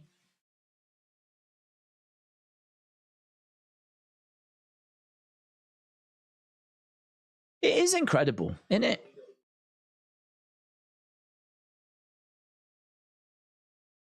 But for him to be like a wrestler and then just like become extreme later in life. I think it's probably because he always would have been extreme, but that wasn't really a thing, you know? There wasn't really companies doing that. But as soon as ECW opened its doors, the opportunity certainly presented itself.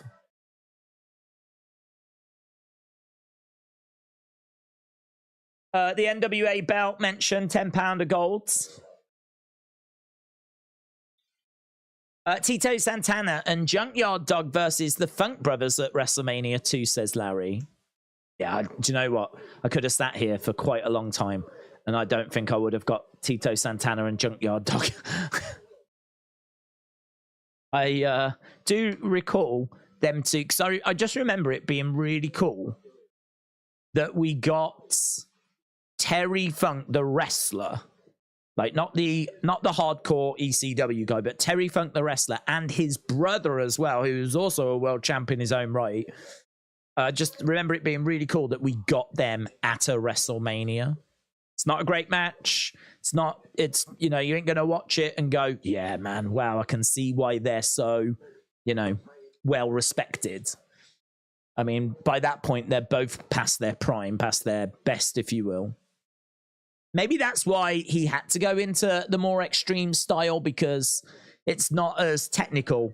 It's more about like how far are you willing to push yourself, and Terry Funk was willing to go as far as any man,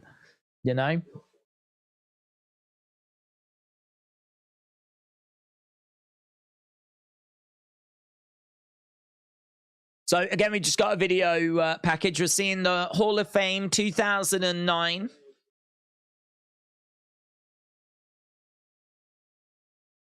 There's Dusty.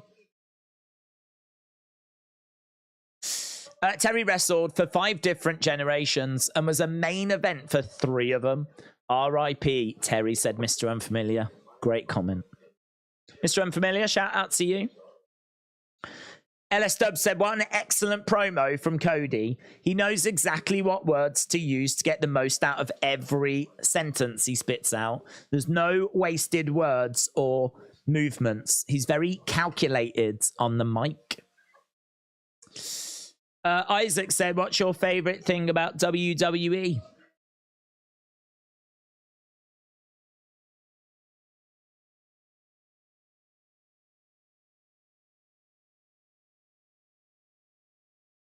I don't know. I'm thinking the drama or the tension, something along those lines. When you've got a great match and there's lots of pinfalls and there's lots of drama, like that's, you could say the storytelling, of course. I think that can be a bit lacking at times, though. But with the bloodline and with Bray, we've seen some incredible storytelling. But Terry Funk hardcore match. What, this next match? Next match is going to be a Terry Funk hardcore match.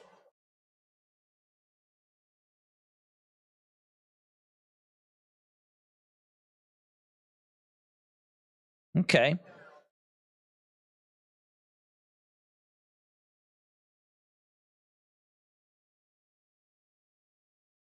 So Terry Funk hardcore match for this is going to be Brawling Brutes. Well, I hope they're going to do it justice. You can't call, there's got to be bloods. How are they going to do bloods? You can't go call in a match a Terry Funk hardcore match and then not give everything, you know? If these talking about the grandfather of the death match, if any of these walk out of this match, I'm going to be appalled. I want all of them going out in ambulances. I want every part of their bodies to be busted open in this. You give everything to Terry Funk. If you're going to wrestle a match in his name, you give everything. Right. They should have tribute matches for Terry and Bray next Sunday, said John. Wrestle with Andy said, Funk winning the ECW title in 97 was goated. No, man. I mean, we were just saying that, like, WrestleMania 2 was quite late in his career. WrestleMania 2's, what, 86? Fast forward 11 years, and he's winning the ECW World Championship. It's crazy.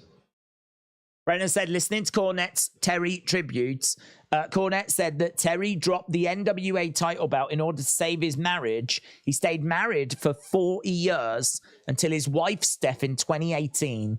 Funk was a true great. Didn't know that he was married. His wife passed away.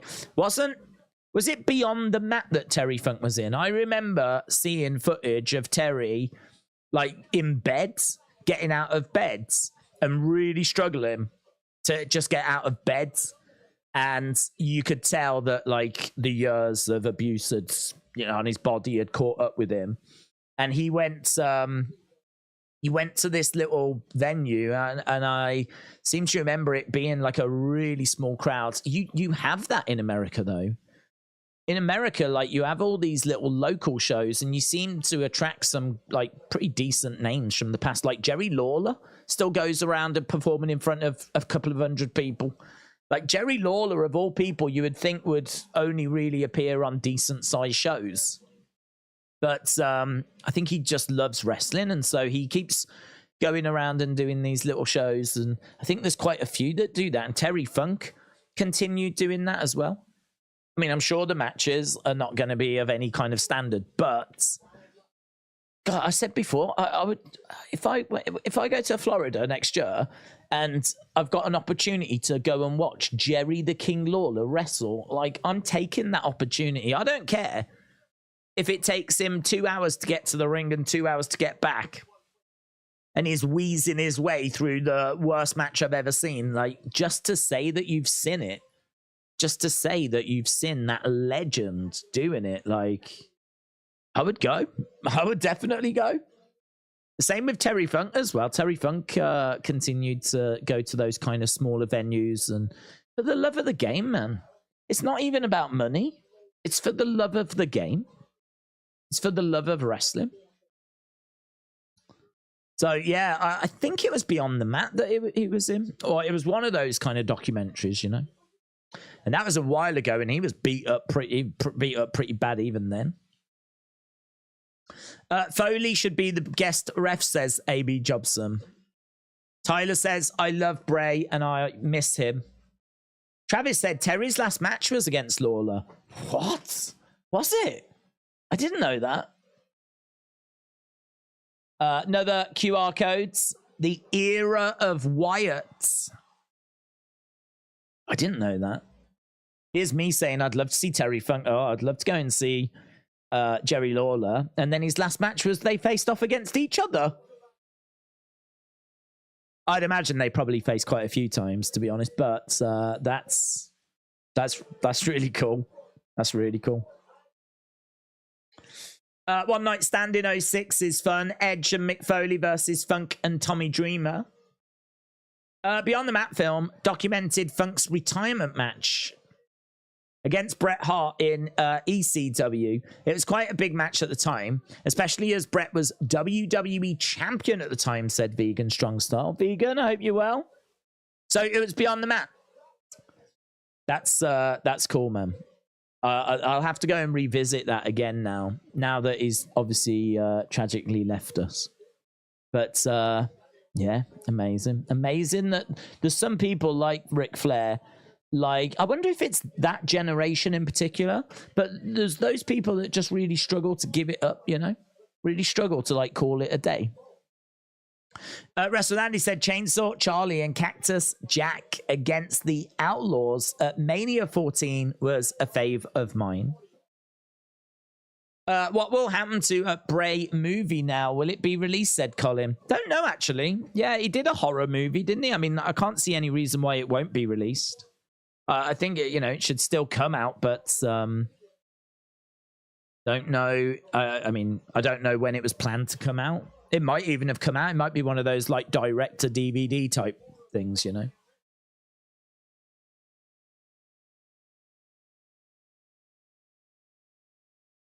Right. I think there'll be some mixed thoughts on this show, to be honest. I think there'll be some mixed thoughts on this show. I mean, you're never going to please everyone. And the live fans are just really into what they're being served, you know? They're really into the show of it. I think it's a tricky position, isn't it? Because it's right that we pay respect to Terry Funk. And I think what we've done is we've pretty much given him a segment there, you know? The majority of this show has been Bray. But we've made sure to give Terry a segment there, and I think that's absolutely right. And then, like, there's been a good, every time we go to a break, come back from a break, there's stuff to do with Bray. I do agree, though, that the tone of the show does feel a bit strange, but I think it's the crowd that are making it a bit strange. I think it's the crowd. The crowd just are so into the show. Like, you would expect there to be, like, more thank you Bray chants. I would have expected more thank you Bray chants. But they just seem to be really into what they're being served up. So it's one that I can definitely see people being a bit, mixed on. Ridge is trying to swing. Is that Montez round by his neck? Don't know how wise that is. That doesn't strike me as a wise thing to do, in all fairness. So, Terry Funk, hardcore match. That's what we've got now. We've come back from commercial break. There was another QR codes. We've had 3 of them tonight, to my knowledge, that take us to video packages. I'd imagine that's another one that takes us to a video package. Rolling Brutes versus Street Profits. I think they should have done half the show as a tribute to Terry and half to Bray, showing their best matches in addition to tributes that people posted online, said John. Mr. Unfamiliar said, this is the most hardcore match ever.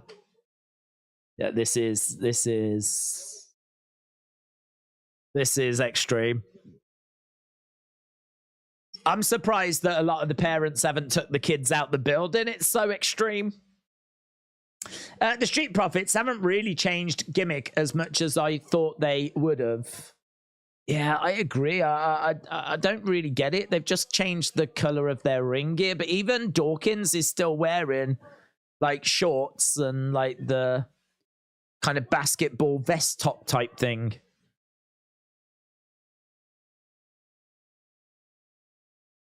So Ridge had Butch on his shoulders and he knocks down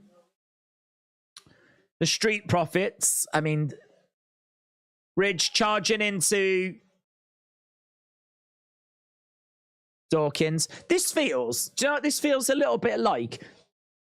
We want tables being chanted by the crowds. This feels a little bit like when the 24/7 belt was unveiled. You remember when the 24/7 belt was unveiled and like Mick Foley was making it out like it was like this brutal, hardcore championship, and like the way he was bigging it up was like really making out that this thing was, you know, going to be pretty brutal, and then it turned into a joke. Kind of feels like we've called this the Terry Funk Death Match. It's just a normal match. Here's Bibbs.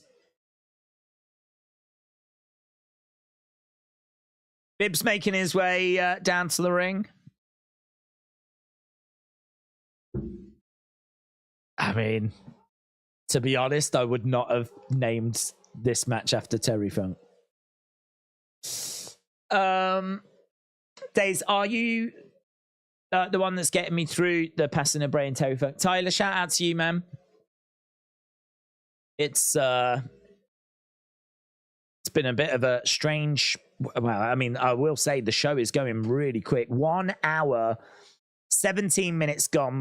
We've obviously skipped past halftime scores. They're a bit irrelevant this week. We've got 40 odd minutes to go. Left of this show. It's a bit of a strange one. It was always going to be strange. It was always going to be emotional, and I suppose in a way, it's the lack of emotion. Perhaps that's what's strange. You know, we had the start, we had the chair, we had that, I thought, moment from Corey where he was like, you know, we miss you, man, and Corey, you know, he wasn't going to cry, but he went, oof. But really, outside of that, it's like, here's Rey Mysterio against Grayson Waller. Here's Io versus Zelina. Here's a Terry Funk death match that, you know, it couldn't be less a death match if it tried. So actually, it's the lack of that kind of emotional stuff. But then again, part of me then goes, well, you know, there's a lot of kids that watch WWE. You don't want to make it doom and gloom. Everyone's going to have their thoughts on if the tone of the show is correct or not. I ain't going to be down on them, to be honest. I'm not going to be too down on them. I think for me, it's not quite right, but it's a hard one to pitch, in it. It's a hard one to know how hard to go with it. Because if you look at the live crowds, they're absolutely up for the show they're getting. The live crowd are not making, you know, the live crowd could be chanting Bray's name, thank you, Wyndham, singing, he's got the whole world in his hands. The live crowd could easily sabotage this show. Think about how the live crowd sabotage segments when they're singing Seth's theme song. You know, this live crowd could easily sabotage this show and make it very clear that they don't just want a normal SmackDown. They're not. They're nowhere near doing that. Nowhere near doing that. They're quite happy with what they're being served. So I don't know. For me, the tone is not quite right, but it's personal, and it's each to their own. John said, a lot of people are numb and in shock when it comes to facing death. We don't know what to say, and saying anything can make you feel stupid. People handle grief in different ways. Very true. Should have known why Terry Funk video and Cody promo was well received. SmackDown in Louisville, which was part of the Memphis territory, had some of the greatest moments. Funk was in the first 5-star match. Big clubbing blows by the Brawling Brutes. There's another QR code, but this time I think it's for tickets, actually. There might be a lot of Bray fans scanning that, thinking that it's another thing. Maybe it is another thing.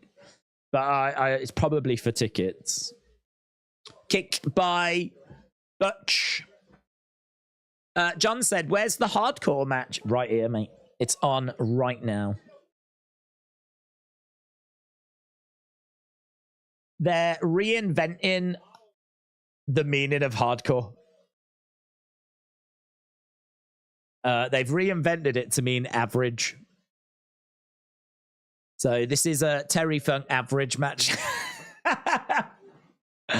Did you enjoy the Terry Funk average, pretty standard, we get it every week match? Back elbow by Dawkins. Where's the weapon? Said Prince Moolah.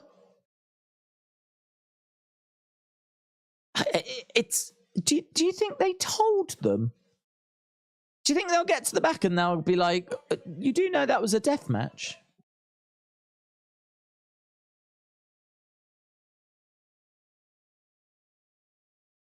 One, two, blockbuster. Butch makes the save. Bibby is still at ringside. This match is 0 for false advertising, says Real. Legend Killer said, we need John Fury. Ross said, this is a bored to death match. Oh, Ross, that's very good. That's very good. Bored to death match. It's very good. Kick there by Montez. Clothesline by Ridge.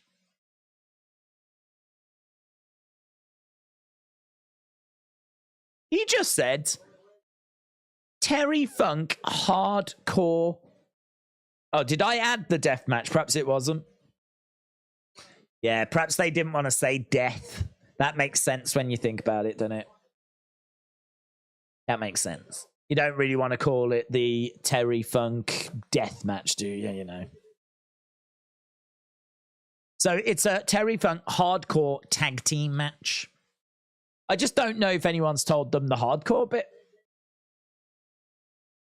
Superplex. Big splash by Montez. 1, 2. And no joy. They mentioned Eddie Guerrero on the show, but Bray has to fight to get on. Talmar said hardcore match. It is a hardcore match, yeah. But it's meant to be. And here is a table. Butch went and grabbed the table. He bumped into Bobby. Butch and Bobby staring at each other. What's happening? There's a few Bobby chants here. Bobby's not getting involved. It was a weird little moment, wasn't it? And no one did anything. Big shot there by Montez. What a weird moment. So, table being set up.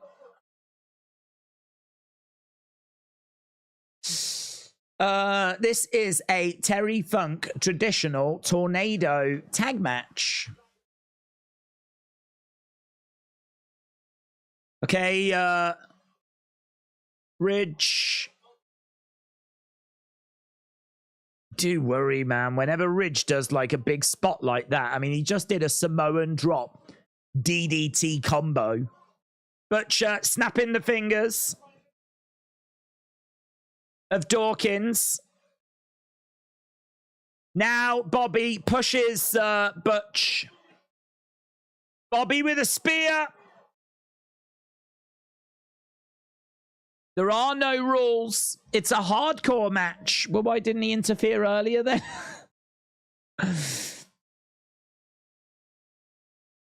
Okay, I think Street Profits. 1, 2, 3. Get the win. Street Profits win. Mr. Funk would be proud. Sure he would, but I don't think it would be of that match. Watched June Wild showed my Fiend goalie mask a few years ago. Fun ride with the clues and the theories, said Derek. Watching old clips. Tough seeing pictures of him and his young kids. I agree, man. I agree. Yeah, it's definitely one that's hit a bit different, hit hard. I think WWE are just trying to make it as comfortable as they can, you know, try and not make it as... It's such a hard one to do, isn't it? I mean, like, if Firefly Funhouse, the first Funhouse,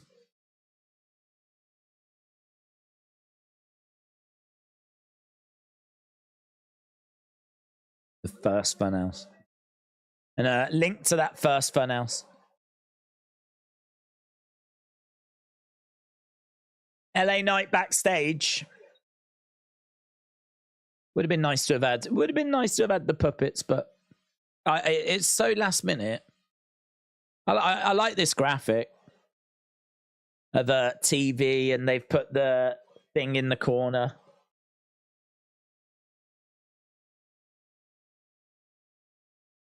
John Cena next week. But tone is probably because Kentucky doesn't get Raw or SmackDown much because they don't have many arenas to hold it. So the crowds is probably full of first timers and don't want their first time to be sad, said Green Beans. Hashtag LA Night for US champ. Jay Bryant said, I've quite enjoyed the episode. Just because it's a tribute show doesn't mean it's got to be nothing but tributes. People need to quit complaining. Liam said, I would love for a face tag team title run when they're ready of Braun and Rowan. Give them the lost sheep. It could be a huge feel-good moment.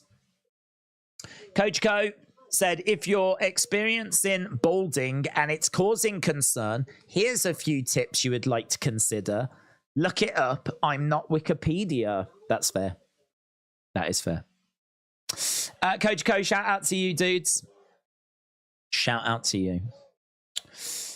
Days, if I was a beautiful princess, would you climb on my magic carpet? Go for a ride around the block? Absolutely. Of course I would do that for you, William. Of course I would. Gamer Ryan said, can someone answer me? They said they weren't going to have matches. I never saw that. In condolence to Bray, why they were gonna pitch the SmackDown storyline. Is this true? No, I didn't see that. I saw reports that the show that had been planned had been thrown out the window. It seems like what they did, I mean, clearly, you know, I don't think that entrance would not have been the way it was with the rocking chair, the video packages, the little clips to the Funhouse. You know, those, and I mean, obviously we still don't know what's to come, but yeah, you know, they've inserted those bits. I agree that you're still going to get matches. I agree with that.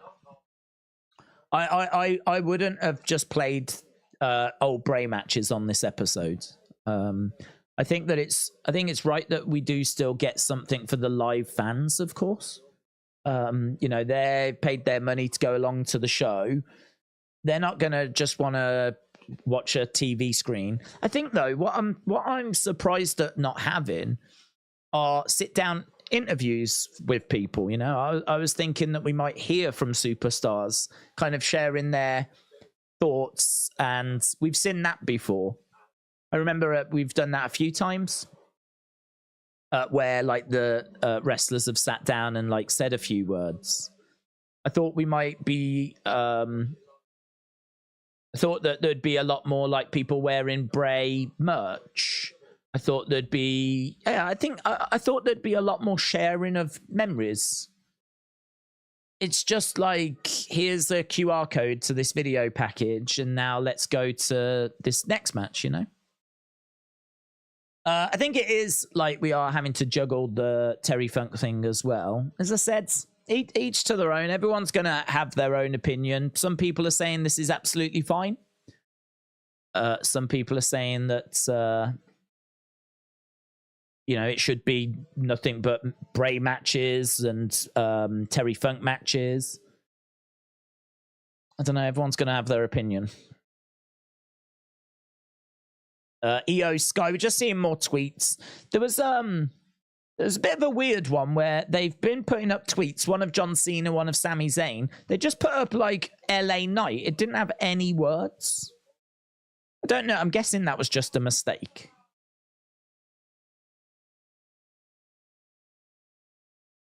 Now we've got a video package for LA Knight and The Miz.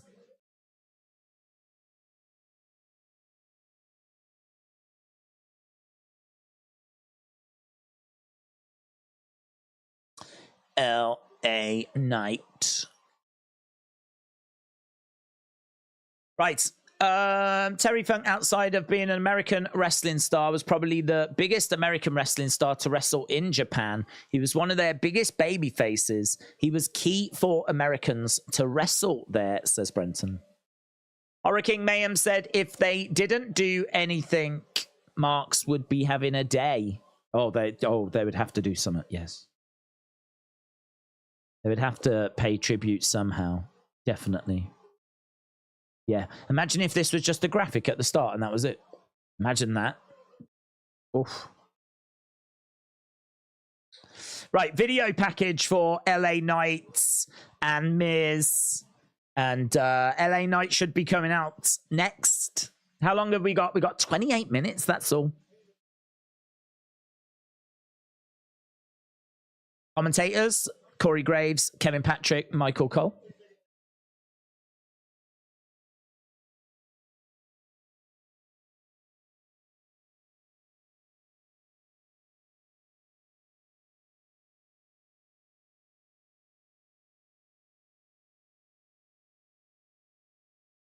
Okay, so TMZ Sports caught up with The Miz.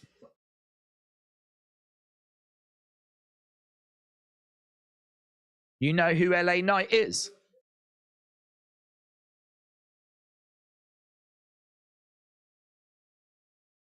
He's a fad. He's like Napster.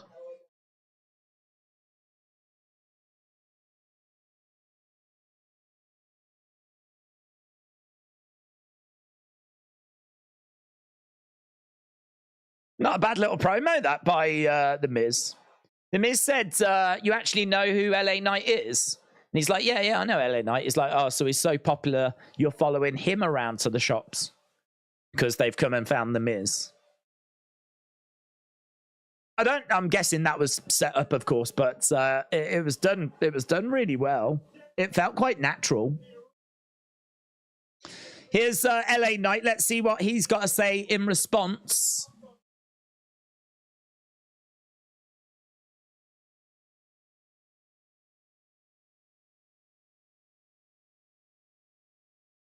LA Knight's, you know, should he say something about Bray right at the start? He's the last person to face Bray.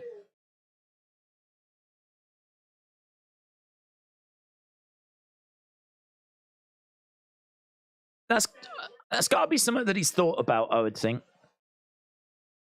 I would have thought about it if I was LA Knight. I've got a promo on this episode of SmackDown. Let's see what he says. He's never lost for words.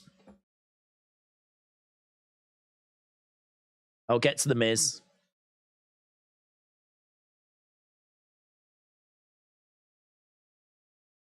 Good man. Good man. Tonight's about Bray Wyatt. I'll get to the Miz in a second.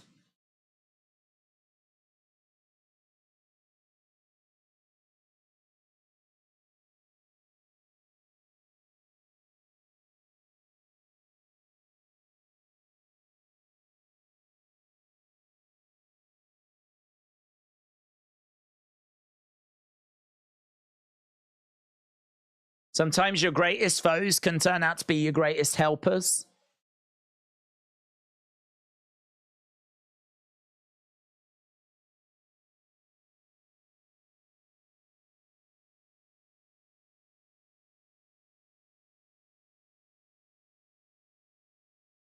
Bray was getting me ready for anything.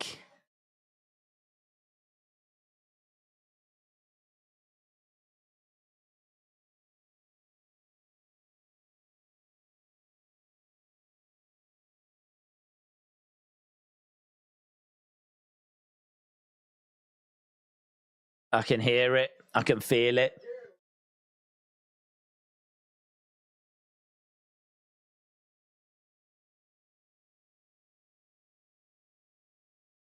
I know all of you can feel the spirit of Bray Wyatt in this building. Finally some acknowledgement, man. This is the kind of thing that, for me, has been missing from the show.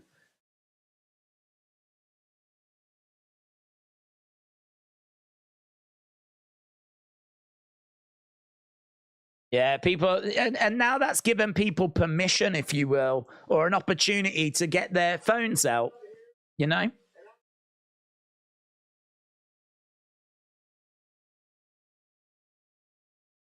I will repeat that sentiment. Thank you, Bray, says LA Knight.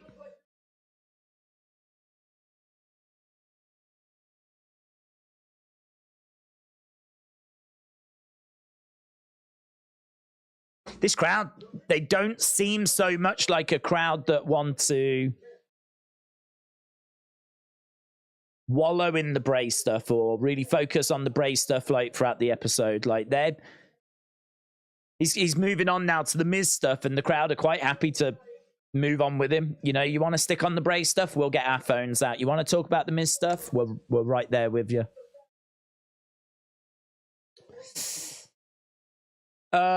Did you see the short vid of Bray signing a fan's belt last week? How significant would that moment be 1 week later?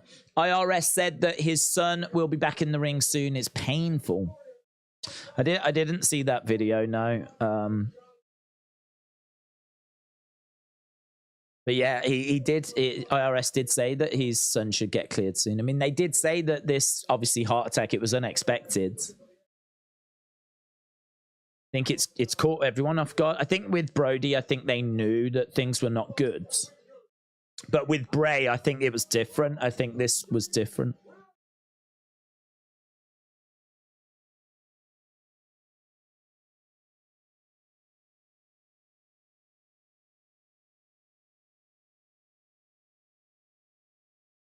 One more thing, says LA Knight. Miz.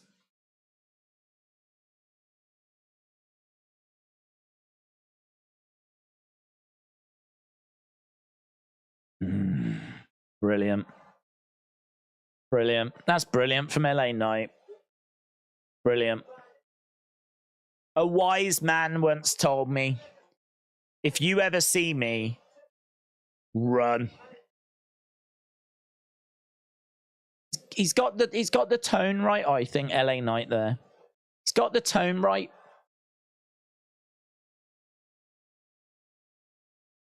Another QR code, this time for Bray's Extreme Return.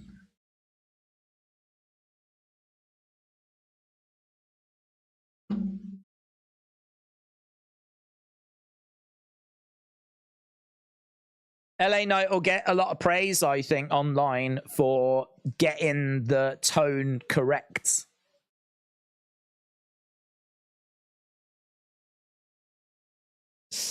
That was good. That was very good.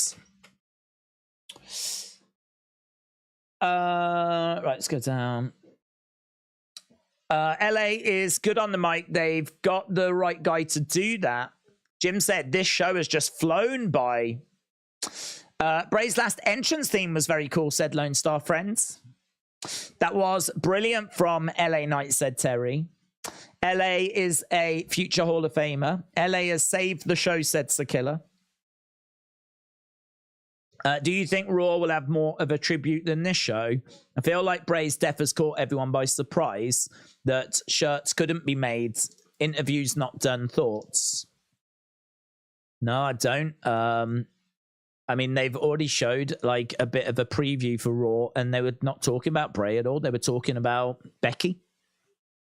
I think that I'm not expecting like thank you Bray shirts. It would be great if they had made them, because I don't think it shouldn't take their design team, you know, any longer than an hour to knock together thank you Bray in a Bray type font and make a picture of him on the sides. I mean, it doesn't really matter as to what it is. It's just something that they can wear and submit for the fans. Like, and they've got the ability, the printing facilities to start churning them out. Like, I don't know. I can't really make much of an excuse as to why we've not done that yet, other than the process for signing that kind of a thing off might just be lengthy. Yeah.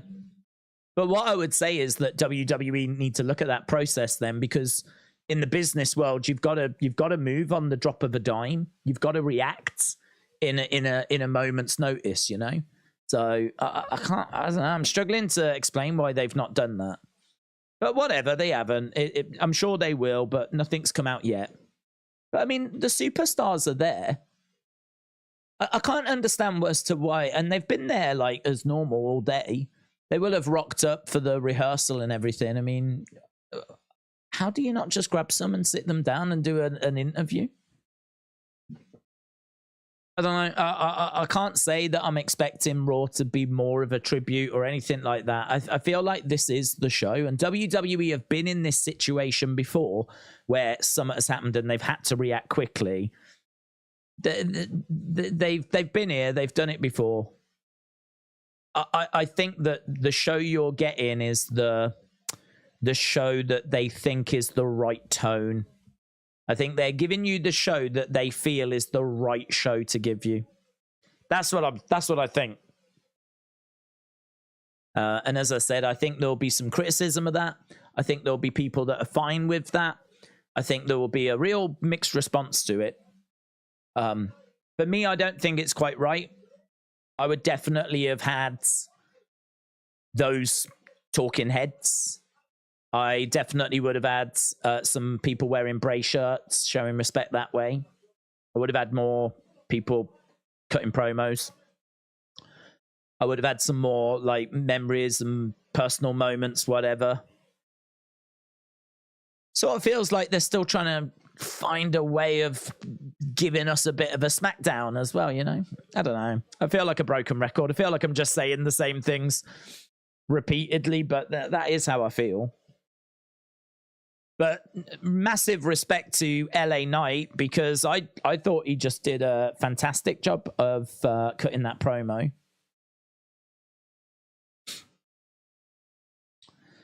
Right. Jimmy Uso returns.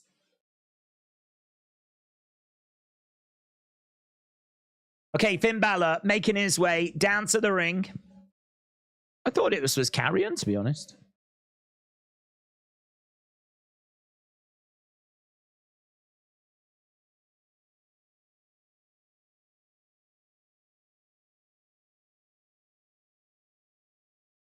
LA versus Finn.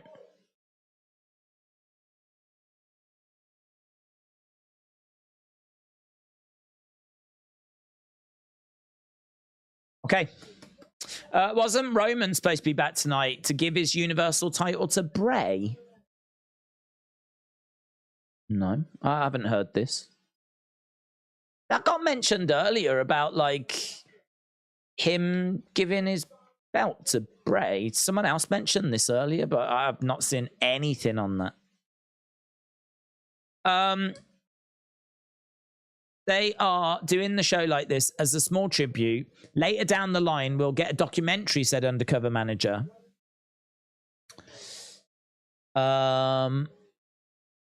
Crazy, the last time we was watching Edge's moment.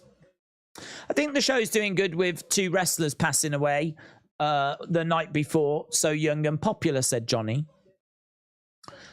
Suzanne said, I'm watching the match between Terry Funk and Tushi in Japan. I believe it's the exploding ring match. Rebecca said, I understand the people closest to Bray need time to comprehend what's happened. It has been less than 24 hours. WWE fan said, I think this match is basically a tribute to Bray. Finn versus LA Knight is a suitable match to close the show. One was The Fiend's first opponent. The other was his last. Okay, we're on the 15 minutes. I can't believe that. 15 minutes. LA Knight smashing Finn Balor's head into the commentary tabletop. LA Knight goes over shoulder tackle. Finn Balor goes down.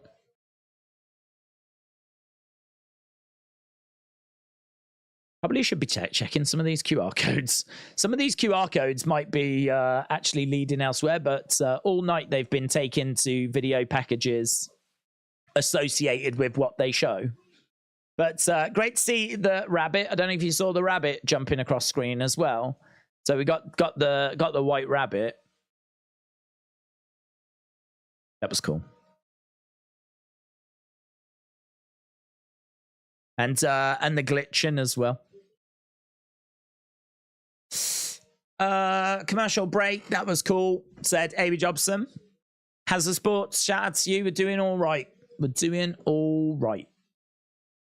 Mr. Cardinal said Street Profits are hardcore. Hardcore. Bo will carry the lantern to the ring to Shattered, and I will sob like a baby, says White Rabbit. Fiona's Gaming said Howdy should return after the match. Give Sister Abigail to Finn Balor, and Bray, Laugh, and Lamp should end the show. Do you think it's hard to criticize superstars when Funk and Wyatt both passed in the same week? Do I think it's hard to criticize superstars? I don't think there is a criticism of the superstars. Is there a criticism of the superstars?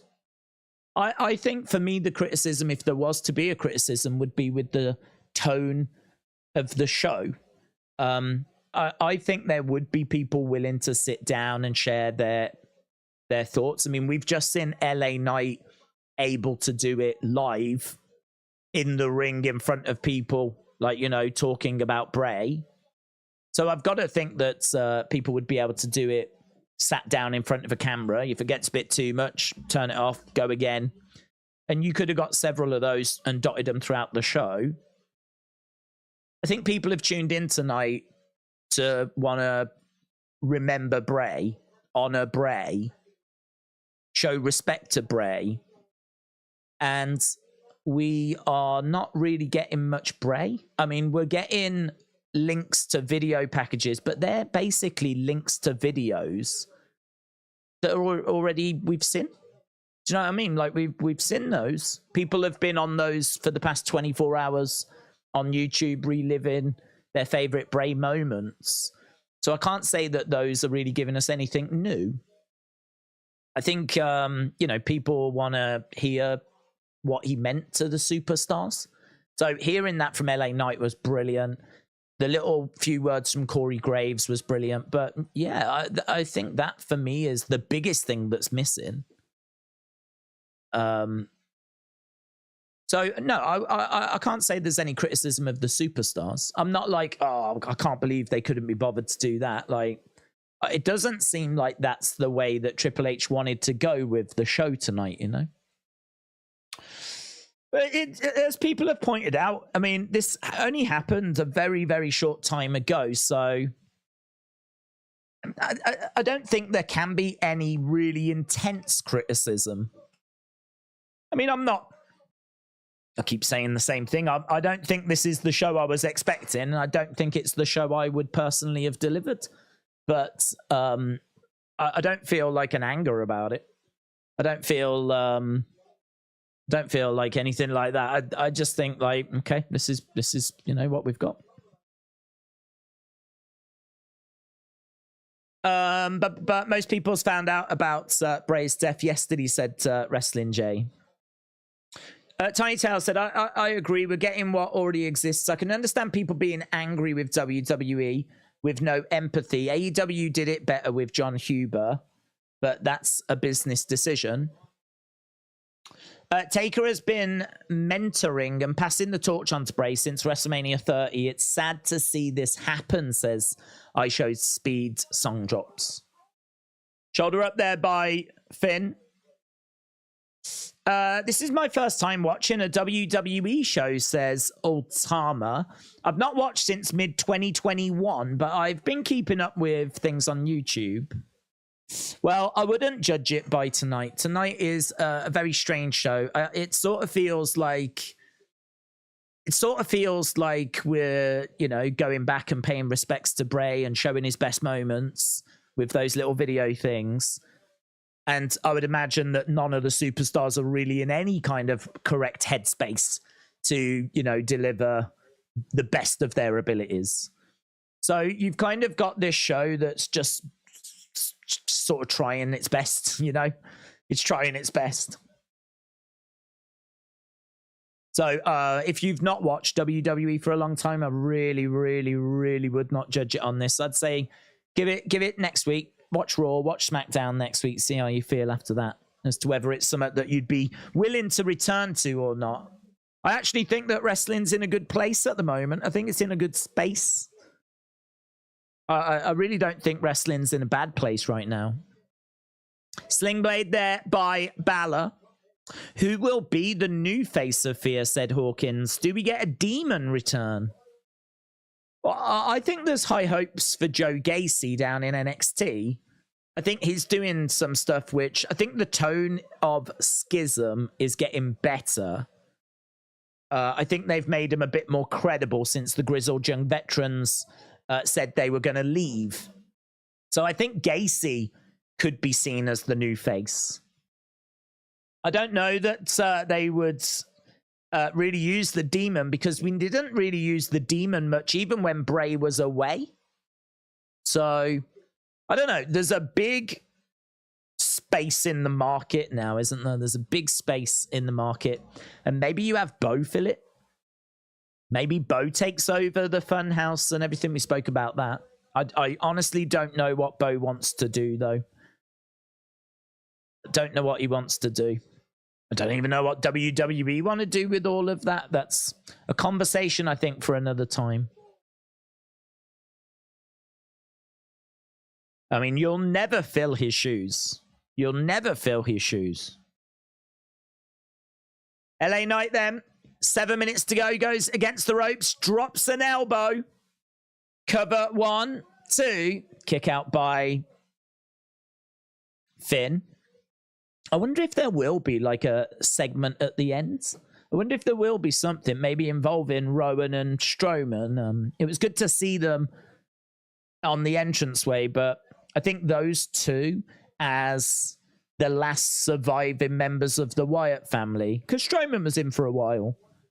I think those two as the last surviving members, I mean, that would be just having them standing in the entranceway with Luke Harper, Bray Wyatt showing up on the screen behind as the music plays, and we could maybe get that.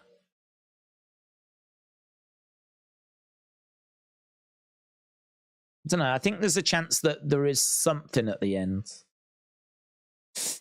LA Knight grabbing Finn Balor. The LA Knight promo was perfect, said Jay Bryant. He stayed in character, paid tributes, and kept the crowd upbeat. It was a great job. Yep, I agree. I agree. Superplex there by LA Knight. LA Knight planting Finn Balor, going for the cover. 2, 3. LA Knight beats Finn Balor. LA Knight beats Finn Balor. That's a big, big, big win for LA Knight.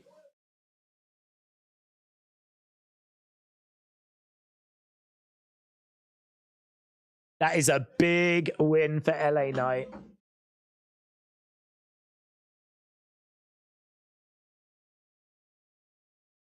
So LA Knight beating Finn Balor, former Universal Champion.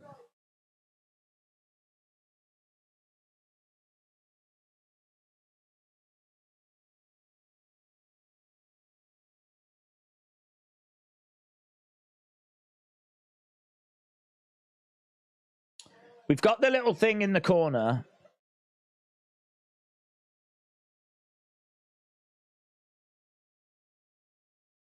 He's gone to the entranceway. Lights are going. Lights are shutting off.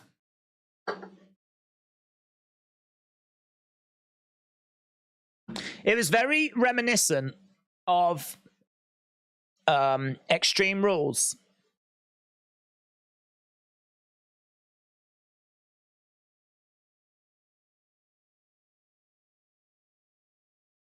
Oh, he's on the screen. I was going to say, well, how have they done that? The lantern is in the ring, and there's an image of Bray Wyatt on the Titantron. The crowd have got their phones out, and we've got "Thank you, Bray." This crowd, they're not even in sync, are they? They're all over the place.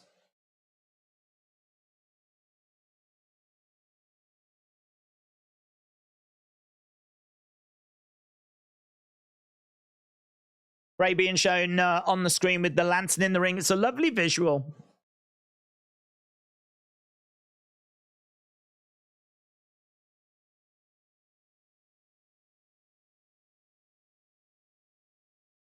Very reminiscent, and that's how the show ends. Very reminiscent of, quite reminiscent of Extreme Rules, where you had Daniel Cormier holding up Matt Riddle's arm because he'd just won the Fight Pit match, and then the lights go, and that's how Bray comes back at Extreme Rules. So LA Knight kind of being in the entranceway, lights go, blah, blah, blah. So it felt reminiscent. And then it's just the lantern in the ring, and then you've got Bray on the screen. That felt a bit like the chair moment that we had earlier. And that's the show. That's the show. I love the ending. It was sweet, said J-Love. It ended 3 minutes early, said A.B. Jobson. Why didn't they have Eric and Braun come out? Well, I'm not too worried about that. Again, I have no expectations on the superstars. You know, I think this is so difficult and it's so raw that people may be like, where was Bo? Where was Howdy? Or stuff like that. I mean, the guy passed away less than 24 hours ago. I mean, this is just so raw. This is so difficult that I have no criticism whatsoever of the superstars. They may have wanted Rowan and Braun to go out, and they both might have said, we can't do it. We can't do it. Can't go out in front of all those people and, you know, cry our eyes out. Like, there'll be a time and a place for it, you know. So yeah, I don't know. There's no criticism from me for superstars not being able to do something, you know. The opening and the ending were absolutely touching, said Duffman Reigns. WWE Fan 316, appreciate the support. Luna said, everyone deals with it in their own way. Terry Funk, Jerry Lawler in Louisville at the Gardens was the first 5-star match. It's great stuff. Cornette said the video doesn't do the match justice and the crowd went berserk the whole time. Legend Killer says, thank you, Bray. AJG said, it still doesn't feel real. Mr. Dow Jr. says, be haters all you want. Love Bray. You can't hate him. Thank you, Bray Wyatt, for everything. I haven't actually seen, I mean, maybe I've just managed to avoid it, but I haven't actually seen any Bray hate in the chat tonight. I'm sure it's been there. I've no doubt that it's probably been there, but I can't say I've seen any. Every time throughout the whole, how many times have been? Over 5 hours with streams. Every time I've jumped into the chat, it's always been super positive. People saying, you know, they're really struggling with Bray's loss and all of that. So, don't know. If there is any negativity, it's minuscule. Minuscule. Be sure to order the merch. It goes to his family, says Matt. JB said, LA Knight just smoked Finn Balor clean and effortlessly. I'm surprised by that. Feel bad for Rowan, said Ultama. Lost two friends in the span of 2 to 3 years. I'm still heartbroken and processing what's happened. But to say that show was put together in less than 24 hours, they did a beautiful job. Thank you, Bray. We love you. David said, who cares about Jimmy Uso? It's Bray's night. Do you think they will do something for Bray on Raw on Monday? Oh, yeah. I mean, there'll definitely be more like video packages and everything. I sort of feel like SmackDown Raw, you know, I think you've got to ring crews, 2 different sets of superstars that are going to want to pay their respects. So, yeah, in a way, it will definitely continue onto Raw, but the point I was making earlier is if this is the tone that Triple H is looking for, like, we're going to continue with the show, but we're just going to put these links as we go in and out of breaks. So as we go out of a break, we go into tweets. And as we go into a break, we go into, here's a QR code that will take you to a Bray moment. And then pretty much the rest of the show is pretty much the SmackDown I think we would have got. If that's the template, then I could see him doing the same on Monday. As I said, I'd like to hear from the superstars, but there's no guarantee that we'll get that. But yeah, I think we'll definitely, because we're on a different network as well. So, you know, this is SmackDown. It's the SmackDown Superstars. It's Fox. And on Monday, it's USA Network, and it's a different set of superstars. So they will absolutely want to pay their respects as well. So, yes, definitely there'll be stuff on Raw.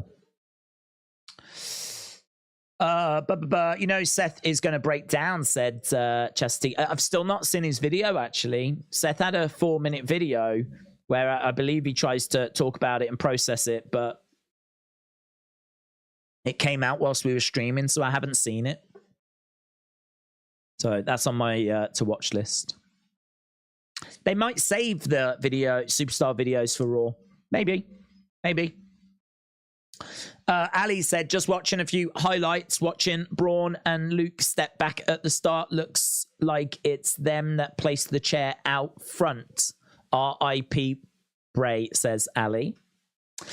I thought it was tastefully done. Had some class. Kept the show going, says Derek.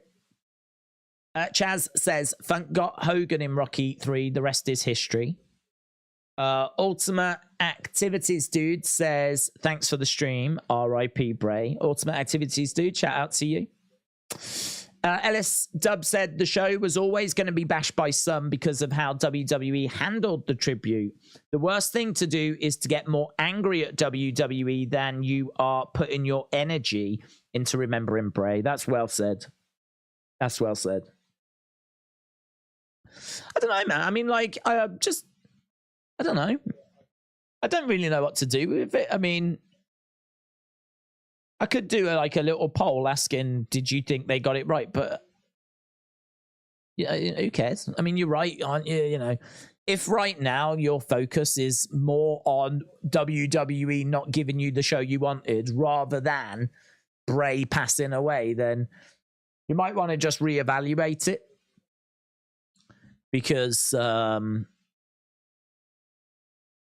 my thoughts are still very much with Bray passing away, yeah.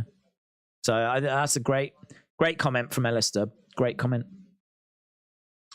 Brenton said, how does Finn not tear an ACL or something in his legs doing that stomp off the top. Crazy lucky or a freak athlete. Couldn't help but think about it during the main event. Cynthia says, thanks for sharing the thoughts and the memories, helping us get through. Cynthia, thank you. Thank all of you for joining us as well, because it's allowed us to obviously talk and talk about Bray's career, reminisce about some of the memories and moments. And that's helped me as much as it's helped all of you as well. So, no, I have to thank all of you. Everyone that's joined the channel and watched the show and donated and everything, massive thank you. It's massively appreciated. And of course, I mean, we ain't going anywhere. We're back tomorrow with boxing. We got Usyk against Daniel Dubois, heavyweight boxing, heavyweight championships on the line. And then we've got AEW All In. And I think it'll probably just be a graphic, but I wouldn't be surprised to see some of them wearing armbands to Bray and certainly to Terry Funk as well. So that coming from London. There might even be some people that take some Bray signs to London, because like if you're going to the biggest wrestling show ever, you might want to take a sign to just remember Bray, you know, because there's a lot of people that watch AEW and WWE. So I think the fan signs are going to be very interesting for the Wembley show. So we're doing that on Sunday, and then of course on Monday we've got Raw, and there'll be more. I mean, it could even be a bit different. They might have been saving the video packages for that. We'll have to wait and see. Don't know yet, but yeah, nothing but love and respect to all of you, and massively appreciate everyone joining us. We're going to just stick around a couple more minutes. I want to get to a few more comments, and then I'm going to go and start working on the recap video as we try and recap everything that went down during SmackDown. Count Dumfrey, shout out to you. But it's devastating to lose Bray. He's the reason I got back into WWE. When he returned as The Fiend, he became my favorite wrestler. He will be dearly missed, said Jerry. How come some wrestlers on SmackDown wear armbands and not all? It's just a personal thing. So they're not made to wear the armbands. It's just a respect thing. So for some people, they would much rather pay respects internally, think about Bray, send their condolences that way. For some people, they have to or want to show that they're thinking of Bray, and so they do that via the armbands. But it's not something that all the wrestlers are made to do. Like, everyone remembers and grieves, if you will, in their own way. And, you know, again, you know, you can't say that someone's grieving more just because they wear the armband. Because I don't know if anyone's, you know, going to be grieving as much as like Rowan, and because of the time he spent, obviously the family, but I'm talking friends wise. And you know, he might be grieving so much he didn't even think about an armband, you know, didn't even cross his mind because he's so messed up. So, you know, everyone's going to be thinking about things in their own personal way. I think, again, you know, there's no right or wrong. I would not subscribe to the idea that if you didn't wear an armband, you're a disgrace. So I couldn't subscribe to that. Everyone's grieving in their own way. And as we said, some people are grieving so much it won't even have come into their heads. They wouldn't even have thought about it. You maybe could have made the argument that WWE could have got everyone to wear the armband, but saying that then sets a precedent that becomes quite tricky, doesn't it? Because what if there's been a big falling out, and what if someone really doesn't like the person that's passed away and they refuse to wear it, and then that becomes an issue? Like, you can't really make people wear and respect and honor people if they don't want to. It becomes a bit political then. So yeah, I can understand WWE just saying, look, if you want to, do it. If you don't want to, don't. Done. Simple. That's the best way of dealing with it, isn't it? Rather than making it a big political mess, you know? But, I mean, look, all I've heard is people saying how loved Bray was, how warm he was, how he greeted everyone with open arms, his infectious laugh. To my knowledge, to be crystal clear, and just so there's no confusion, I am not aware of anyone that has an issue with Bray. I'm not aware of anyone that would have refused an armband. I'm not aware of anyone like that. But I'm just saying in the future with other people, right, then, you know, you might open yourself up to it becoming a bit more of a problem, so... Juan said, I've never cried over a person that's not a family passing away. This one has hit me, helped me a lot, and other people as we agree. We miss you. Juan, shout out to you, dude. John said, Bray's death was so sudden, they probably didn't have time to plan the armband thing. Maybe on Raw, people will be wearing them. Yeah, we had a few tonight. I mean, it is true. It is sudden. But I also think that for some people, because of it being so sudden, it's not even a case of like getting an armband organized. It's even thinking about it, you know? I mean, you know, you think about the family, don't you? You think about the family, you think about the kids, you think about, you know, how's other people taking it? I'd imagine they've all been calling each other. They've all been like, are you all right? You know, have you heard the news? Blah, blah, blah, blah, blah. Even maybe just like what have you written, like tweet wise? Maybe they've even been asking, you know, silly things like that. I want to put a tweet out. What kind of thing are you putting? There could have been those types of conversations. So, you know, even getting round to like armbands, I mean, I don't know at what point your brain gets round to that. So again, and I don't think anyone is, but I really wouldn't read anything into it. Cross said the videos and the streams have helped. I'm pleased, dudes. I'm pleased they've helped. It's such a tragedy. Grateful for this community, says Cross. Cross 331. Shout out to you, my friend. Shout out to you. I'm pleased that it's helped. It's obviously not going to heal, but I'm pleased that it's helped. Helped and heal. That's what we need. Delwyn said to give LA Knight the mic on the main event to talk about Bray openly. That tells you that WWE management trust him a lot. Looking good. Delwyn, shout out to you, man. Jake Campbell said he can't believe that he's gone. It's sad. Sonny, shout out to you, said Bray brought me back to wrestling. Alexa posted a video about Bray. It was so heartfelt, said Rise and Fallen. She struggled not to break down. Chastity Plum, death happens so fast. Right. I think we're pretty much done. White Rabbit, shout out to you, said, I swear we were almost to reveal around the Rumble of Scott Cawthon-esque animatronic inspired Huskus, followed by the rest, known the Red Circle versus Wyatt 6 and their rivals. I'm so upset and shocked. There's no one like Bray, and there never will be anyone like Bray, said My Phenomenal Figures. Cody is so good on the mic. I'm glad they brought him to SmackDown to do a tribute, said Counts. Aubrey said Bray could do amazing things. Today I even watched a Vince Russo clip because of him. That's pretty crazy. Ryan Gambler, shout out to you. Right. Wrestling Guy says terrible news about Bray. Very much so. Okay, we're going to wrap it up there. We're going to wind it up there because we've got to wind it up somewhere.